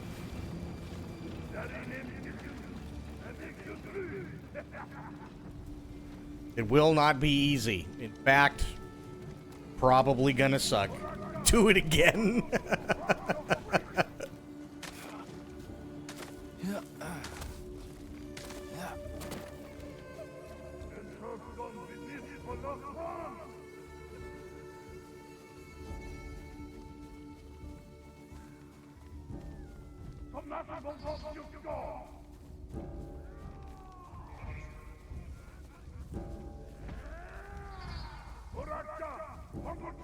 See, all I have to do is get behind that waterfall, and then we're fine. Oh yeah, he's toast. Sorry, buddy.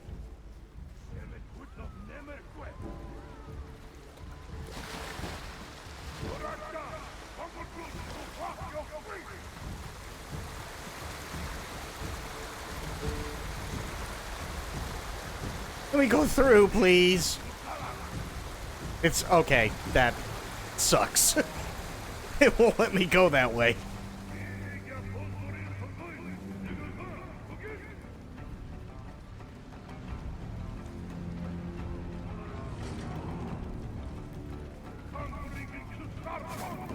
Ass! Oh no. Okay, we're not stuck. Everything's fine.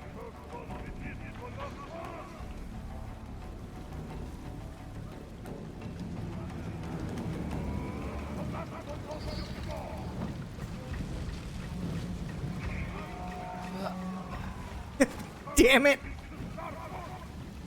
I know what they want me to do, but I don't wanna. Balls. Been very tired today, falling asleep. Falling asleep sitting down. Oh no.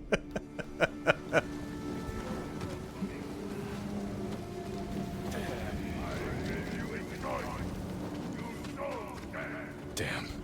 That's the general, Temuge. Sounds like he's near the keep.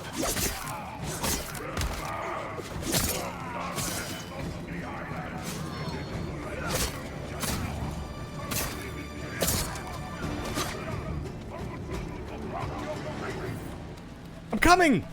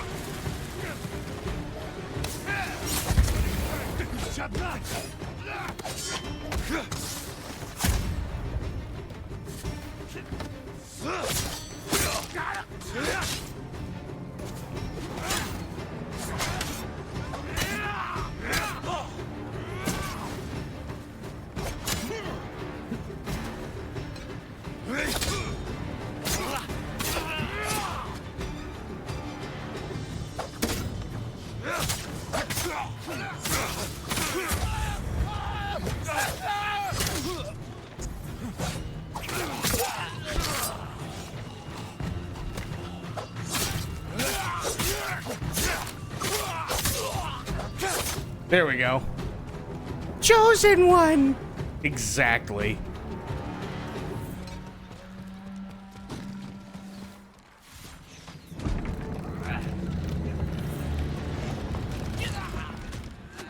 All right.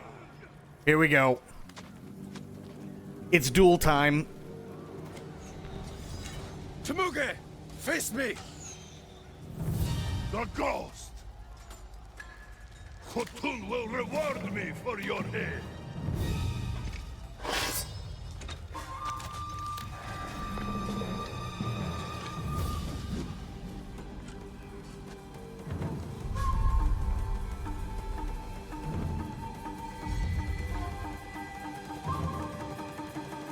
I am Jin Sakai, and I have killed men like you all across our island. Your blood will soak the island! Careful, Temuge. You can't get Khotun's reward if you're dead. A lucky blow. You will not get another. Ow.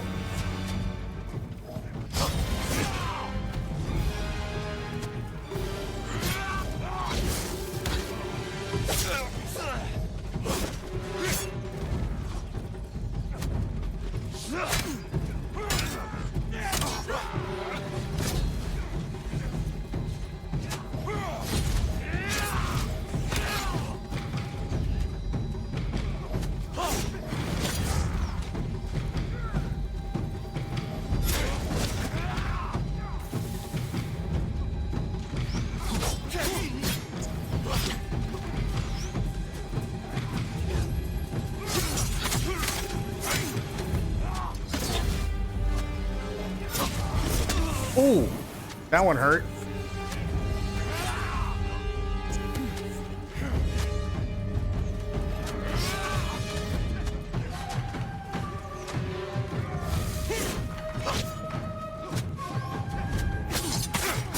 Tsushima now, and I might show you mercy. Yarikawa will burn!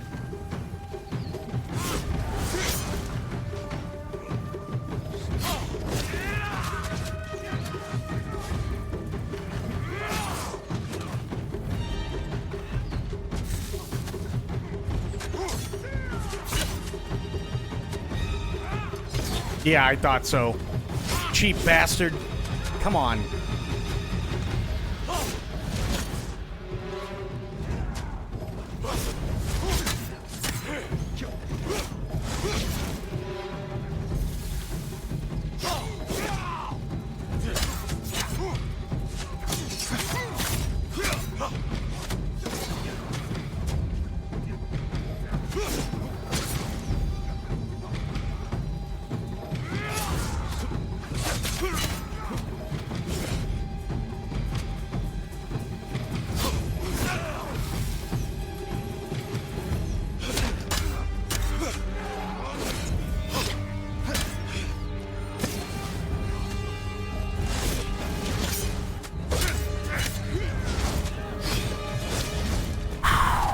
Holy shit.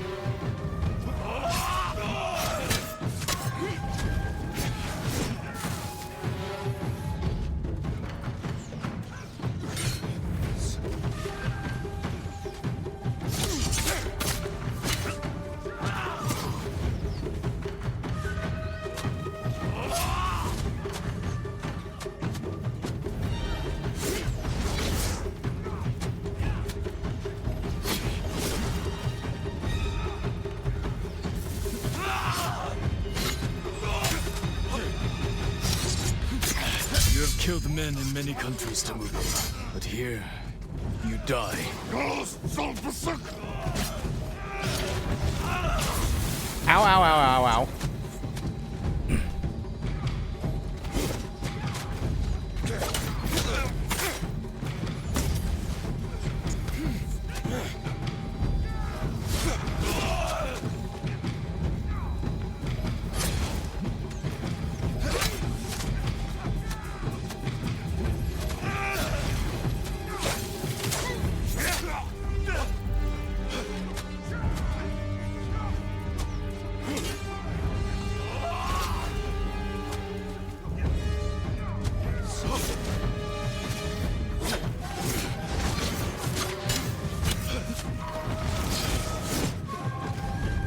Come on. Ooh. Ah, fuck. He was like 2 hits away, and I rolled. I didn't even roll. I blocked, and I should have rolled. Across our island. Your blood will soak the island! Careful, Temuge. You can't get Khotun's reward if you're Come dead. A lucky blow. You will not get another.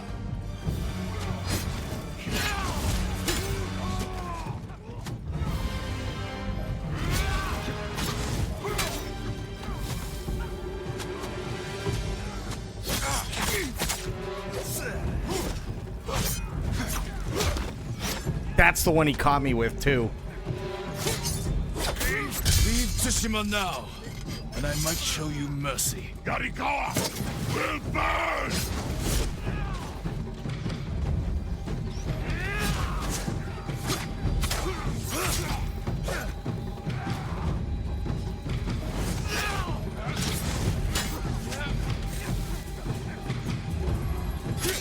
Spoiled, have a good night. Ah, god damn it.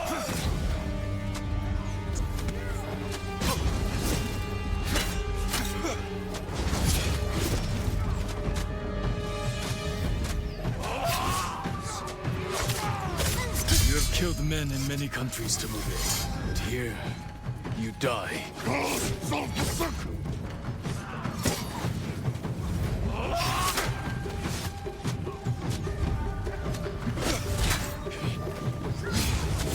Ooh, that one hurt.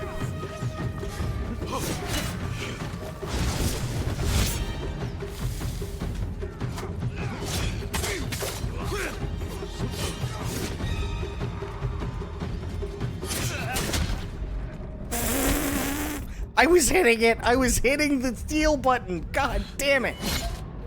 I was hitting the heal button. Sakai, and I have killed men like you all across our island. Your blood will soak the island!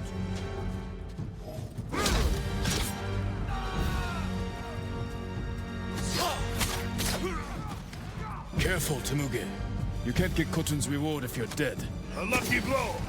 You will not get another.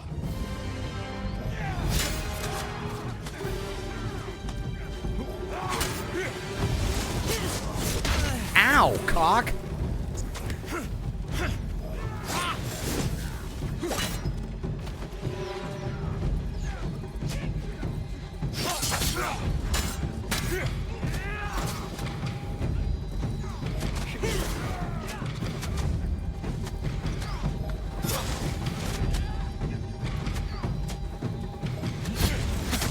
Leave Tsushima now, and I might show you mercy. Yarikawa will burn!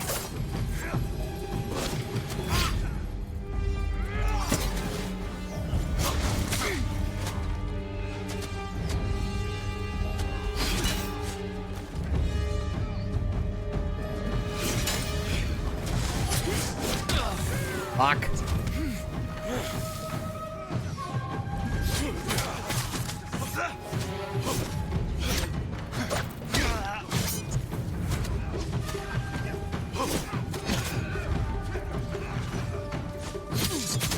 You have killed men in many countries, Temuge. And here, you die.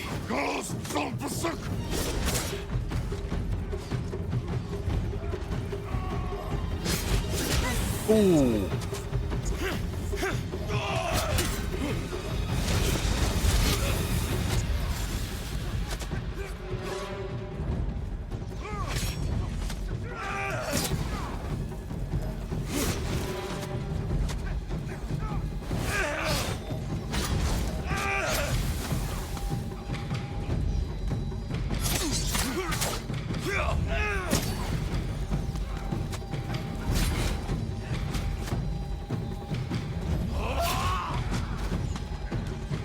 Come on.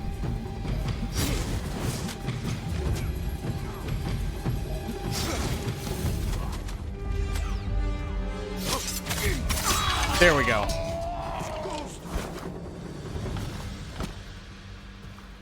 Jesus.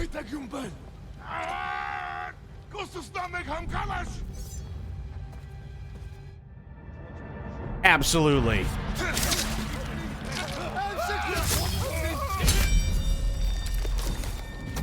Hell yeah. Slaughtering leaders earns the ghost stance. Fucking A. Invaders! Look at your general! Run! This will be your fate! People of Yarikawa, hunt every Mongol to the last man! Spare no one! For Yarikawa!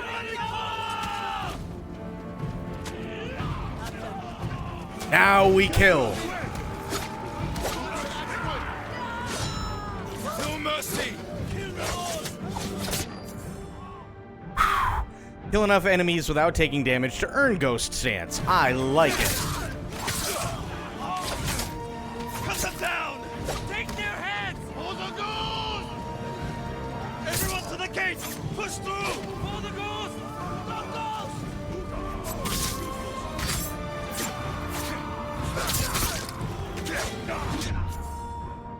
That's fine. Push them back!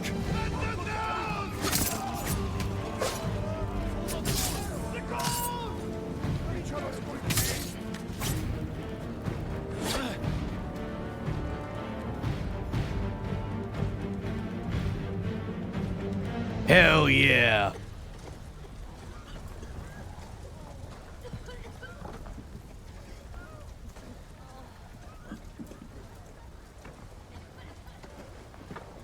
Yuna!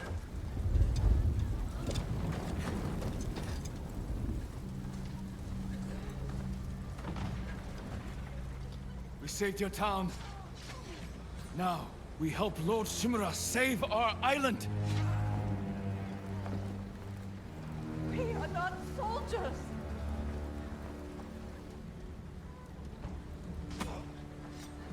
Who killed these Mongols?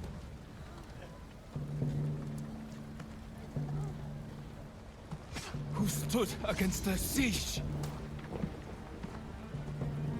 Who saved Yarikawa? We did.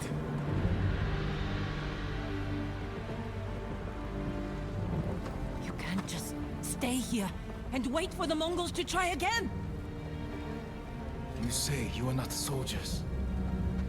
You are warriors.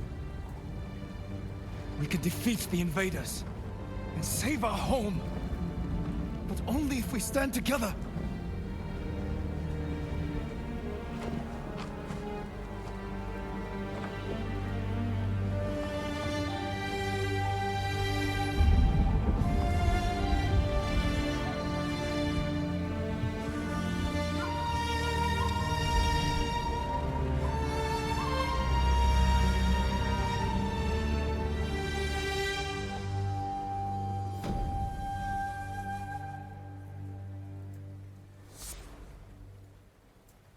Hell yeah.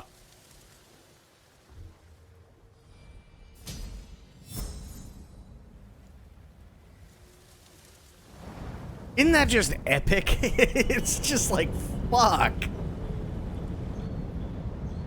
Your friend defeated one of my best generals. My men have started to believe he's invincible. You will prove them wrong. I don't care about the reward for Jin's head. Have you stopped caring for your loyal Straw Hats? Jin is the best swordsman on the island. My men can't kill him. There are many ways to eliminate a foe. Find another. What if we didn't have to kill him?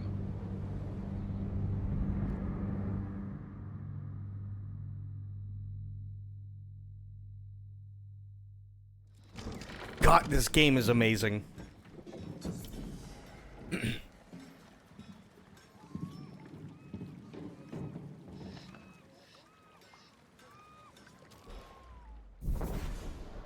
Energo stance: either slaughter Mongol leaders from stealth or kill enough enemies without taking damage. Nice. It's done. Yarikawa will join our fight, but I have other duties before we can retake Lord Shimura's castle. It's true. Oh, yeah. I forgot. We still gotta do the leader killed thing. New gift is available. I like gifts. I just gotta go grab all the crap that everybody dropped.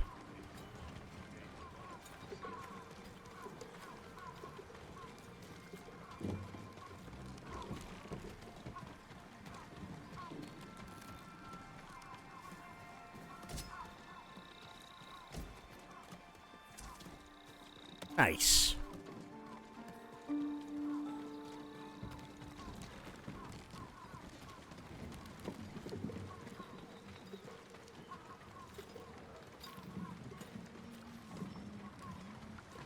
Yeah, this is easily, like, easily one of the best games that I've played.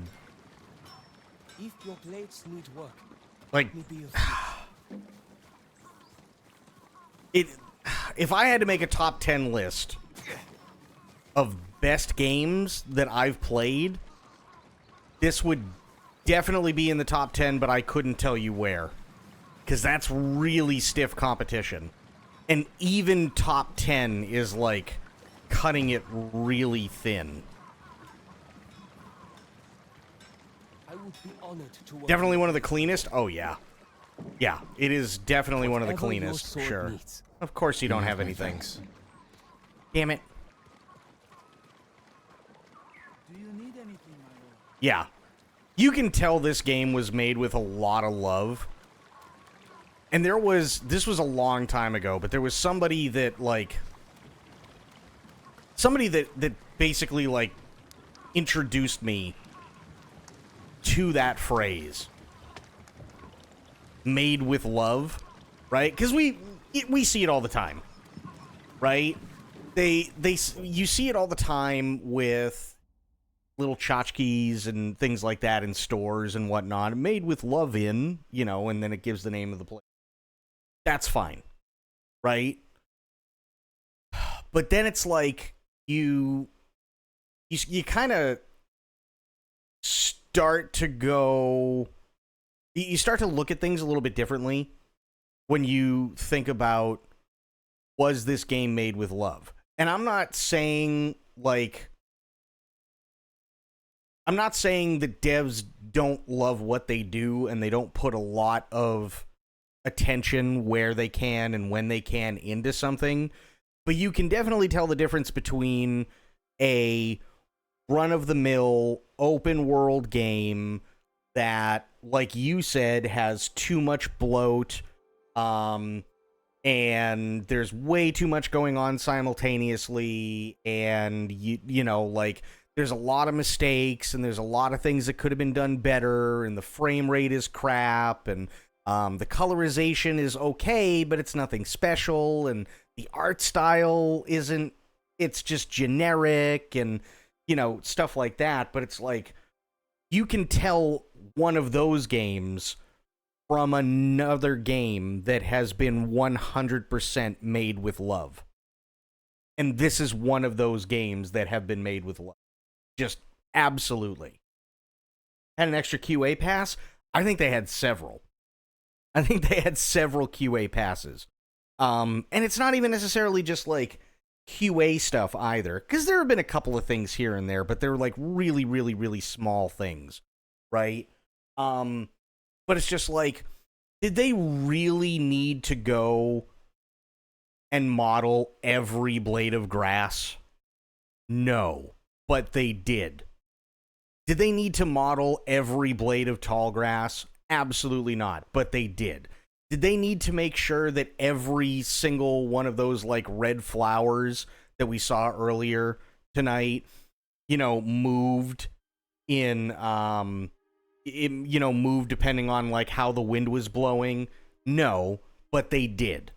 That's where it was made with love. And again, it's just insane. This map could have been more boring than this, but they made it look like ink wash watercolor on scroll. Yes. Did they have to do that? No, but they did. Right? And that's what just, I can even zoom out. You can tell that's what they're going for. It's supposed to be on a scroll. It's supposed to be on a scroll. It's supposed to look like ink wash. Right? And it just looks so good.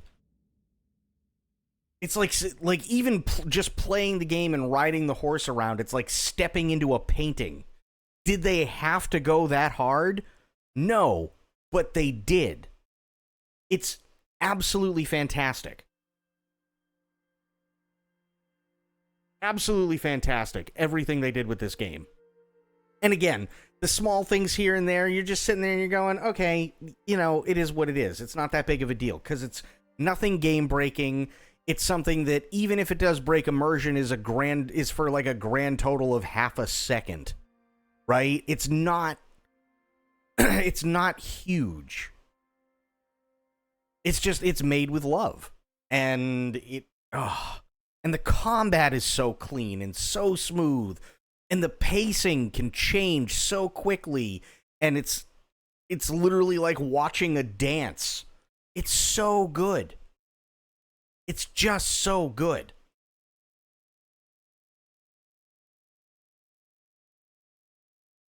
And that's one thing that I love about this game. And somebody brought this up.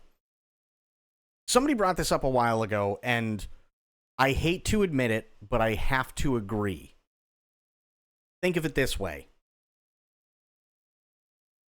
You have Horizon Zero Dawn and Horizon Forbidden West. Now, I know that there's a third Horizon game that is coming out.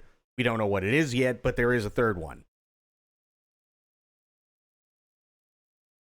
But out of the Horizon games and Ghost of Tsushima, because there's 2 Horizon games and 1 Ghost game out right now, you were given a choice to play one of them,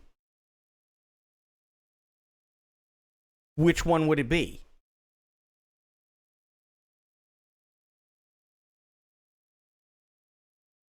You know what I mean? Because it's like, there's some cool things. Don't get me wrong. There are some really cool things in the Horizon game. But when we're talking about, I gotta go, folks. Y'all have yourselves a good night. Sophia, have yourself a good night. Thank you for being here. Always love and appreciate you being here. And go get some good sleep, and we will talk to you soon. But, like, if you look at, like, Horizon Zero Dawn, or you look at Horizon Forbidden West, if you look at those two, like, the story's good, don't get me wrong. The story is absolutely good. But there's so much bloat in it. They're really, like, I like the Horizon games, I like the story for the Horizon games, but there is a lot of bloat. There really is a lot of bloat in those games. Ghost of Tsushima is... There's a lot of stuff to do, but it doesn't feel like bloat, because you don't have to do it, right? It's not like, oh, well, in order to do this thing, or kill this boss, you have to have this sword, but in order to get this sword, you have to go and grind the fuck out of everything. And in order to grind the fuck out of everything, you have to go to this certain area, and you have to kill X amount of things, because they only have a certain drop rate for this stuff, and, you know, then once you do that, then you can go all the way back, and you can upgrade to this sword, or, like, all that crap, right? That's bloat. You could literally use the same sword from start to finish without any upgrades in this game, and go through and kill everything and everyone, and not have to worry about upgrading it at all.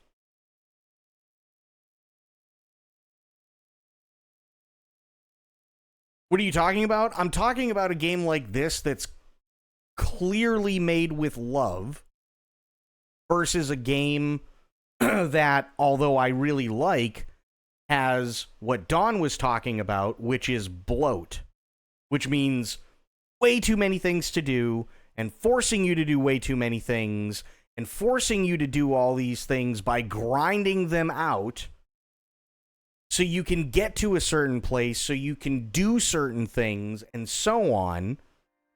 And although I like the game, both games, I have to admit, Horizon Zero Dawn and Horizon Forbidden West are those games. Versus something like this, which is just made with love. And they don't have any extra bloat.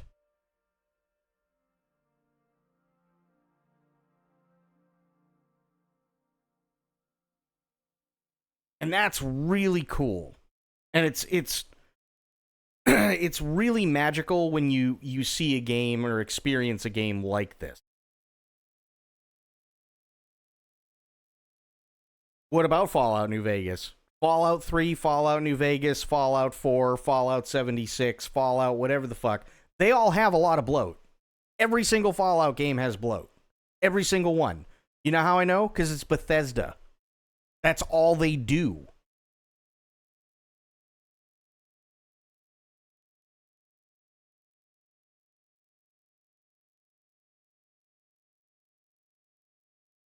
Think about it. In any Fallout game, how many times have you gotten through a big thing, like a massive cutscene that explains a little bit more story, and then you go, okay, I gotta go here. And then you take 10 steps, and somebody comes out from the side. Hey, wait a minute. And then you're stuck in another 5-minute conversation with somebody that you didn't want to deal with, and you're just trying to get through it because you want to get to the next major plot point. Hey, man, I really want to, like, you know, I really need to go to this place, but, like, there are things there, and we need to, and, like, all that shit. Right? And you're like, all right, fine. You know, if I can do it, sure. Yeah, if you do it, I'll get you this. And then you go 2.5 hours and realize, no, you know what? I need this weapon because it does more damage. And then, in order to get that weapon, you have to go back to the guy, that you were talking to before, find out where the hell to go, then go through the fucking dungeon in order to get what he needs so that you can go all the way back to where the guy is, talk to him, and then he gives you the gun, but the gun's not done yet because you need ammo.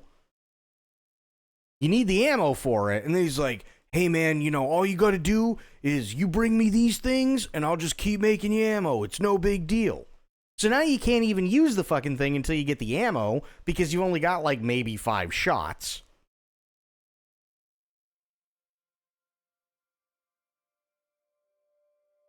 Technically speaking, this one was Obsidian. Doesn't matter. It was still put out by Bethesda. It was still published by them.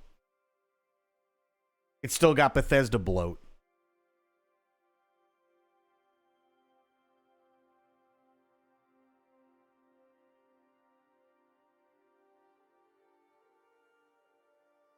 It doesn't matter. Anything that Bethesda puts their hands on is filled with bloat. Anything that they approve, anything that they think of, anything that they even look at has Bethesda bloat in it. Anything and everything. Doesn't matter. Doesn't matter if they're the ones that actively made it or not. If they published it, if they've got their name on it, guess what it's got? Bloat. All over the place.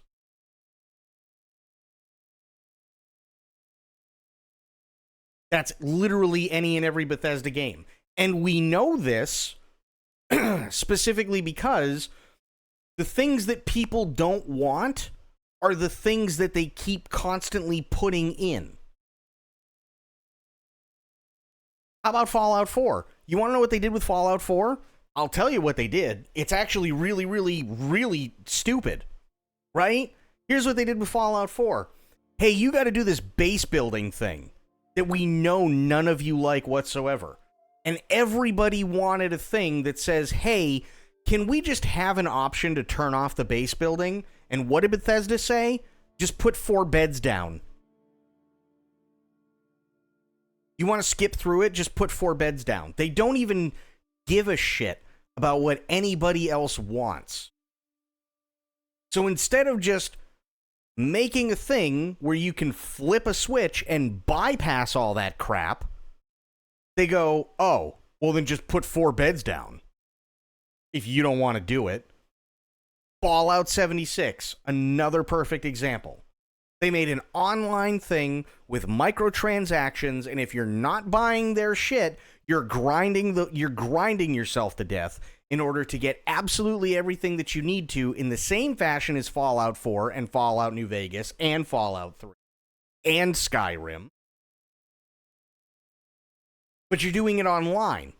And they don't care because whether you get hacked or not is completely inconsequential to them so long as you're spending money in their store. And then, after all the horse shit that happened with Fallout 4 and all the horse shit that happened with Fallout 76, what did they give us? Starfield. Look how that's going.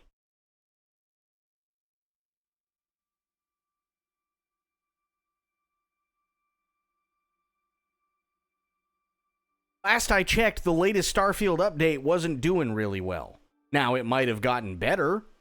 Sure.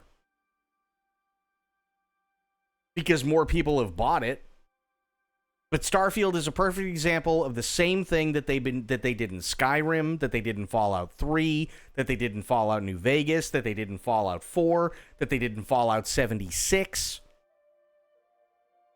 Same thing. Grind through everything, promise you everything, give you nothing.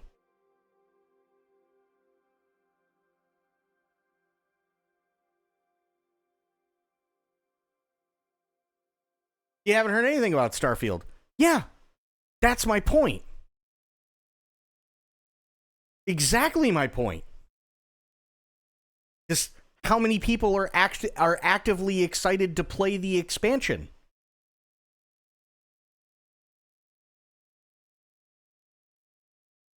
When Bethesda comes up, I turn away. That's how it goes. Bethesda comes up, I turn away.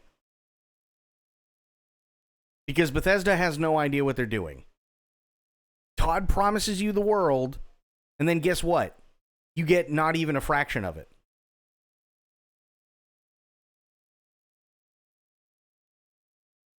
That sucks. That really sucks.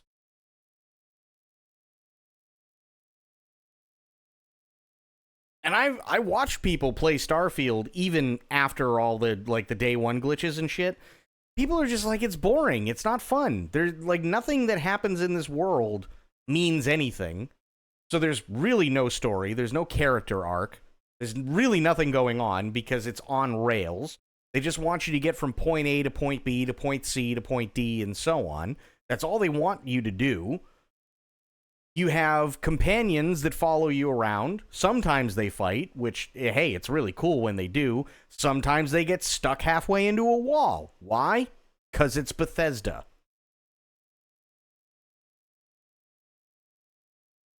They can't even program stuff right half the time to sit there and actually give you an authentic experience. Like, oh, I don't know, if you accidentally piss off guards or something like that and they start shooting at you, you can just walk right up to them in between shots and talk to them, and then they'll just be like, oh, hello, citizen, what can I do for you today?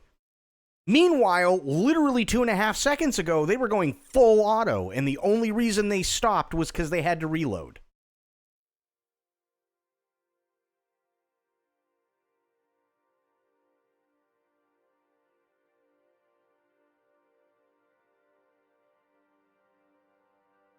Bethesda is not made with love. Nothing that Bethesda has touched or put their name on is made with love. And they've been like that, unfortunately, for a very long time. And I would love to be proven wrong. I would love them to make a game where I can sit there and go, you know what, it's going to be the same shit over and over and over, and then I see somebody play and I go, wow, you know what? This actually looks like a lot of fun. And then I try it on, like, Game Pass, or there's a free demo weekend or something like that, and I try it out and I go, shit, this game is a lot of fun. And then I buy it. Literally nothing they have put out in quite a long time has made me even want to consider buying anything from them.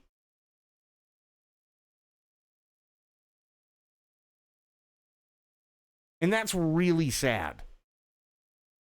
But they have no problem shoving another version of Skyrim down your throat. They have no problem with that.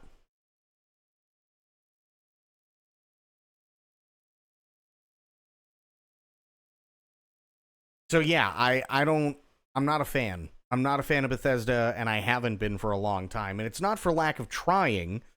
Fallout 3 had some really, really good stuff.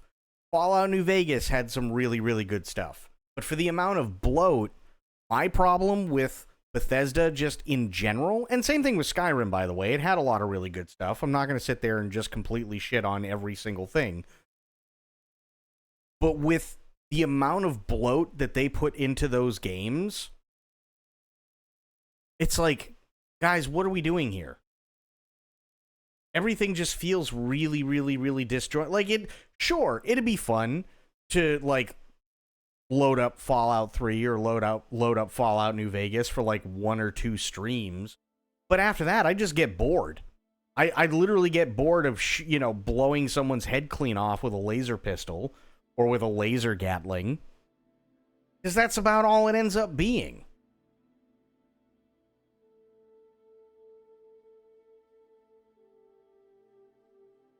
And that really sucks.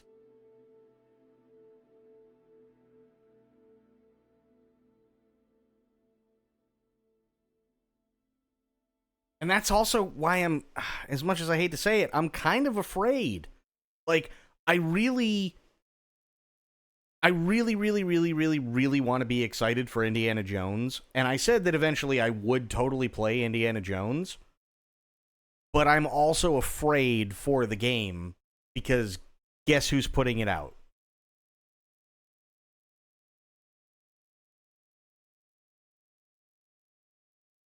And when they announced it at the Game Awards, because they announced it at the Game Awards last year, I think. Something like that. It was either the Game Awards or was the Summer Games Fest. I think it might have been Summer Games Fest. right? They show the trailer, everything looks really, really cool, and then they're talking with a guy, and I think he might have been the head of the studio or something like that, and if you look in the background, there's a guy, and he's poking his head up, and he's doing it, and he's trying to be funny, and he's trying to be sneaky. Who is it? It's Todd. You know what that came off like to me? Oh no, Todd's interfering again. It didn't come off as funny. I wasn't sitting there going, oh, look, it's Todd. He's sitting there and he's hiding. No. I went, oh, fuck, it's Todd. Great. There's another franchise down the shit tubes.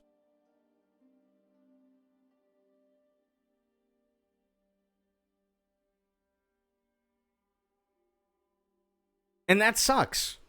Because I know a lot of people really, really love Skyrim. And I know a lot of people really, really love Fallout. And hey, if that's your thing, and that's fantastic. But I can't do it. I can't do it. To me, it makes zero sense. Because Todd hasn't been about making anything with love for a very long time. Honestly, I don't even know if he's ever made anything with love. I wish I could say differently, but I honestly don't think he's ever made anything with love.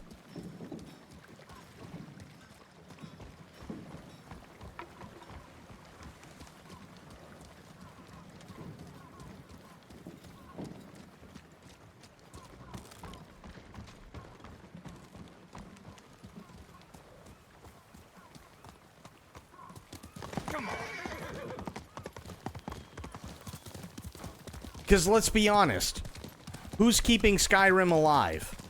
It ain't Todd, and it definitely ain't anybody over at Bethesda. It's the fans and the modders.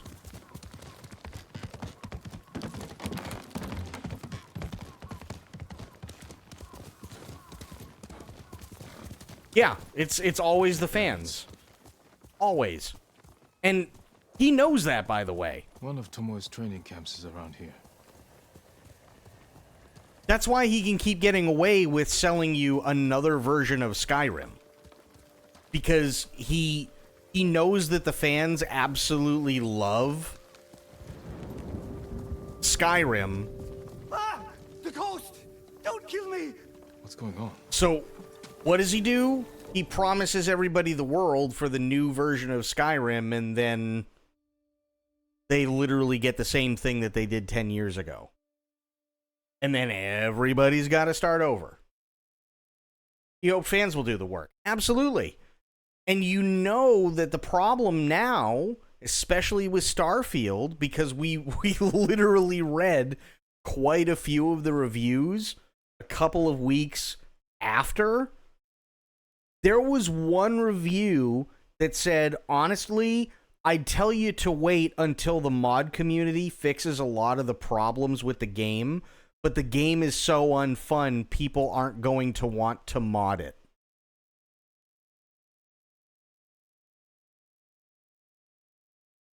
Let me go. I swear I won't tell anyone. And it's like, ouch. I'm not a thief. Everyone knows you're attacking caravans. The ghost and the demon Sensei. Sensei Ishikawa? That's a lie. I've heard you myself. Heard us? When? Not long ago. Tearing up the road like starving wolves.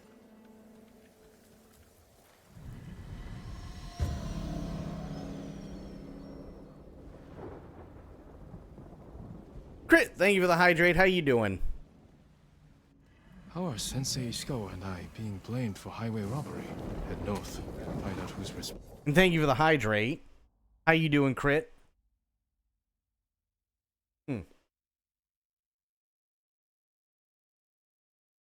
Crit, I have something for you. You might hate me for it, but I have something for you.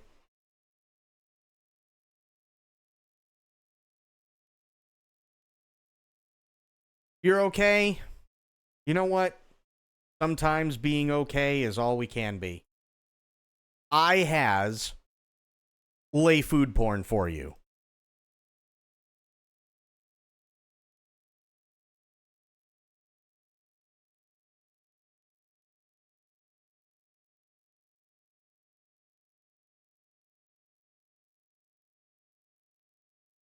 It's actually, this is the funny thing.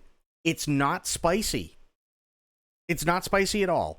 So the spices that I put on the meat were salt, pepper, garlic powder, Italian herbs, parsley, and smoked paprika and oil.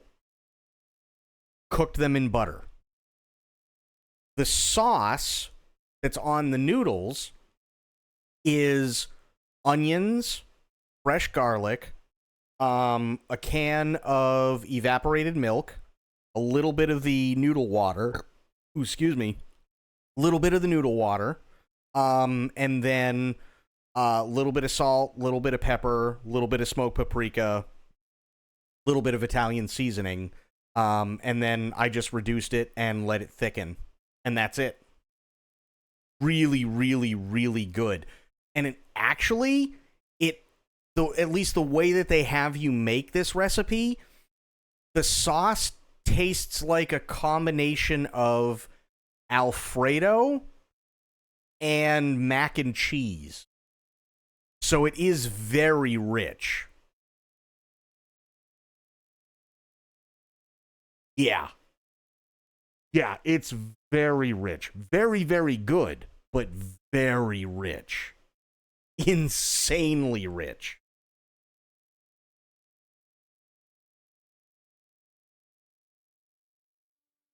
But yeah. I actually really liked this dish. It's not something that I'd make all the time. But basically what it was is I had a steak that needed to be used. And I was like, I don't want to just make a steak, right? Like, there's nothing wrong with just eating a steak. But I do that a lot. And I'm like, what the hell can I do that's different? And then, sure enough, here's a YouTube short that, that I see. It says, hey, here's this amazing steak recipe. And I'm like, okay, I'll take a look. And it was easy. This took like maybe 20 minutes to make.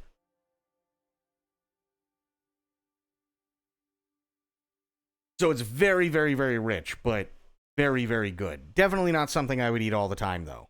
But definitely worth trying, for sure.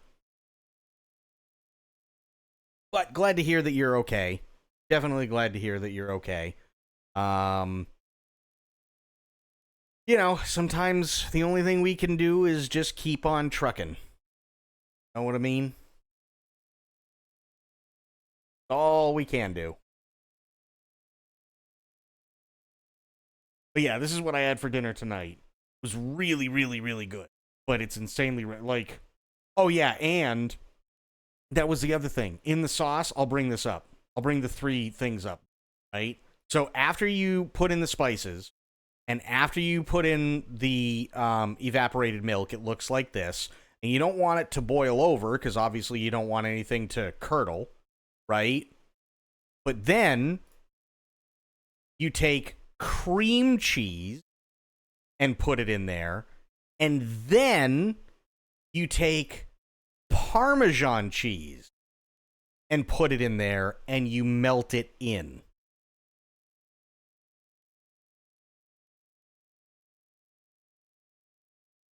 So, yeah. Insanely rich. Some emerald shizzle.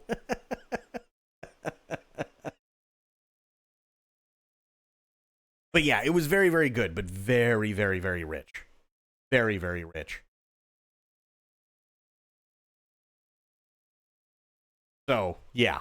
But it was good. It was a fun little thing. It was the first time I've ever tried that particular recipe. So, will I make it again? Probably. But not for a while, because it's insanely rich. But what I can do is I can put this recipe in Discord for everybody. So, if you only have a limited amount of time, you have yourself a steak, you don't know what you want to do with it, you got yourself some spaghetti or you got yourself some kind of pasta, there you go. You can make it. It takes like 20 minutes. Easy.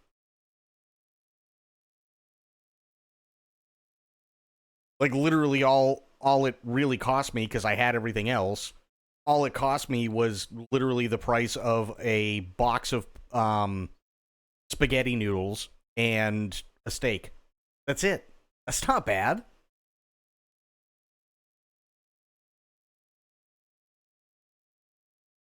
That's not bad at all. So yeah, that was dinner. Really good, really rich.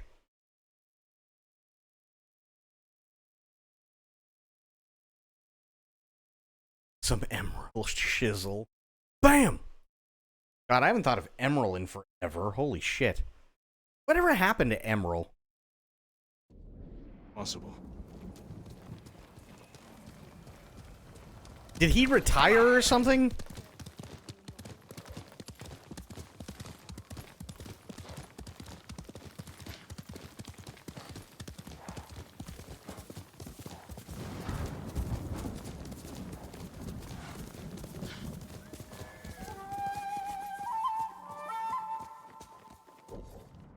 Oh, okay, I'm still getting there.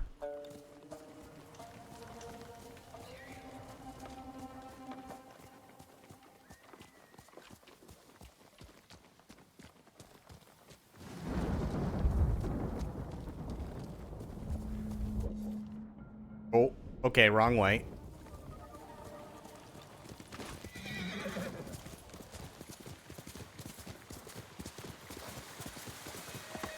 Oh, shit! Jesus, horse.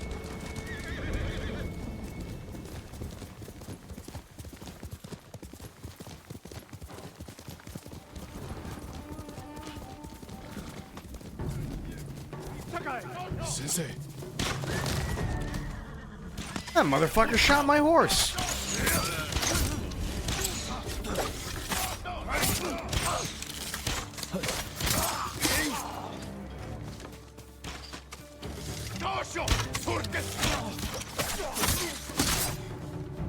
About time you showed up. You're welcome, Sensei.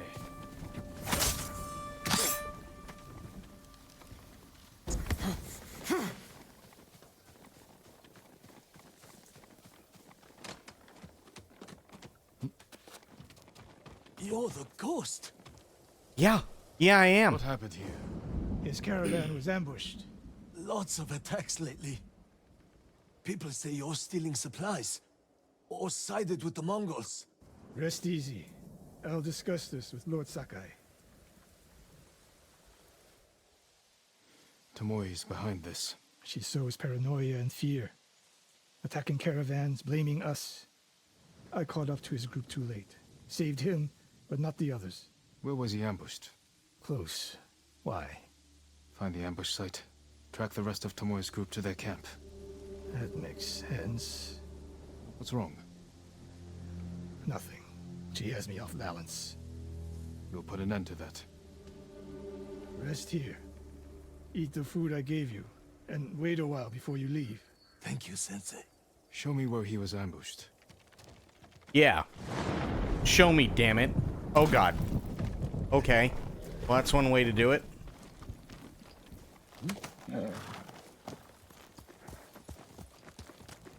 How did you find me? Someone heard a convoy being chased. People avoid the roads because of Tomoe. When I caught wind of a merchant chancing a supply run, I followed. Why would Tomoe attack supply runs in Kushi Prefecture? There's no strategic importance. No.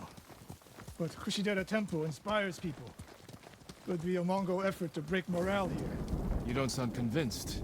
I think that's part of it. Not all. Tomoe betrayed everything I taught her. Then she betrayed me. And after me, her home. I'll hunt her past the horizon if I must. He sounds a little unhappy. There's the convoy. And more victims of Tomoe. Let's see what we can learn. He's dead, Jim. No other survivors. Japanese and Mongol arrows? Of course.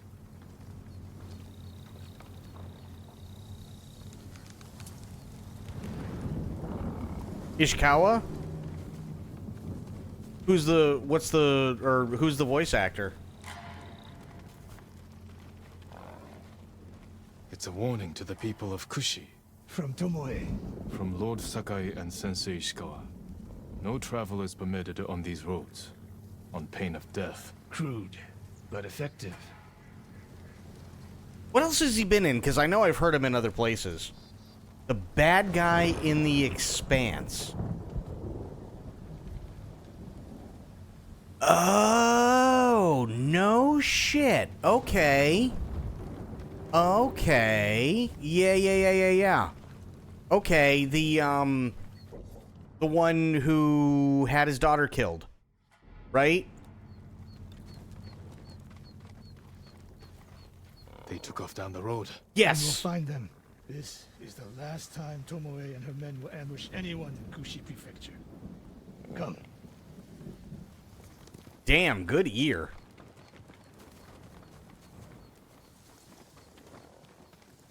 That was a really good show, too.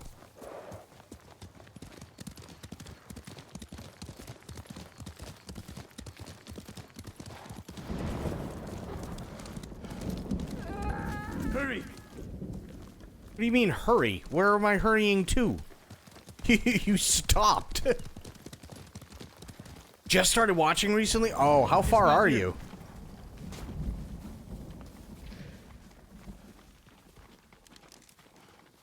Quickly. There's no time to scout the camp. Now who's rushing in with his hakama half-tied? Oh, you finished season 3? Hell yeah. Nice. I do miss Thomas Jane's character. Why is she here alone? I'll cut her loose. Over here. Yeah, the portal is open. Yep. You're going to be all right. Oh, no. No, please. No. We're here to help. She said... Tomoe? What did she say? She said I could live until the samurai came. Oh, shit.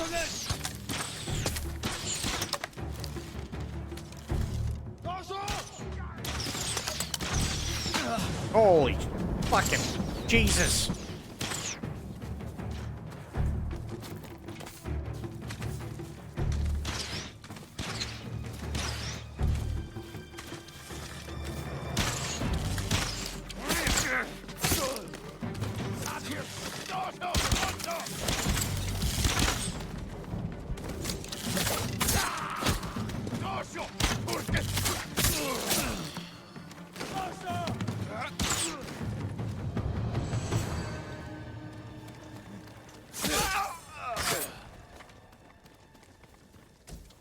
There we go.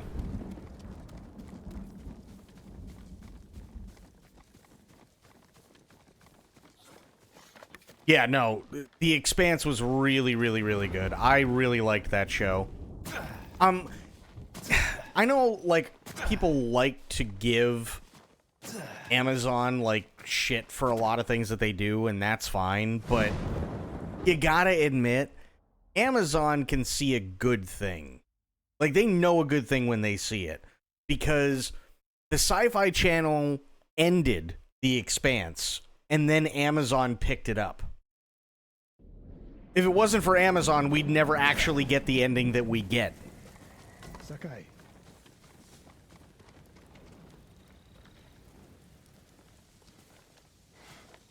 Tomoe set a trap for us, and we walked right into it. I spoke with her 2 days ago. Tomoe? The captive. Heard her talking about a Japanese woman she saw with the Mongols. I asked her to find out where they were camped and report back. You did what? It could have gone the other way. We'd be standing over Tomoe's body instead. You talk about what it means to be a warrior. How Tomoe undermines that. But you and she are the same. You expect us to be perfect. Your uncle, me, Masako Adachi. But only a child expects perfection of his elders. Finish your thought, Sensei. We all carry weapons. We all choose between life and death. And you're too comfortable with that power. And if I weren't, I would be dead. And so would you, Ghost. Not everyone can be a samurai. But we're all killers. Got a point. We still have a camp in Otsuna to deal with.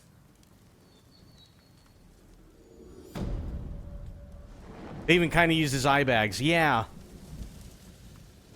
Yeah, they did. It does kind of look like him. Yeah, now that you say that.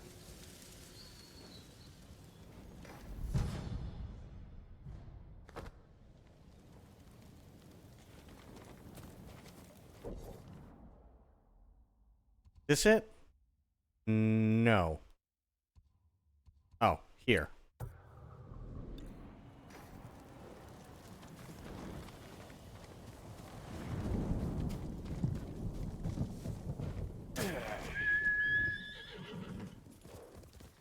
Yay, horse. Oh, it's not that far.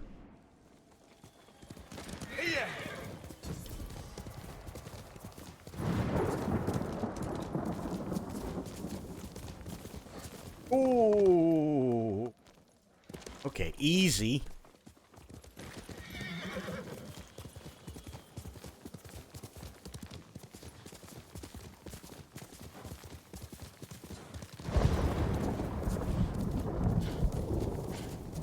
That would be a cliff. That where that's of course that's where I have. Damn it. Don't try and jump that on the horse. That would suck.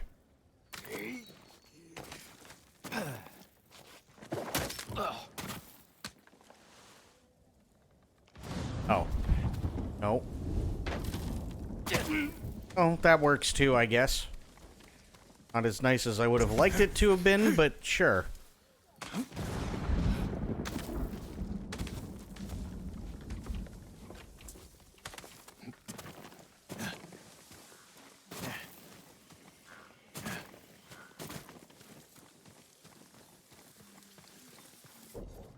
Yeah, okay. We're going the right way.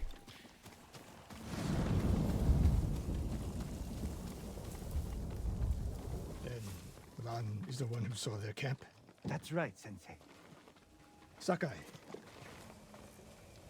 Sensei Ishikawa, is all this Tomoe's work? She and her Mongols have been busy.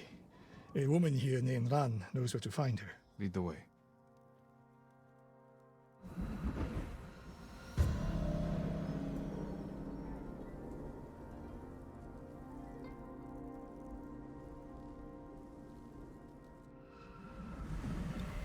Oh. Guess it helps if I follow. Does she know where Tomoe's camp is? She stumbled on it while foraging in the woods. She's lucky to be alive. Everyone with her was killed.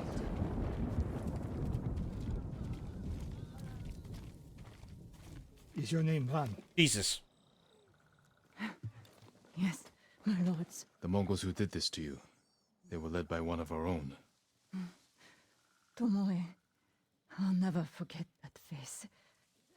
She used to ride with a group of thieves who lived here. That's not possible. Tomoe is from Umugi Prefecture. She found her way here. Her bow terrorized Utsuna for years. People used to say she could knock a falcon from the sky, blindfolded. This camp you found, where is it? The forest, southwest of here. Between the river and the western shore. Oh, good. Damn her. The lessons I taught her. The secrets I shared. Oh, wasted. You old fool. Why did she lie to me? Tomoe never told you any of that. Before we fought, I offered to adopt Tomoe as my daughter. Make her samurai. For someone like her, that's quite a change in fortune. And I took it away. Because she's a hired killer. Because her sensei failed her. She fell back into the life she knew. It's one thing to wreck your chance at a better life. but to terrorize your own people. I am aware, Sakai. Are you? Can I count on you to do what needs to be done? We have a camp to find. We need to stop Tomoe before she takes more lives.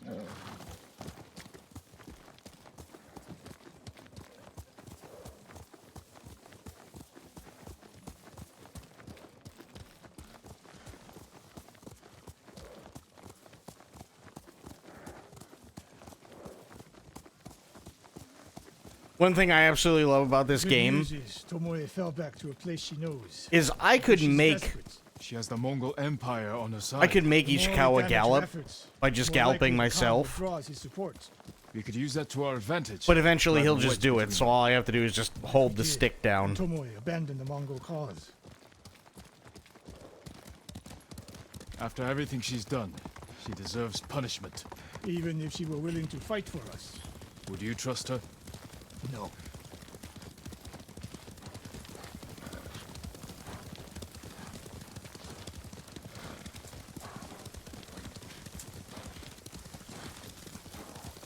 The woman we spoke to said Tomoe terrorized people here.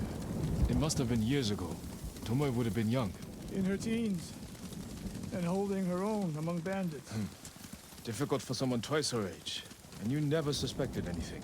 When she began her study with me, she hid a small blade in her sleeve. And she secretly hoarded food.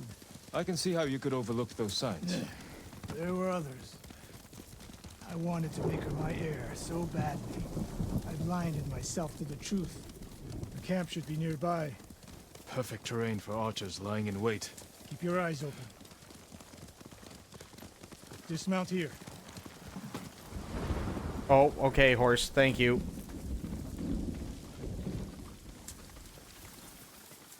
Stay low and find a good place to scout the camp.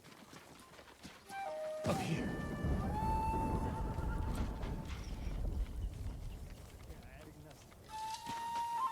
We've seen this before. What do you see?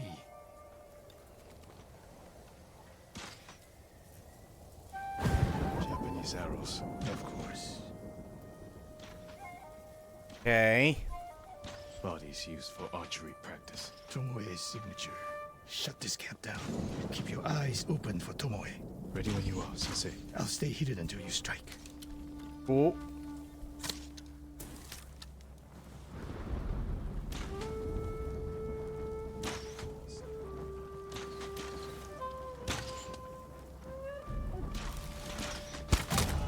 Oh, that dude just took a flaming arrow to the head.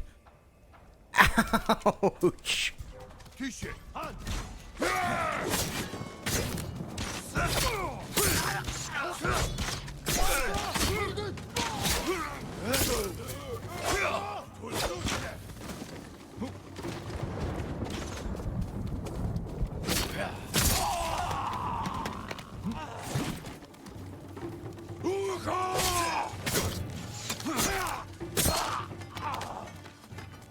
She was seen here recently. Look around.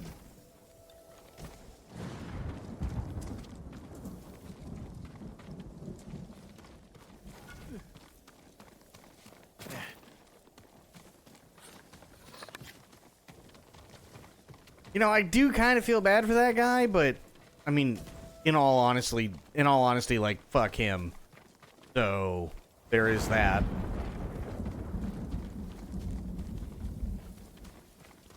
Sensei, over here.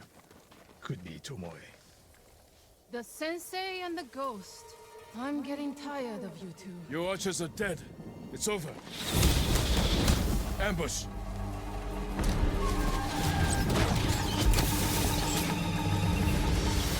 Go after Tomoe. I'll hold these fools off.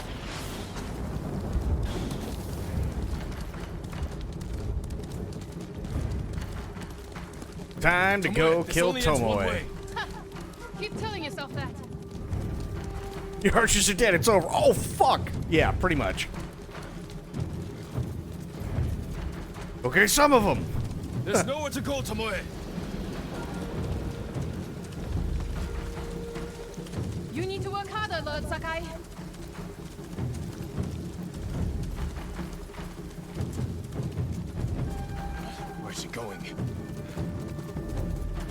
Tomoe!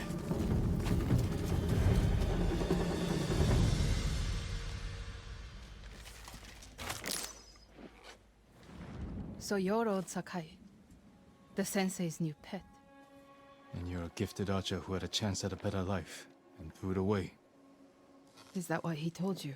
Tomoe, why are we talking? So I can warn you to watch your back. My sensei tried to kill me. He'll try the same with you. Thanks for the warning, but I'm here to end this. It's already over. I have nothing. No one. Put the bow down, Tomoe.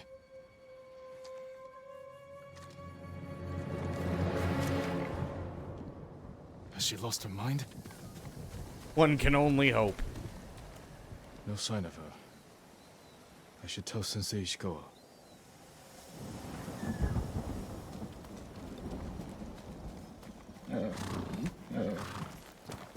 Heal!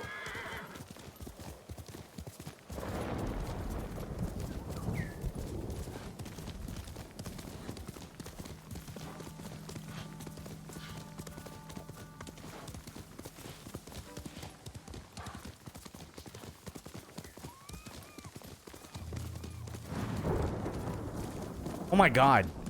I wonder if Itzy passed out because she went into like a post pint of ice cream coma.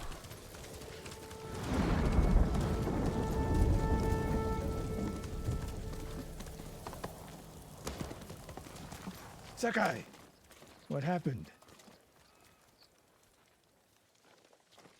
There are worse ways to go. I mean, that is fair. But she didn't. You let her get away. She jumped off a cliff. I saw her. You saw what she wanted you to. She sounded desperate. She is. Because of us.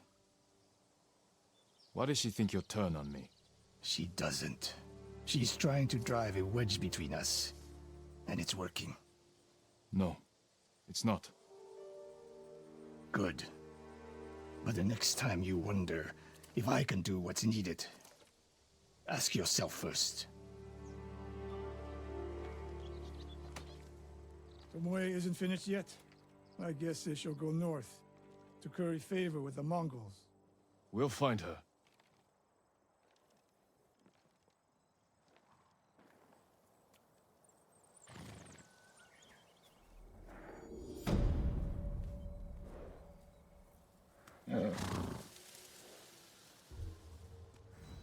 Oh, I'm stretching.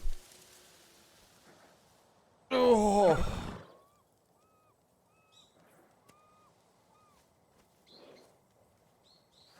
Stretchy, stretch. BG.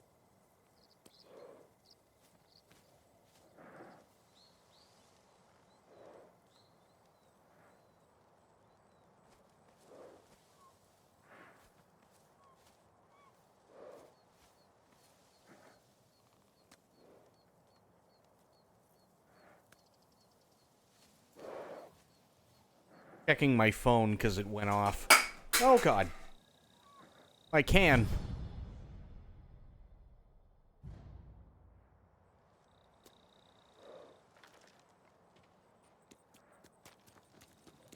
Okay, what do we got? What are you? Smoke coming from its location. I hope it's alright. Where's Ishikawa? Oh, he's got to be, like, way the hell up there, then. Okay. So, we'll go back here. Fuck it.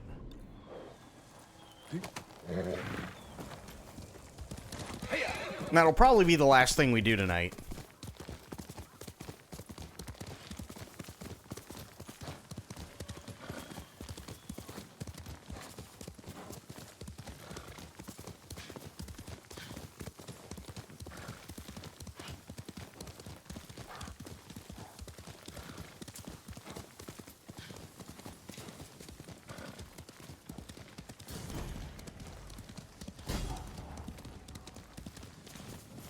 Mongol territory, huh?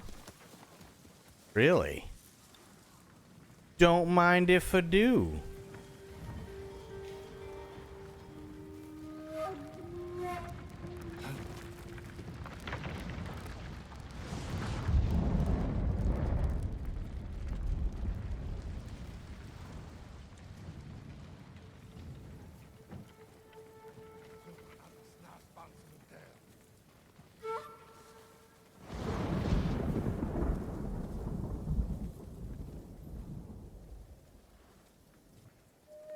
Okay. They'll try and kill him, which would suck.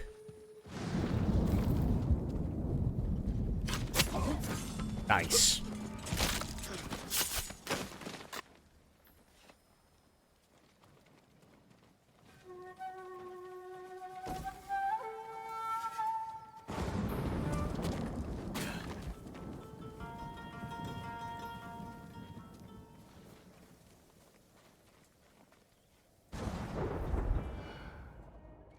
Not seeing anybody up there.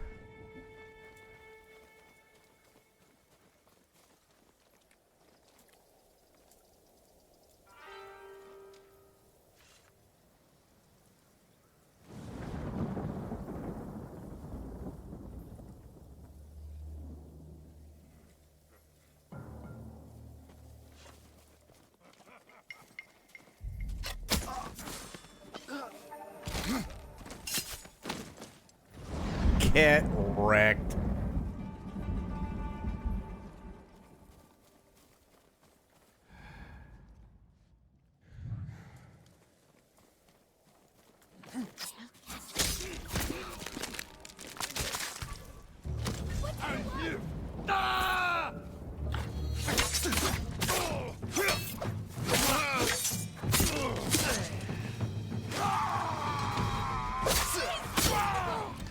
Hey, Molecule. What's going on, buddy?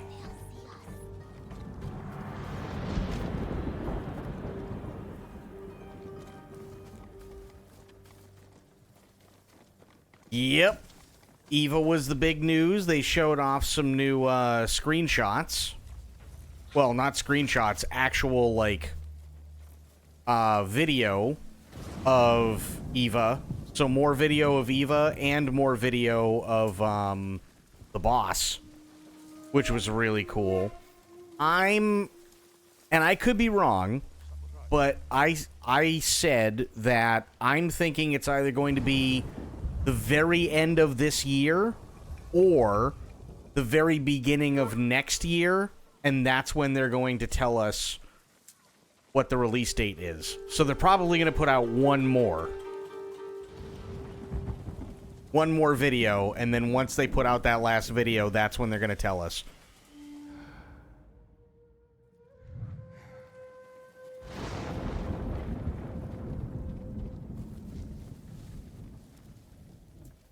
You thought the other thing. What other thing? Buddy, oh yeah, I think there's a dude in here. Yeah. They did a lot. They did a lot today.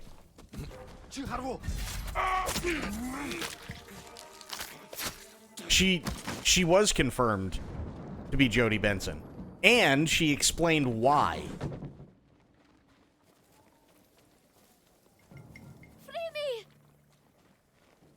You'll be free soon. Yarikawa still stands, thanks to you, my lord. This is a miracle. Find somewhere safe. Be careful.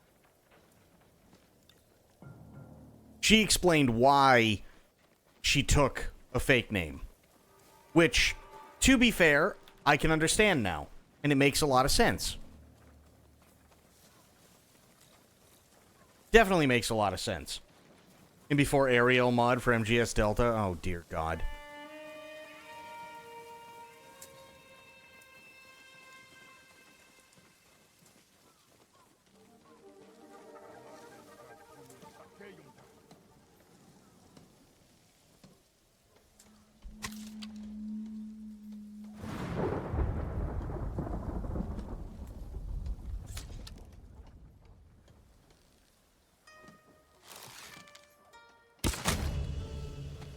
Nice.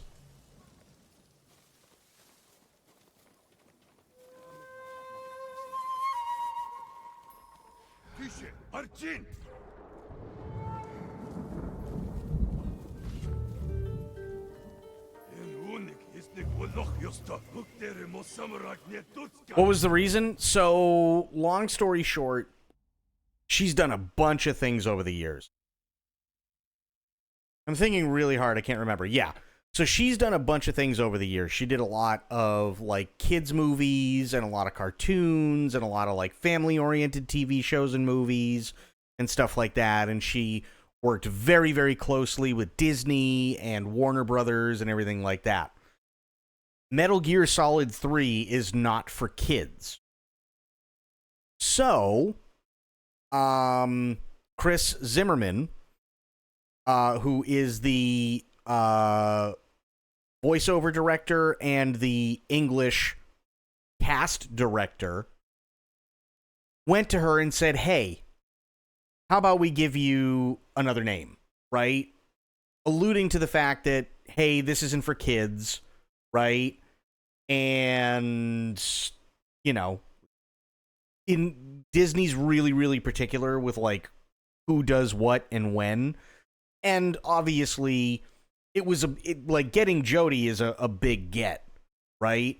So they probably didn't want to like screw her over in the process.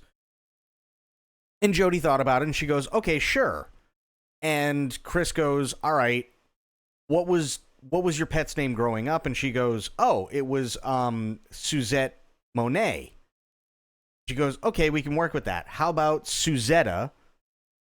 And how about Minet instead of Monet? And she goes, yeah, that's perfect. And that's it.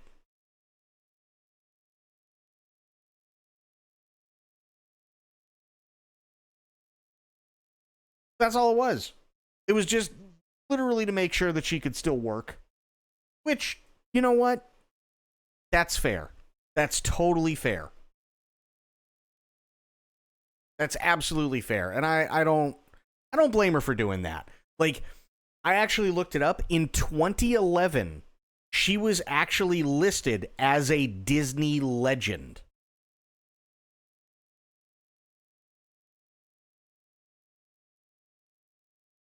Yeah, Toy Story, Thumbelina, Enchanted, The Little Mermaid, Barbie, and Toy Story 2 and Toy Story 3. Yep. She did a lot of stuff. And that's just for Disney. She was also in Flubber. She was in a bunch of different things. So, I get it. I can completely get it, and I understand. But the thing I really, really like is now that the cat's out of the bag, she's got a whole new massive fan base. And I think that's awesome for her. I really do.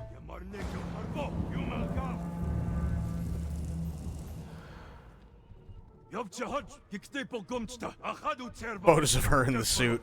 Yep.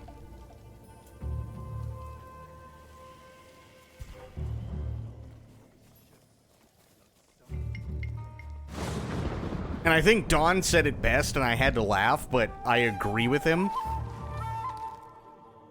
Was that, I can't remember which one of them said it. It was either Lori or it was Judy, and she's like, we look hot. And Don goes, I mean, they still are hot. And to be fair, I completely agree with him. They are still hot.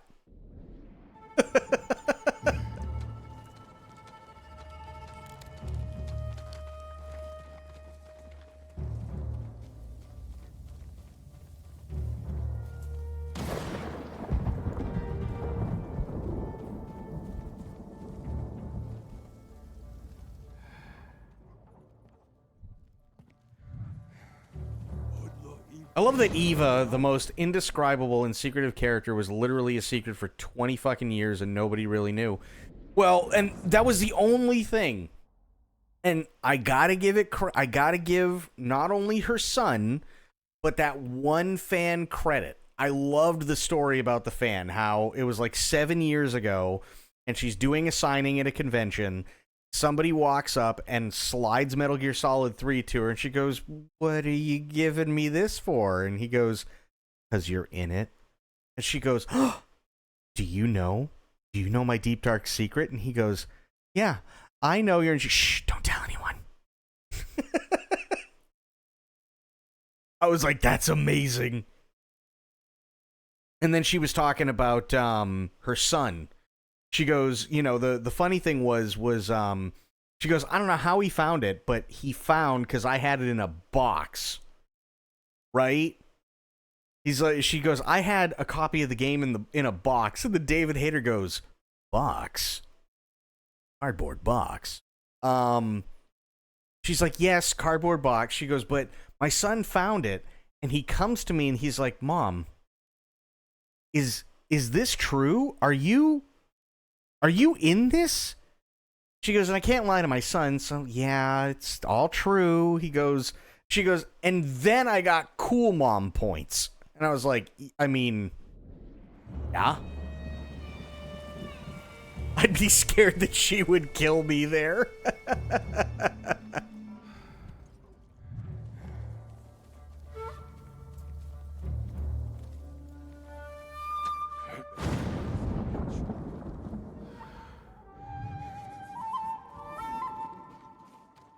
But she can't do it. It's true. Not because we loved each other. There's no other way. Oh, God. You made a promise to the boss, true. I mean, my mom was a secret actor in a piece of media I loved. I would also love her so much more. I mean, no, that's fair. And it is, like, easily one of the greatest games of all time. Moving. Here, you.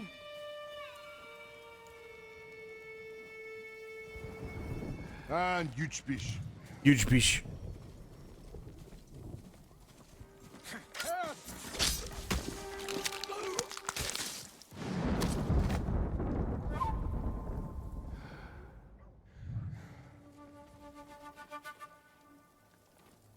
Hold still.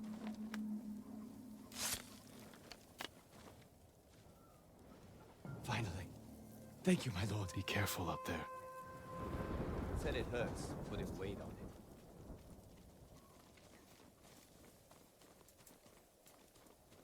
Got an economics paper tomorrow? Oh, no. Gonna sleep. It's 1 a.m. Oh, no. Totally fair. Totally fair, dude. I'm gonna be wrapping up in about 10 minutes anyway, so have yourself a good night. Thanks for stopping by and saying hi. I always appreciate you being here, buddy.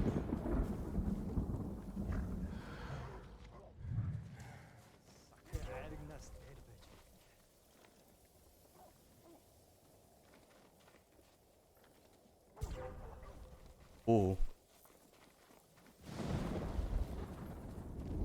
Absolutely. I'm glad I could do them for everybody.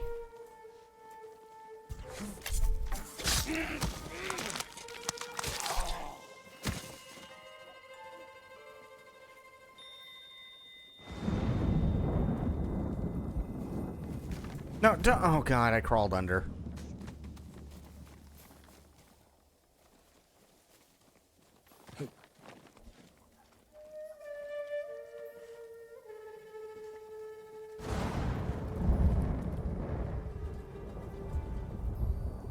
Oh, sweet.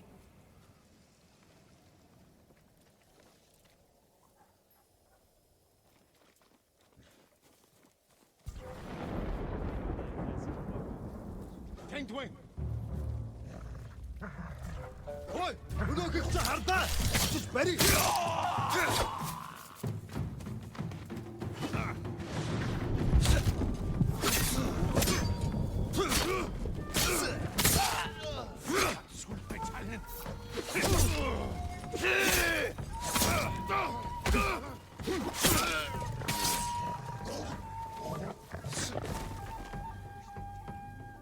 Damn. Dodge the dog, and it's complete. I like it.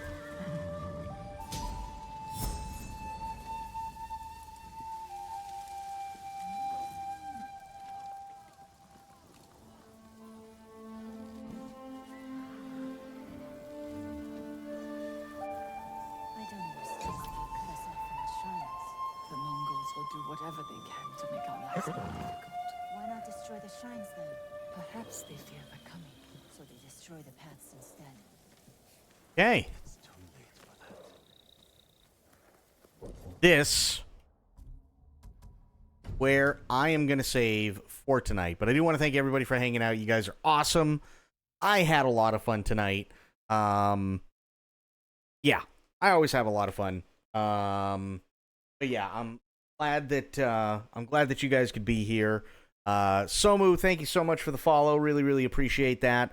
We also had Molecule, we had Dawn, we had Crit, we had Itzy, we had Spoiled, we had Sophia, we had True, we had Medicine, we had Pixel Pixie, we had Fafo, we had all the awesome people.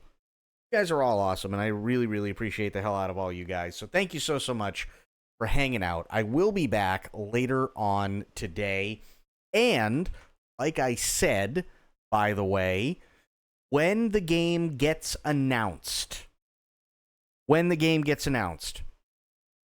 by that I mean MGS Delta, I will be doing Metal Gear Solid 1, Metal Gear Solid 2, Metal Gear Solid 3, so a Metal Gear marathon, and I will time it specifically so that Metal Gear Solid 3 ends right before Metal Gear Solid Delta launches, so that we will be playing Delta on launch day. That is the plan. Everybody, thank you for all the love and support. I really, really appreciate you guys. And I know it's been a rough couple of days. I know it has. I get it. Obviously, there's a lot of people out there and everything like that. There's a lot of things going on in the world that are not so good. I completely understand it. I want to keep this channel as politics free as I possibly can, because everybody needs a place to go. My job is not to be political. My job is to entertain, and everybody's welcome. You're all welcome.